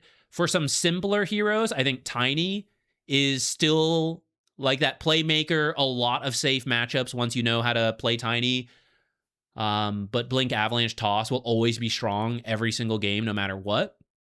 Dragon Knight, I don't think he's particularly strong right now, but in a pub game, whatever. You know, like, he'll do what he needs to do. He's pretty safe. Very straightforward. If you want more lane dominating, well, that's kind of like moving away from the playmaking, but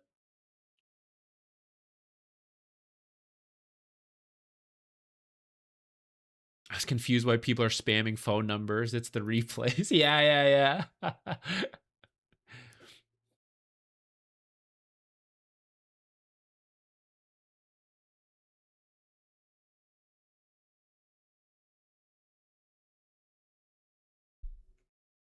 Quinn's playing a lot of Huskar and Necro lately.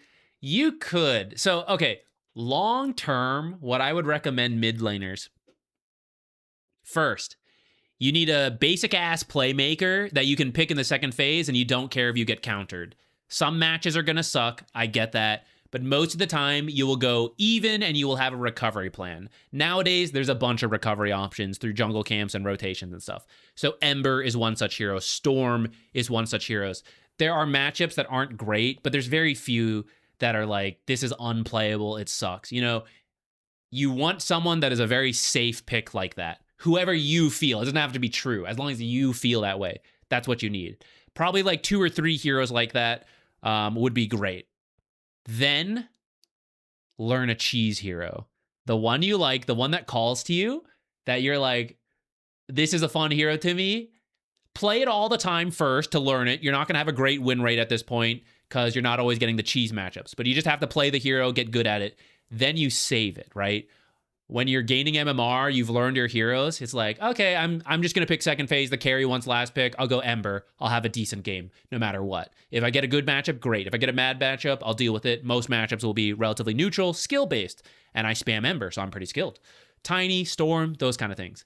And then you do get last pick, and you're like, holy shit, I'm going to Huskar this guy. Free win, Huskar this guy, right? You go through that learning period where the win rate's not great so that you can stick it in the backpack and then whip out the frickin' Slardar mid, the Monkey King mid, Bat Rider mid, whatever cheese-ass mid you want to play, and you're like, this is the free win, that's when you whip it out. I think it's really good for mid laners to have those two extremes. Core players in general should have that, but the mid is literally a 1v1. So like side lane, maybe you Viper into a melee carry. But then the support duos, like who knows, right? You don't really have control over that. What happens? They have other tools to dodge weird lanes. You should still try with some cheese stuff, but like it's much harder. In the mid lane, that's a one-on-one, you know? Like you're going to wreck that guy if you know what you're up to.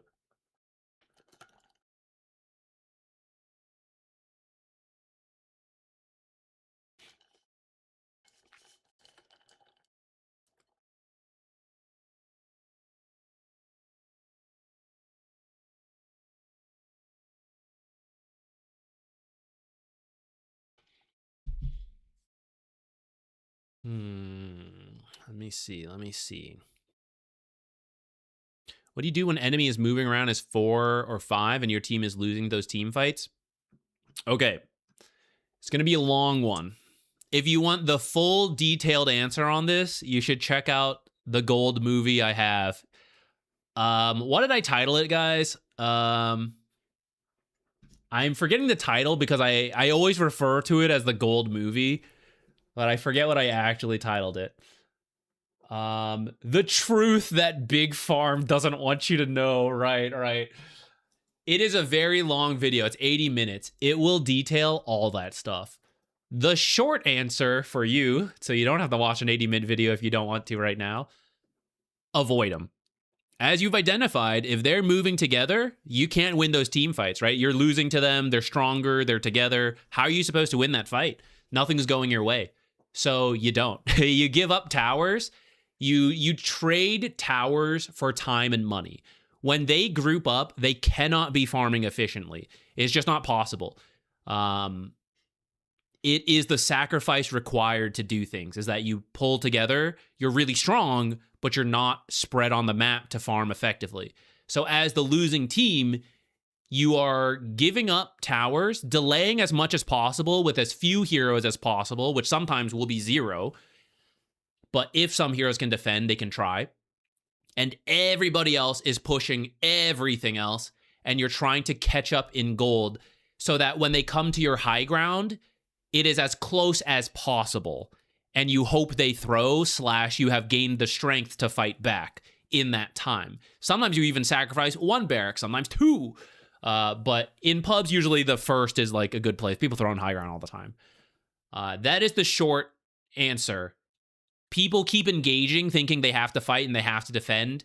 And you generally should try if you can, but it is a good skill to realize, like, we are not winning fights. Do not fight. If you see them mid, go to the side lanes. You see them bot, go top. They're top, go bot, right? It's constantly avoid them, push as fast as possible wherever they are not.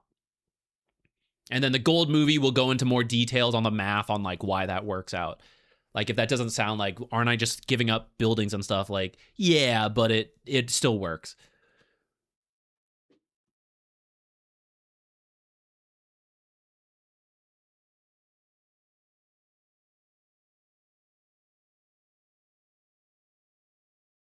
All right. Plin, let's see some Lone Druid. What's going on here? It's gonna get nerfed soon now. The carry Lone Druid is popping off too much. And then 9 class showed a support Lone Druid. I don't know if others will do it, but I sense the nerfs coming. I sense them. Thanks. I'll watch the full video later. Get your popcorn, get your snacks. It's a very dense one. It's a very dense video.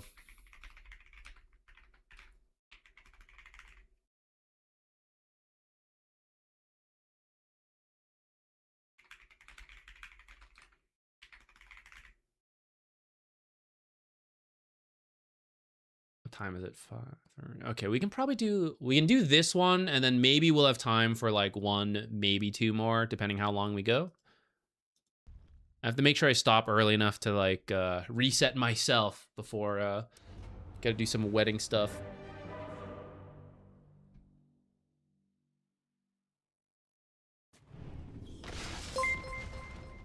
Okay. We are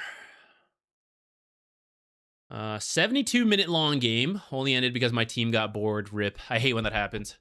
Felt we were winning early mid game super hard, but enemy just kept finding and killing my carry. Kind of a whose fault was it, I guess? Was enemy map movement to catch PA just that good? Were wards that bad? Should my team and I position to protect PA more? Was it PA being bad? Good questions. Good questions. Okay. Let me take a quick look at the timestamps on not timestamps, graphs, looking for the time. Oh my god. It may be PA. This is a lot of deaths. Now, this is a bit condensed because it's a 70-minute game, but what was her end score? 17 deaths. Yeah, that's pretty bad. That's pretty bad.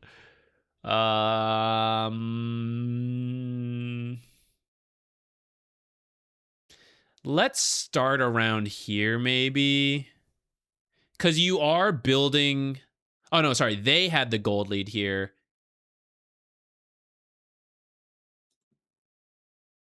Sorry, I thought you guys had the gold lead and then you threw it, or like PA's deaths through it. But honestly... her farm is not even the worst for having, what is this, 12, like 10 deaths at this point? But then a couple deaths here, like 3 deaths, 2 deaths.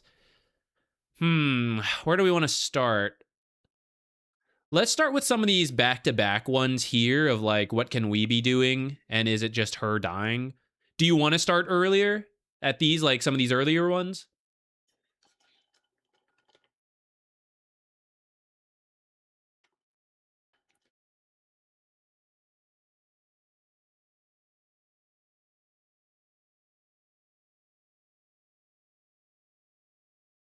It's mostly the early ones. Okay. All right. In that case, let's start like here then. 1 death in the lane is whatever, you know, we'll excuse that one. Let's start here with like a couple of these in a row and then maybe like jump to like the rest. Let me click my fish. My fish has been clicked. Okay, what was that? Like 10-ish minutes? Where am I? Where are you? Lone Druid.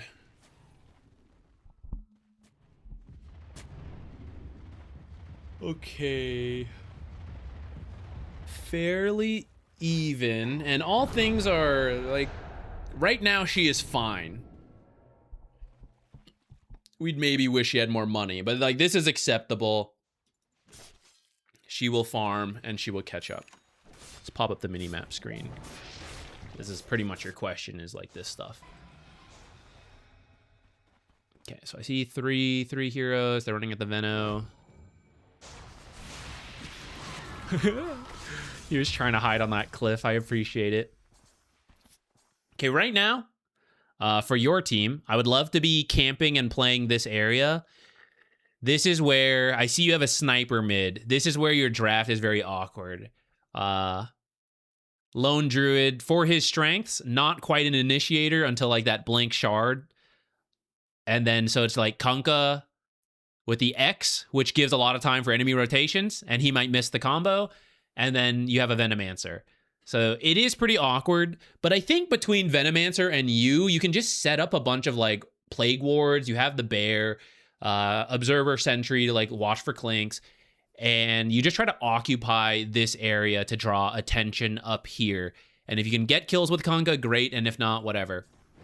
If Sniper could join, we could actually push towers, but as snipers go, right, there's a chance he just sits here, sits mid, let him, you know? It's what it is. Okay, was that blink reveal? No, that was getting the blink. So how did this end up happening? Let's see. Whose fault? PA pushing, blindly walking forward, jumps straight into the creep wave, even though there are heroes missing. This is definitely a PA fault death. A little bit understandable. Oh, sorry, that was the wrong screen. Let me show you the glory of the death one more time.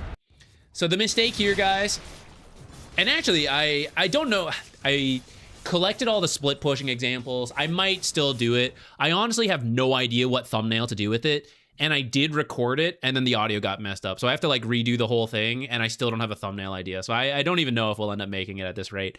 It has come up in other videos and many replays. She kills the creep, and she is walking forward up this high ground with enemy heroes missing that can kill her. She has no idea what she's getting into, and she will know the same time the creeps know. So she is protecting the creeps with her life, which makes no sense. Carry players, back up. Even if you want to walk forward, go wait a bit. Wait here in the jungle while you're waiting.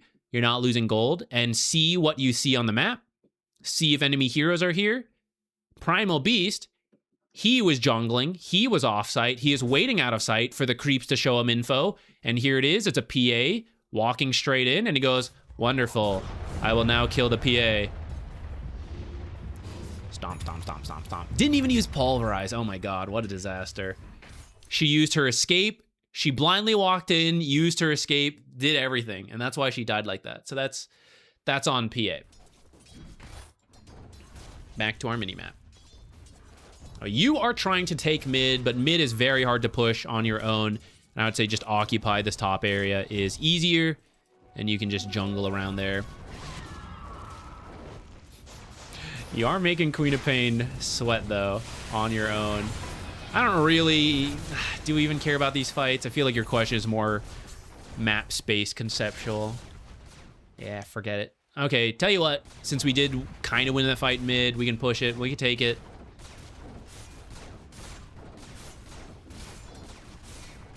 Oh my god. Okay, guys. PA, you guys scanned. We caught a glimpse of Primal, and then she was running away and is still gonna farm this camp. This is so greedy. Just leave. Just leave. Carry players. Earlier we were talking about, hey, be careful with your teleports because you want to leave different areas, right? This is that moment. There's a Primal Beast running for you, and you're like, I don't want to have to walk all the way somewhere else. You just TP, you go farm here and you go catch this wave, and then you go somewhere else, like you go this way or whatever, right? Primal Beast has committed to finding you, and you are gone farming, all right? That's what you want the teleport for, if it's like a defensive option.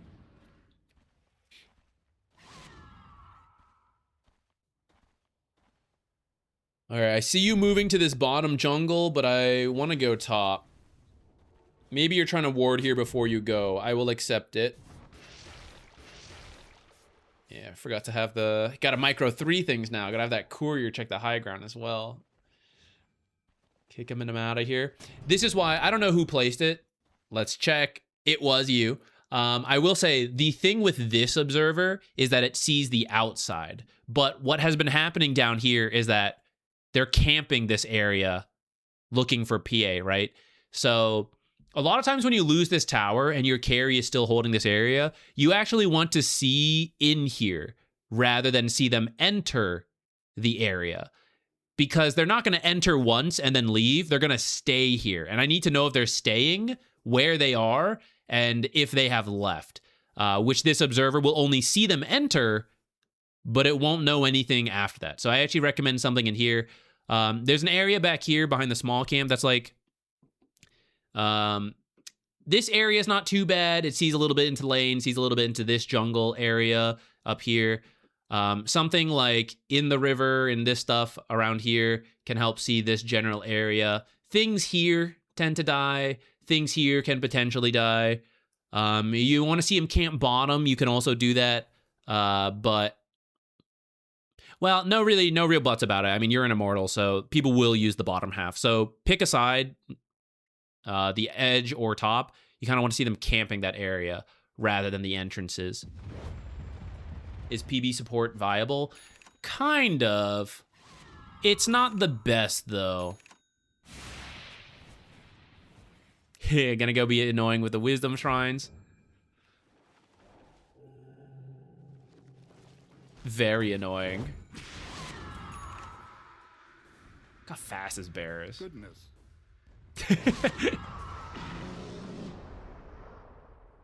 It's so fast. It's so fast. Very nice, very nice. But I will highlight now. Oh, sorry, I forgot to. I always forget to zoom out. Whatever, you get the idea. You saw it on the minimap. I would like to note now on the minimap. So you are here. Sniper's here. Venomancer has gone bottom again. So again, this idea of camping this area, as PA is limited, Clinks is limited. And we're hoping to be pushing this with the bear and the wards, but here we are. So PA is still limited, but Clinks is not. Clinks does not care about Kunkka on his own. He's going through here and jungling.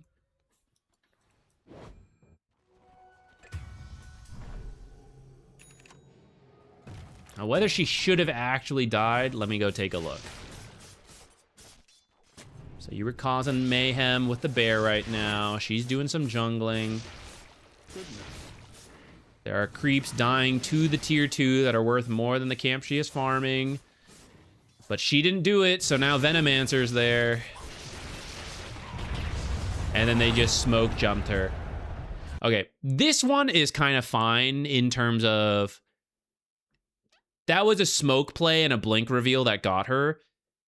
This is where the entrance wards don't pay off because they smoke over here and make their way through. And this is the weakness of observers here. The way to see this coming, potentially, because some degree it will work no matter what, the deep wards, right? This one's kind of deep, but it actually doesn't see jungle stuff. It would have been very strange if you guys were occupying this area with deep wards and you're like, wow, they are not here. They are not here. They are not here. Are they really all just in here?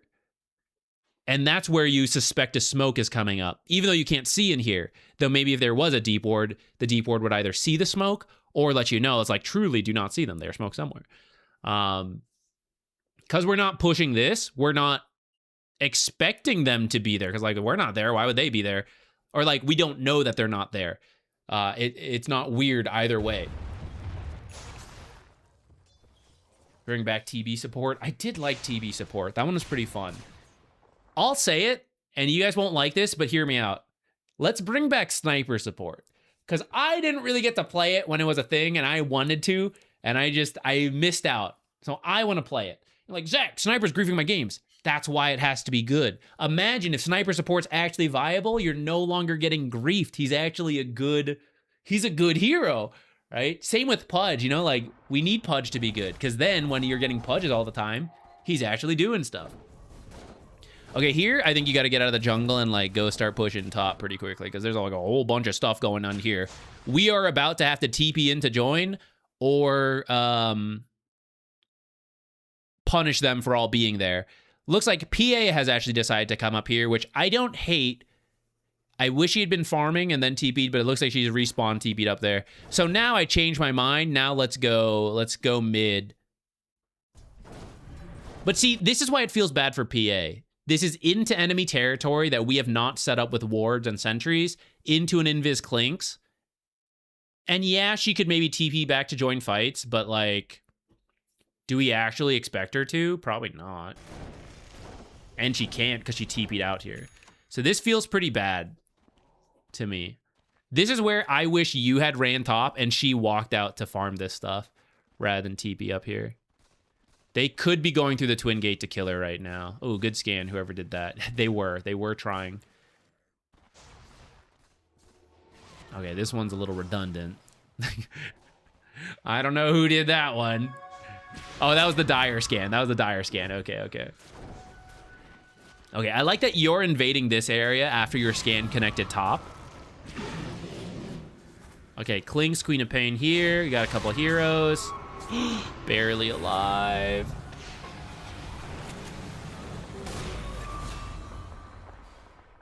On the Queen of Pain.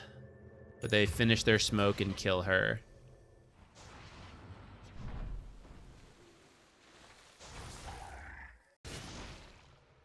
That one's probably, again, the blink reveal. See 2 heroes showing top.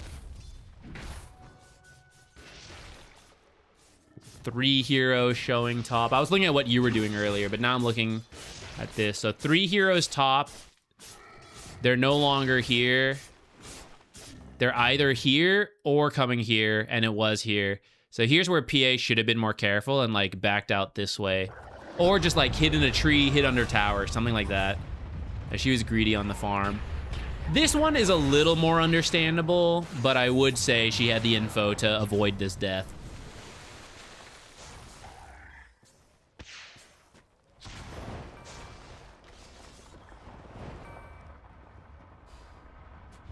That was perfect. She's always TPing straight out. Oh, can you believe it, guys? She TP'd to where Venno was farming, and there's no farm here. Walk, guys. This is where she should, like, potentially walk this way. Now, I know there's Primal Beast here, so that might feel bad, but she can just TP away. Or if you want, then walk this way, you know, and then save the TP for later.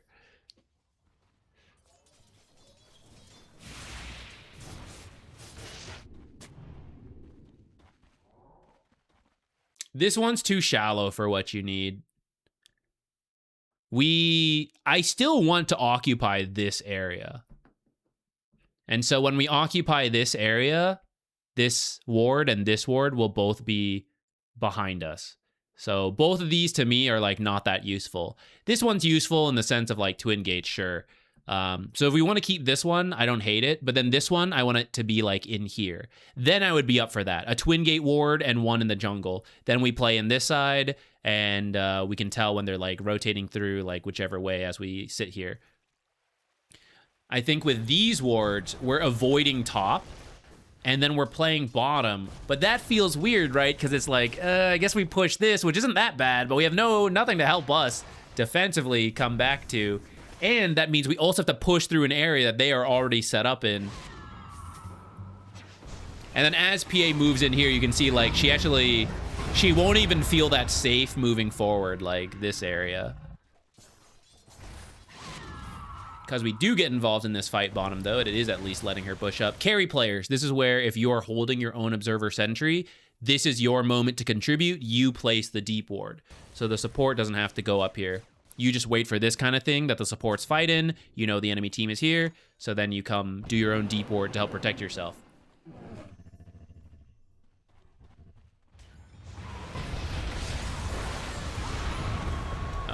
Your remaining teammate should have gone mid after losing that fight. This part's a fight you don't really want to participate in, and it seems like PA has TP'd in as well.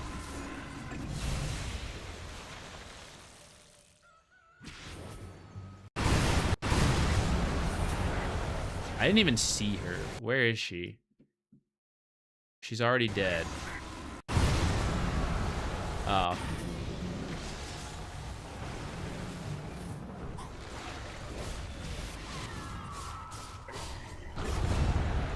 She did get the lion at least. All right, guys. So this is why you gotta be really confident as the carry of like, I am joining a fight and it's gonna be good. 386 for the lion. Round up to 400, keep it easy. This creep wave, 200 plus. 2 camps, practically the lion kill already. So she needs multiple kills. And you're joining as a weakened carry, so like dying like this as you've done before is very likely. I don't hate when the carries join, but like this is the hard part. You really have to be confident that when you join, you're getting multiple kills and not dying. And if you're uncertain, this is the map space that is finally being given to you. Also in the gold movie. At least for the rest of your team, it's sort of okay. But this is a winning fight deep on our own half of the map, so we're not actually going to get any objectives for it. In fact, we actually lost the tower despite winning this fight. Oh, we get a free Queen of Pain kill, though. She probably should have left. Klink's kill, too? Oh, damn. He got the bear and the sniper. That's actually not that bad for him, actually. It also got you guys low enough that now you're even scared to push out. It's probably overall fine for them. Though they could have done it cleaner because they were in a good spot. They didn't need to have it so bad.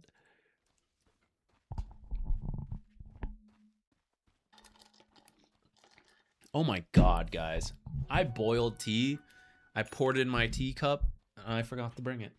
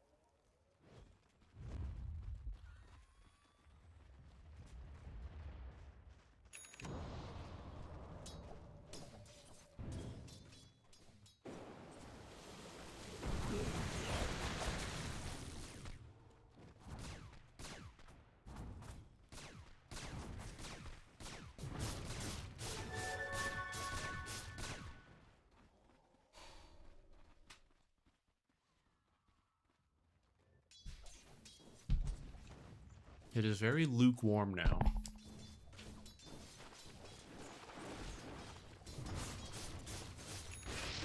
Ah, here we go.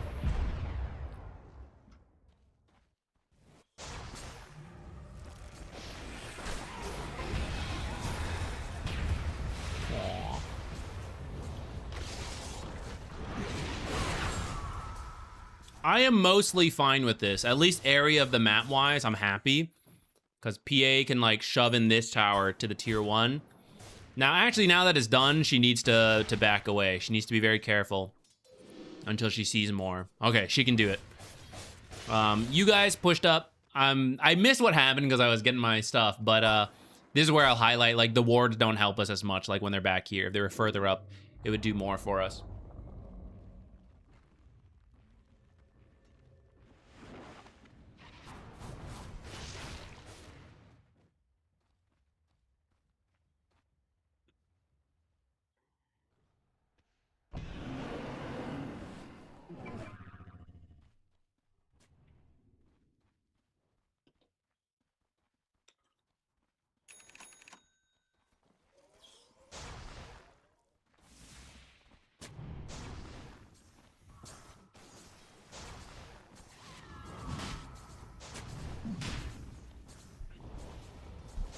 What kind of tea?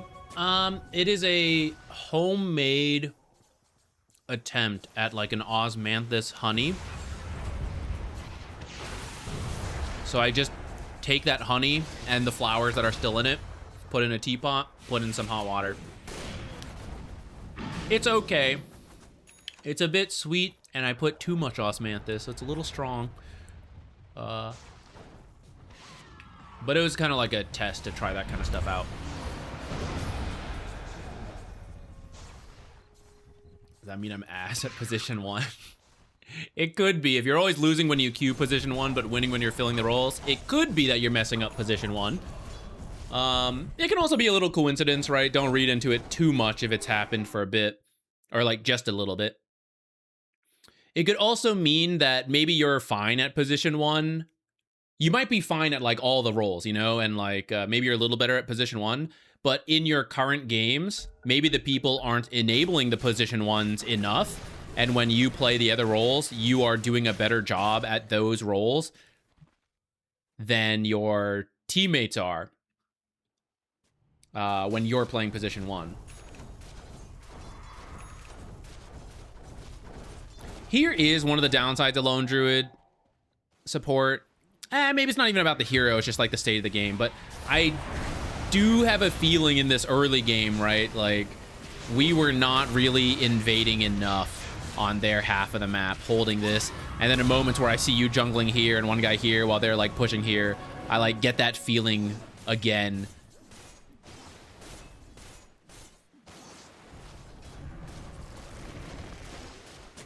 All right. I think that's starting to ramp up on like the amount of PA deaths. I think this is where it starts turning for you guys. So it seems like there were several of PA's deaths that were her own fault. I'd say 2 to 3 from what I recall. But our own warding could be a little better to help with that. And our like choice of where to play the map could also help give her a little bit of space, as well as just be good for ourselves. I think you can push out that mid lane with the bear while you're sitting back.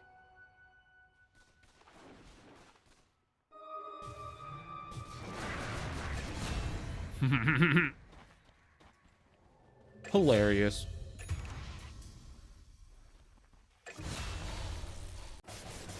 Let's investigate this one and then we'll, I think we can do one more.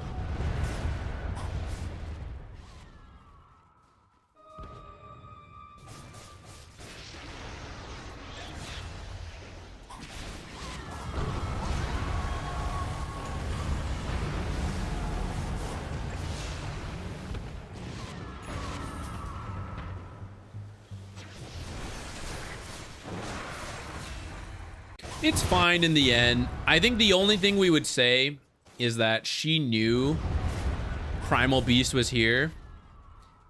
And then once again, blinked into the wave. So it's pretty greedy. She did see several other heroes on the map, so maybe she thought like, oh, between the two, I can't be killed. And it was kind of true. Like, as Kunga got here, she did live and they got the kill. But Queen of Pain just followed up, killed her. But then the team was here, so yeah, I don't know. This one's kind of okay, kind of calculated if we're planning to work with the team on it.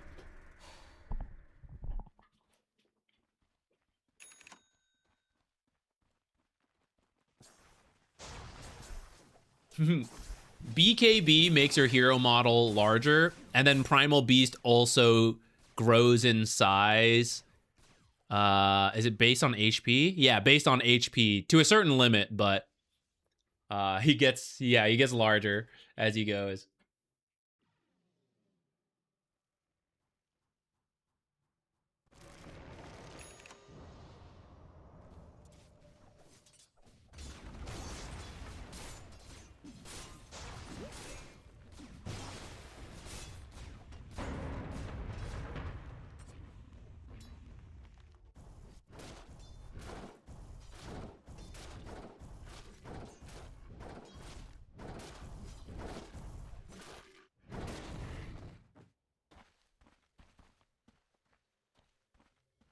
Like Cho'Gath? Yeah, a little bit like that. I think Cho'Gath, you have to like use the ultimate to get kills, right? To grow in size. Whereas, I think as long as he's getting health, it will go up in size. Tidehunter is one where he will also increase in size as he level up. These are very recently added. They didn't really do this before. Tidehunter is one where when you do get kills, it doesn't have to be an ultimate or anything. They will drop fish. This is brand new. And the more fish he eats, his size also goes up. That's a fun one. When he levels up... wait, do you still get fish when you level up? You get like half as many as before, right? I think that one doesn't show. 6x blood grenades. It's because a lot of his money is going onto the bear. So blood grenades are... When you stack them, you get the health. So he's using 3 slots and he's getting 300 health for this. How worth it? I haven't really... There's not a whole bunch of sample sizes out there of lone druid support. I'm open to the idea. Especially because you can eventually sell them. So like think of it as like half price. Or use them if you need the slow. I do kind of wonder if just like some iron branches could also be good, but Plin's done a lot more than I have. He loved big characters. Nice. Got a theme. Our biggest character, if you want to meme it up. Wait. From a support side, Undying increases in size as well.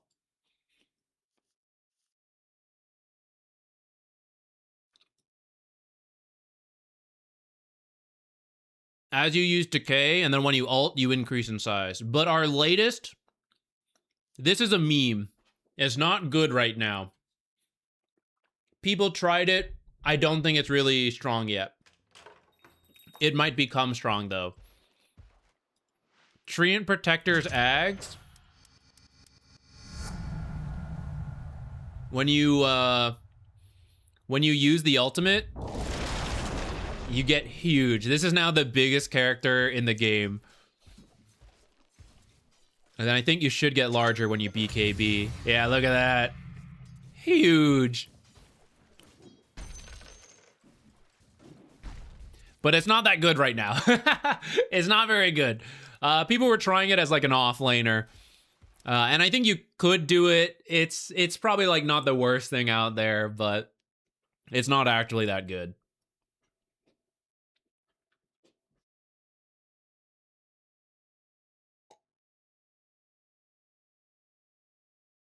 Morph is the biggest? Is it? Oh, I guess if Morphling copies them, that might work too.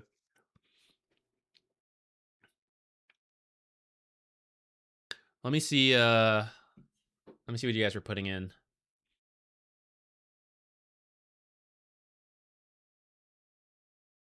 I had this piece of bread snack.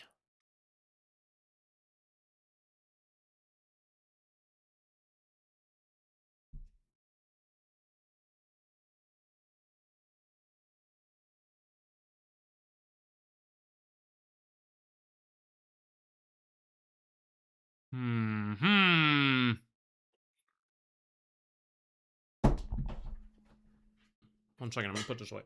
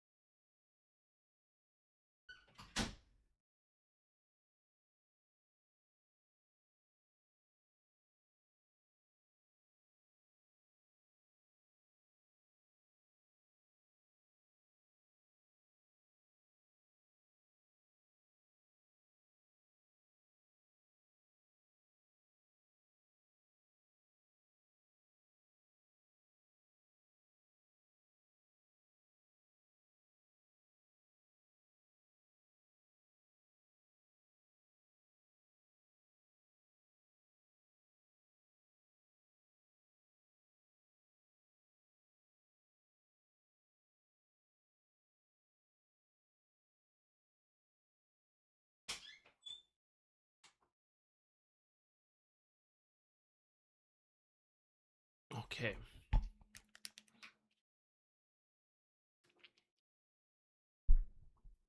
I would be interested. So there's a discussion on like the blood grenade versus iron branches. I would be interested in doing a little bit of math on like the iron branches giving you armor, and with whatever other health you have, like, does that work out more than like just raw blood grenades? Or is your regular armor with blood grenades then better? I haven't really looked that far into it. I think it's probably not a huge idea either way, but it could be interesting. One armor probably doesn't matter that much. True form gives you like 20. That's true. Though maybe you're not always in the ult. Could be. There's some math there that I have not sat and done.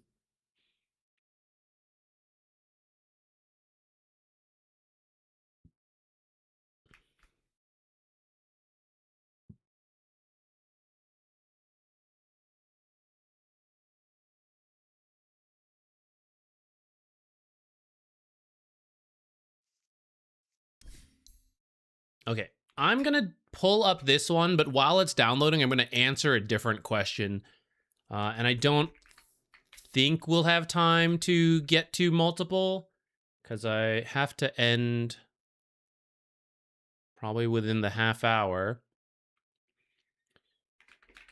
But you had a question on TA and about like ending games, like when to AFK farm, all that stuff. Very nuanced question. A lot of it comes down to understanding timings and like what you need to be strong. TA is a hero that farms pretty fast and wants to hit critical mass early. There are a couple different builds, and that's where, like, you're the TA player, I will trust you a little bit more, and or look to actual TA players more than me. But between like Blink, Deso, Hurricane Pike, stuff like that, right? There are different timings a TA player can hit. And kind of your goal as a carry is to say like, okay, in this game, I believe this build will be good.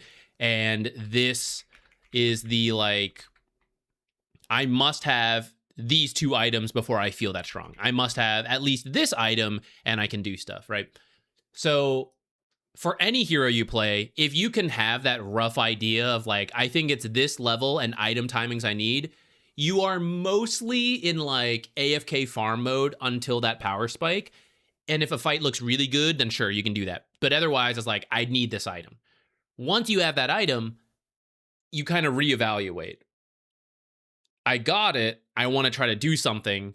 I don't have to be in full fight mode. I can still do some farming, but with my initial power spike, I should maybe look to do a little bit of fighting and start to do fight, farm, whatever, right? As far as ending the game, actually a very basic game plan will work.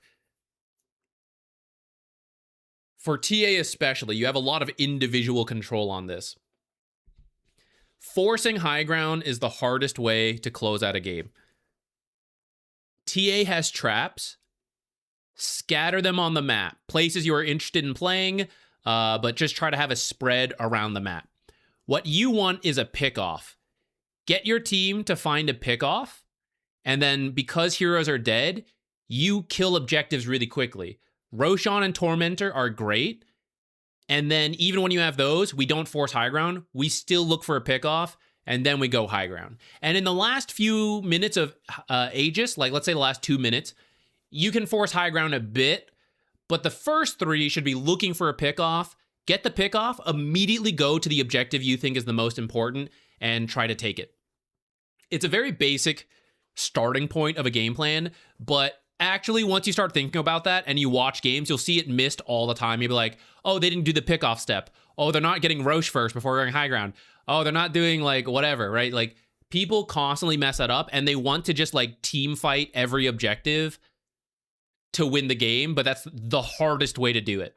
So for TA, use the traps to find the enemy team scattered around and know we can either like go do roast, they're all separated, or that guy's on his own. Can we smoke? Your team doesn't listen. Okay, that's fine. It'll happen again. Okay, I see him scattered again, guys. Can we head over? Right? At some point it will happen. You'll get your pick off, and then you say, hey, I'm TA, I'm gonna go hit Roche, stand behind me. Or like, I'm gonna hit the tier 3, everyone just watch me. When they attack me, like help me out. If we have time, we'll try to go to your game, but I wanted to at least give you an answer on that because it was a good question. Some old replays Some replay streams covered a similar concept, especially like the high ground ones. If you look at the YouTube Live VOD tab, you can like scroll through the thumbnails and they're either titled or if there was a given topic, it's on the thumbnail itself. There were some that were like high ground pushes and all that. And we kind of talked through like game ending steps on those. Okay, the Chen game we are now about to watch. You want a bit of an info on how can we try to win our lanes as Chen. I have not played a bunch of Chen since the rework. And the FAT's different. I think conceptually it's a lot of the same. But I will say I'm a little out of touch in that sense. And even before, I was still learning him myself. I guess I knew it conceptually from watching others, but... One more quick question. The other day I was playing Lone Druid 5 and my carry, Alk, only donated my 1 Ags. Should I have reported him? Well, who did he donate it to? Was it the bear or the Lone Druid? Lone Druid, report. The bear doesn't have the hands to do the reporting, so he's going to slide by fine on that one. I guess it's the other way. If Alka gave it to the bear, Lone Druid has the hands to report. If Lone Druid gets it, then the bear will be unhappy, but will not be able to report. Okay, Chen. So, I will say, people have moved away from the headdress build as far as I have known, but before I talk mad shit, let me just double check that. This is where you guys help me stay up to date with all the different heroes you play. It requires me to double check.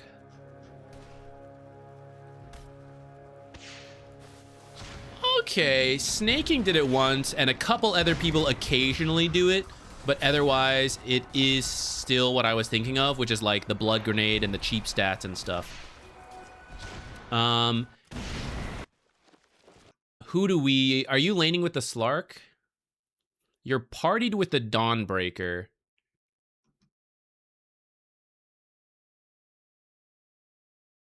Divine 3 Chen. Okay, I assume you're playing hard support. You're just not with your party member. That's okay. Headdress would be good if it's a very, like, casual lane. We're not fighting, we're poking, we're trading. And we're doing that, like, right from the start. Because nowadays, Chens like to trade with Penitence. And since you're getting the bonus attack speed, you want more damage to rack up value. And even if you're going to do Headdress, you can just get it later. You don't really see Chens doing the Divine Favor level 1 rush anymore, which is when the Headdress is best. So if you think that's the case, that's when I would consider Divine Favor. Well, I'd probably still get Divine Favor later. I feel like the level 1 is pretty good. Okay, well, it's a temporary tri-lane. We're going to find out in a moment. But Earthshaker is not the kind of hero who casually harasses you a lot. So I feel like you could skip the headdress and just right-click him a lot. Because he's melee and you're ranged. You're one of the best ranged heroes in the game. Longest range, I mean. So that's where I feel like the auto attacks help a lot, along with the penitence and creep damage. Like here, all these hits, you probably have like 10, 15, 20 bonus damage there. Depending how much you bought. Which actually, it could be even more, because you could have bought, let's say like a Fairy Fire and 2 Iron Branches. That's 4 damage, and then you attacked 5+ times, right? 20+ damage right there.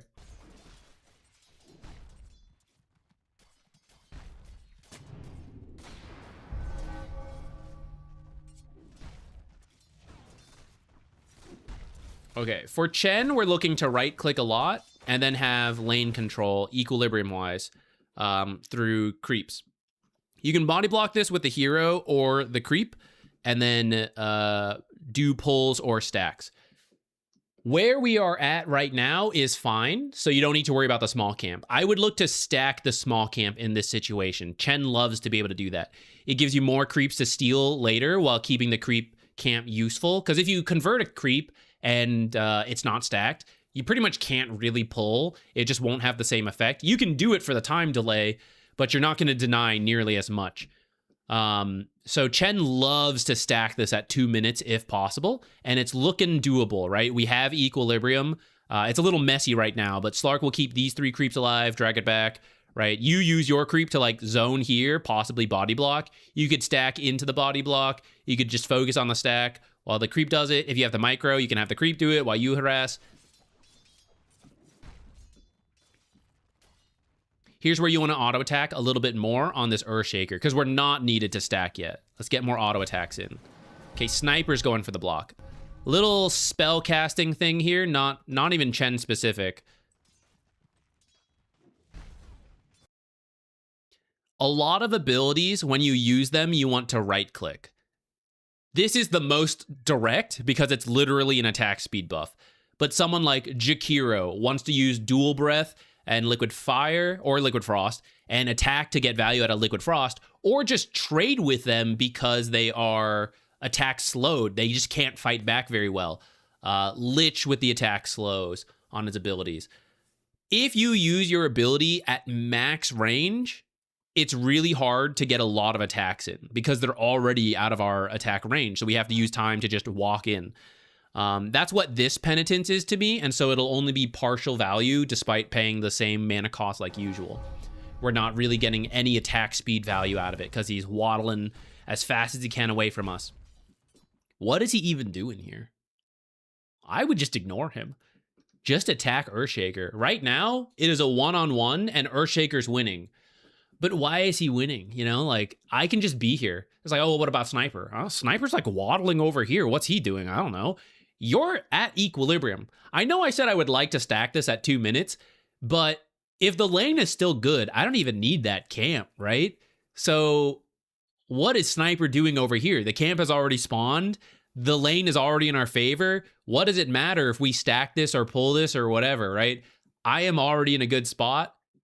I can just focus on kicking Earthshaker's ass. And then when Sniper is forced to come over, that's where I use my micro to now potentially still stack.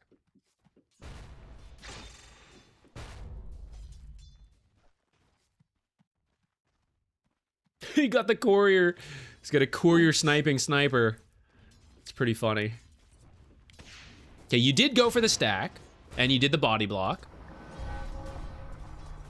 1, 2, 3, 4, 5. I believe you got, well, okay, it's getting a little weird. I don't know what's happening to the buff bar. I believe you got 4 to 5 auto attacks in that penitence, right? So that's the bonus attack speed coming into play. If you had the creep closer, a little bit more there as well. Look how much damage that did to him. Chunked him down. Boom, got him.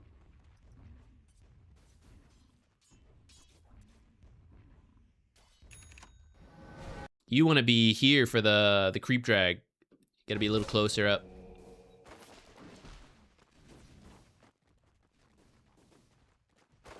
Oh, I got a little thrown off from the zooming. Never mind, we don't need to creep drag. Now we will, actually, because it went under the tower.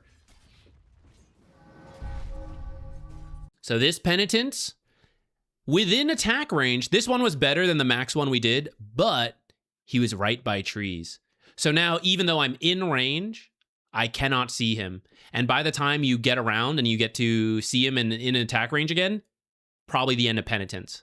So this is another one you want to hold off until you get a better time to use it. Why not this guy?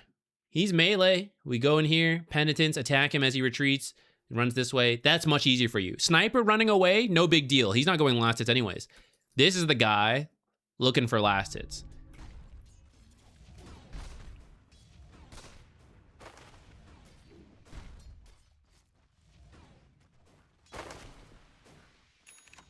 Sniper's messing up a little bit, but this is great, right?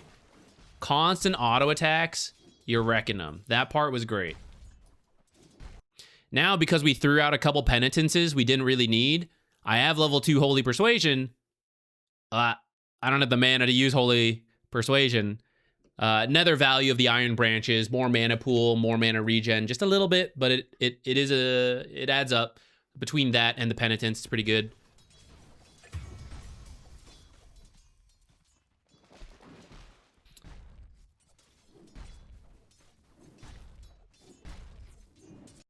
Now, inevitably will happen because we're not perfect players, but as Chen, when the lane ends up here and they're holding it there, it should feel like, I think I've screwed up something, right? Because you even got the double stack. This camp was blocked. They haven't used this camp to pull. It is now up, but it hasn't actually affected equilibrium. So it's only through... They will do tricks to try to come back, right? But between your micro and like what you can do with the creeps, you're then supposed to be able to get it to come back like right away, which I believe is happening. I believe a Slark is pulling this.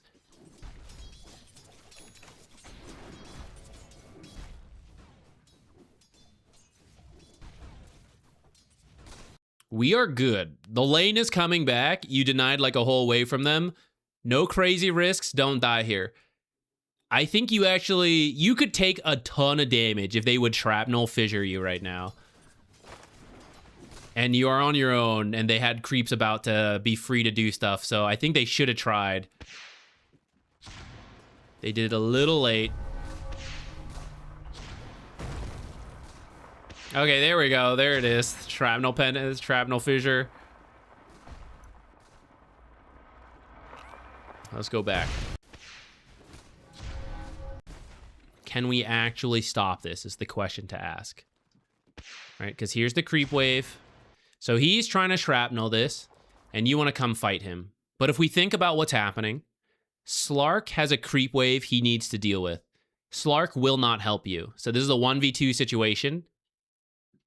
Fissure block here, you're dead.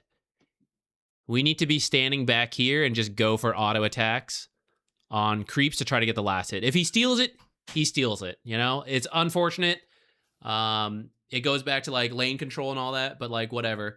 It denied a whole wave from them, and now Sniper's farming it. It's kind of like gold even in the end, and you're actually getting XP. So this ends up being a bit too aggressive. And then the dangerous part is actually you're now in a 3-on-1 because you went in between Sniper and the camp.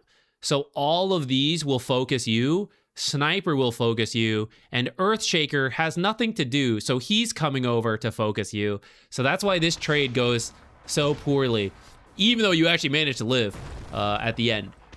But we lost all of our health, and we didn't really need to. We can just like stand over here, poke a little bit, stand over here even, be very safe. Just poke a little bit. There's two. What the heck? No one grabbed that one? I do appreciate the attempt to stack. That's pretty good.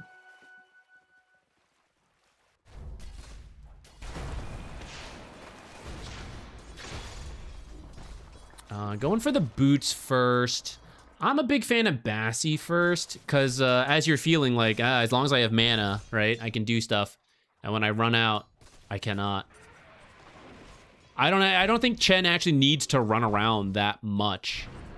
Because if they approach the lane, you fight them off. And then if they're not in the lane, you can like go jungle. So you actually don't even need to move that much. I would say the Bassi first. I like it more. Again, as a only partial Chen player.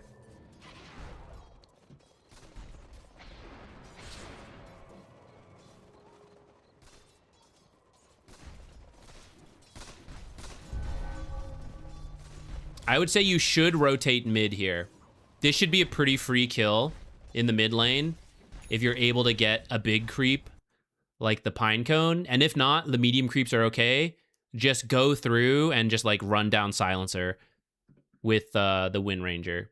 Even though she's kind of losing here, if you just have the creeps on him, I think he won't be able to do much. Though, I didn't realize she was losing this badly, which does hurt. I do think you want to be at the rune in some form, though, even if you send just a creep to deny it. Or you are there to gank. I think that's one of the greatest strengths of Chen, is the, like, mid-dive with creep army.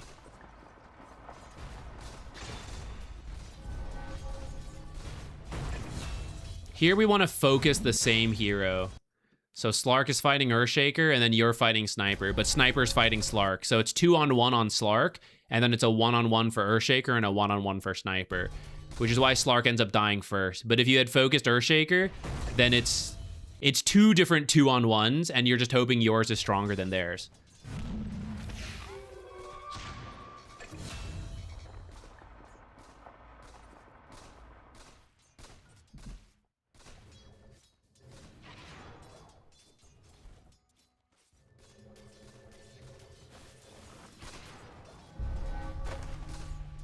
locked in the game, but your videos have revolutionized my warding. I'm happy to hear that. Warding is one of the easier things to bump up in terms of skill level. Because it's not like it's that, like, you just need to know the concept of where to ward is the hard part, I suppose. But there's some things that is like, if you know the spots, there's a big difference from like this spot to that spot, and it's not that hard. It's like you're in the same place already. It's like 2 seconds more time to move your cursor over at most. It's one of the easier things to like level up quickly. Though choosing the right spots is maybe then the harder part. That does take time. Okay, lane starts to get over at this point. Okay. I felt outplayed, but see some mistakes I did. Okay, cool. I'm glad we helped cover it. It was still pretty close, it looks like, right? Yeah, like, even though they ended up winning a couple of these fights, so we can see, like, just fixing, like, 1 or 2 of those mistakes, we can now be, like, several hundred ahead. He's several hundred down, and it'll feel more like a winning lane. This is, like, not that bad. And Chen is hard. I'm feeling it, too. As I've been playing more Chen, I'm like, damn, it is tough to do everything you know you're supposed to do. So you're already in a good spot by at least being even, and then as you get more comfortable bumping things up, you're good to go. Noob Lord, what's up? First time here, can you help me out? What is up? If you have a quick question, I can help out. I can't do I don't think I can do another replay today because I have to end fairly soon because I have something else I have to do. But most Mondays and Wednesdays we do these. If you have a quick question though, I can give an answer. Same with anybody else. If any of you have a question before we have to end.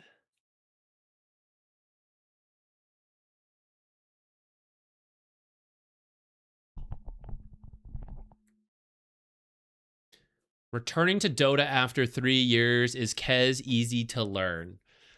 A basic level of Kez is not that bad. I don't know what level of play you're hoping to achieve.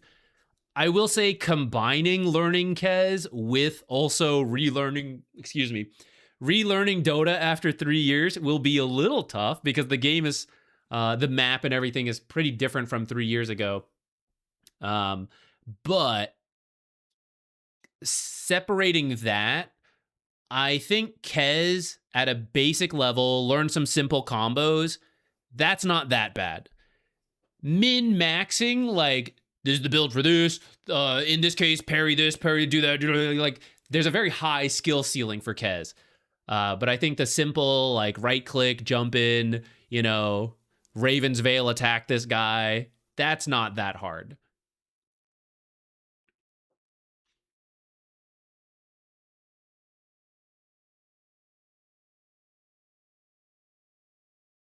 Getting used to the new... Yeah, the map, the waterways and everything, very different. Very different. I'm trying to remember, like, what 3 years ago was. My advice to you, I think Twin Gates... I don't know if you had these before, but even if you did, they're very good and they're just... they're very underutilized. I would recommend... recommend you try to utilize it a little bit to be like, hey, I'm top, but I want to be bottom. Whoa, Twin Gate.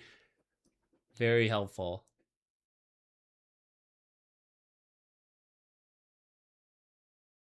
Did you make a Rogue Dazzle Desolator position 4 vid? No. I would not recommend Deso on a support Dazzle. Off lane or mid Dazzle doing like the Ags and stuff can maybe make a case for it. And I maybe have done that in the past, but I don't think I would have ever done a support one. Unless I was having some, like, if I were to do a video on it, it would be because I would have been playing Dazzle and had some insane game, and then I got a Desolator for laughs. But I would never do a serious video on it, I think. CatScan, thank you. Thank you for watching it. I'm glad it's helpful. It's fun to play like a noob again. I would say so. I think it's really fun to just like learn games. even though I like Dota more, we did a dip back into League like some time ago to maybe make videos to transition people over, which I never ended up doing. But it is just fun to like play a different game and learn a little bit. I enjoy it anyways. And I think if you like Dota, you probably have to like that to some degree because Dota is so much that if you didn't, you probably would not have been drawn into Dota. Okay. I will, let's see, who's doing stuff?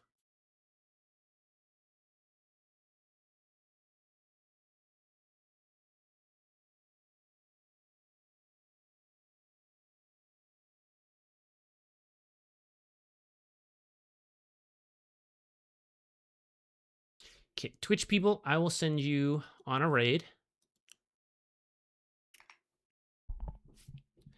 YouTube gang, y'all are going to be free to go.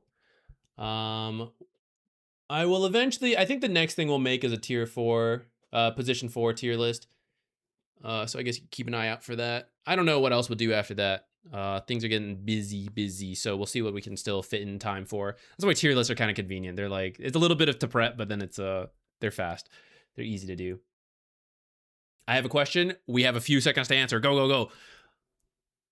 Had a fun first stream. Thank you. Glad you enjoyed it. You just met one today. It's not great. I wouldn't recommend it. I played against a Venom today who carelessly pushed, but every time when I TP'd in with NP, he went away with invisibility. It's not even fully there, and I always TP'd out of vision. I mean, it might be decent game sense. Like, maybe he just realizes a lot of you are missing. He might have vision somewhere you don't realize, like a Plague Ward is somewhere that sees the teleport, a ward is down and you don't realize. It is possible to run into map hackers who see that stuff. It's usually rare. It can sometimes just be coincidence. My advice would be to load into the game and go look at his perspective and see if he saw anything and see if it seems like coincidence or if it seems like this seems like a cheater.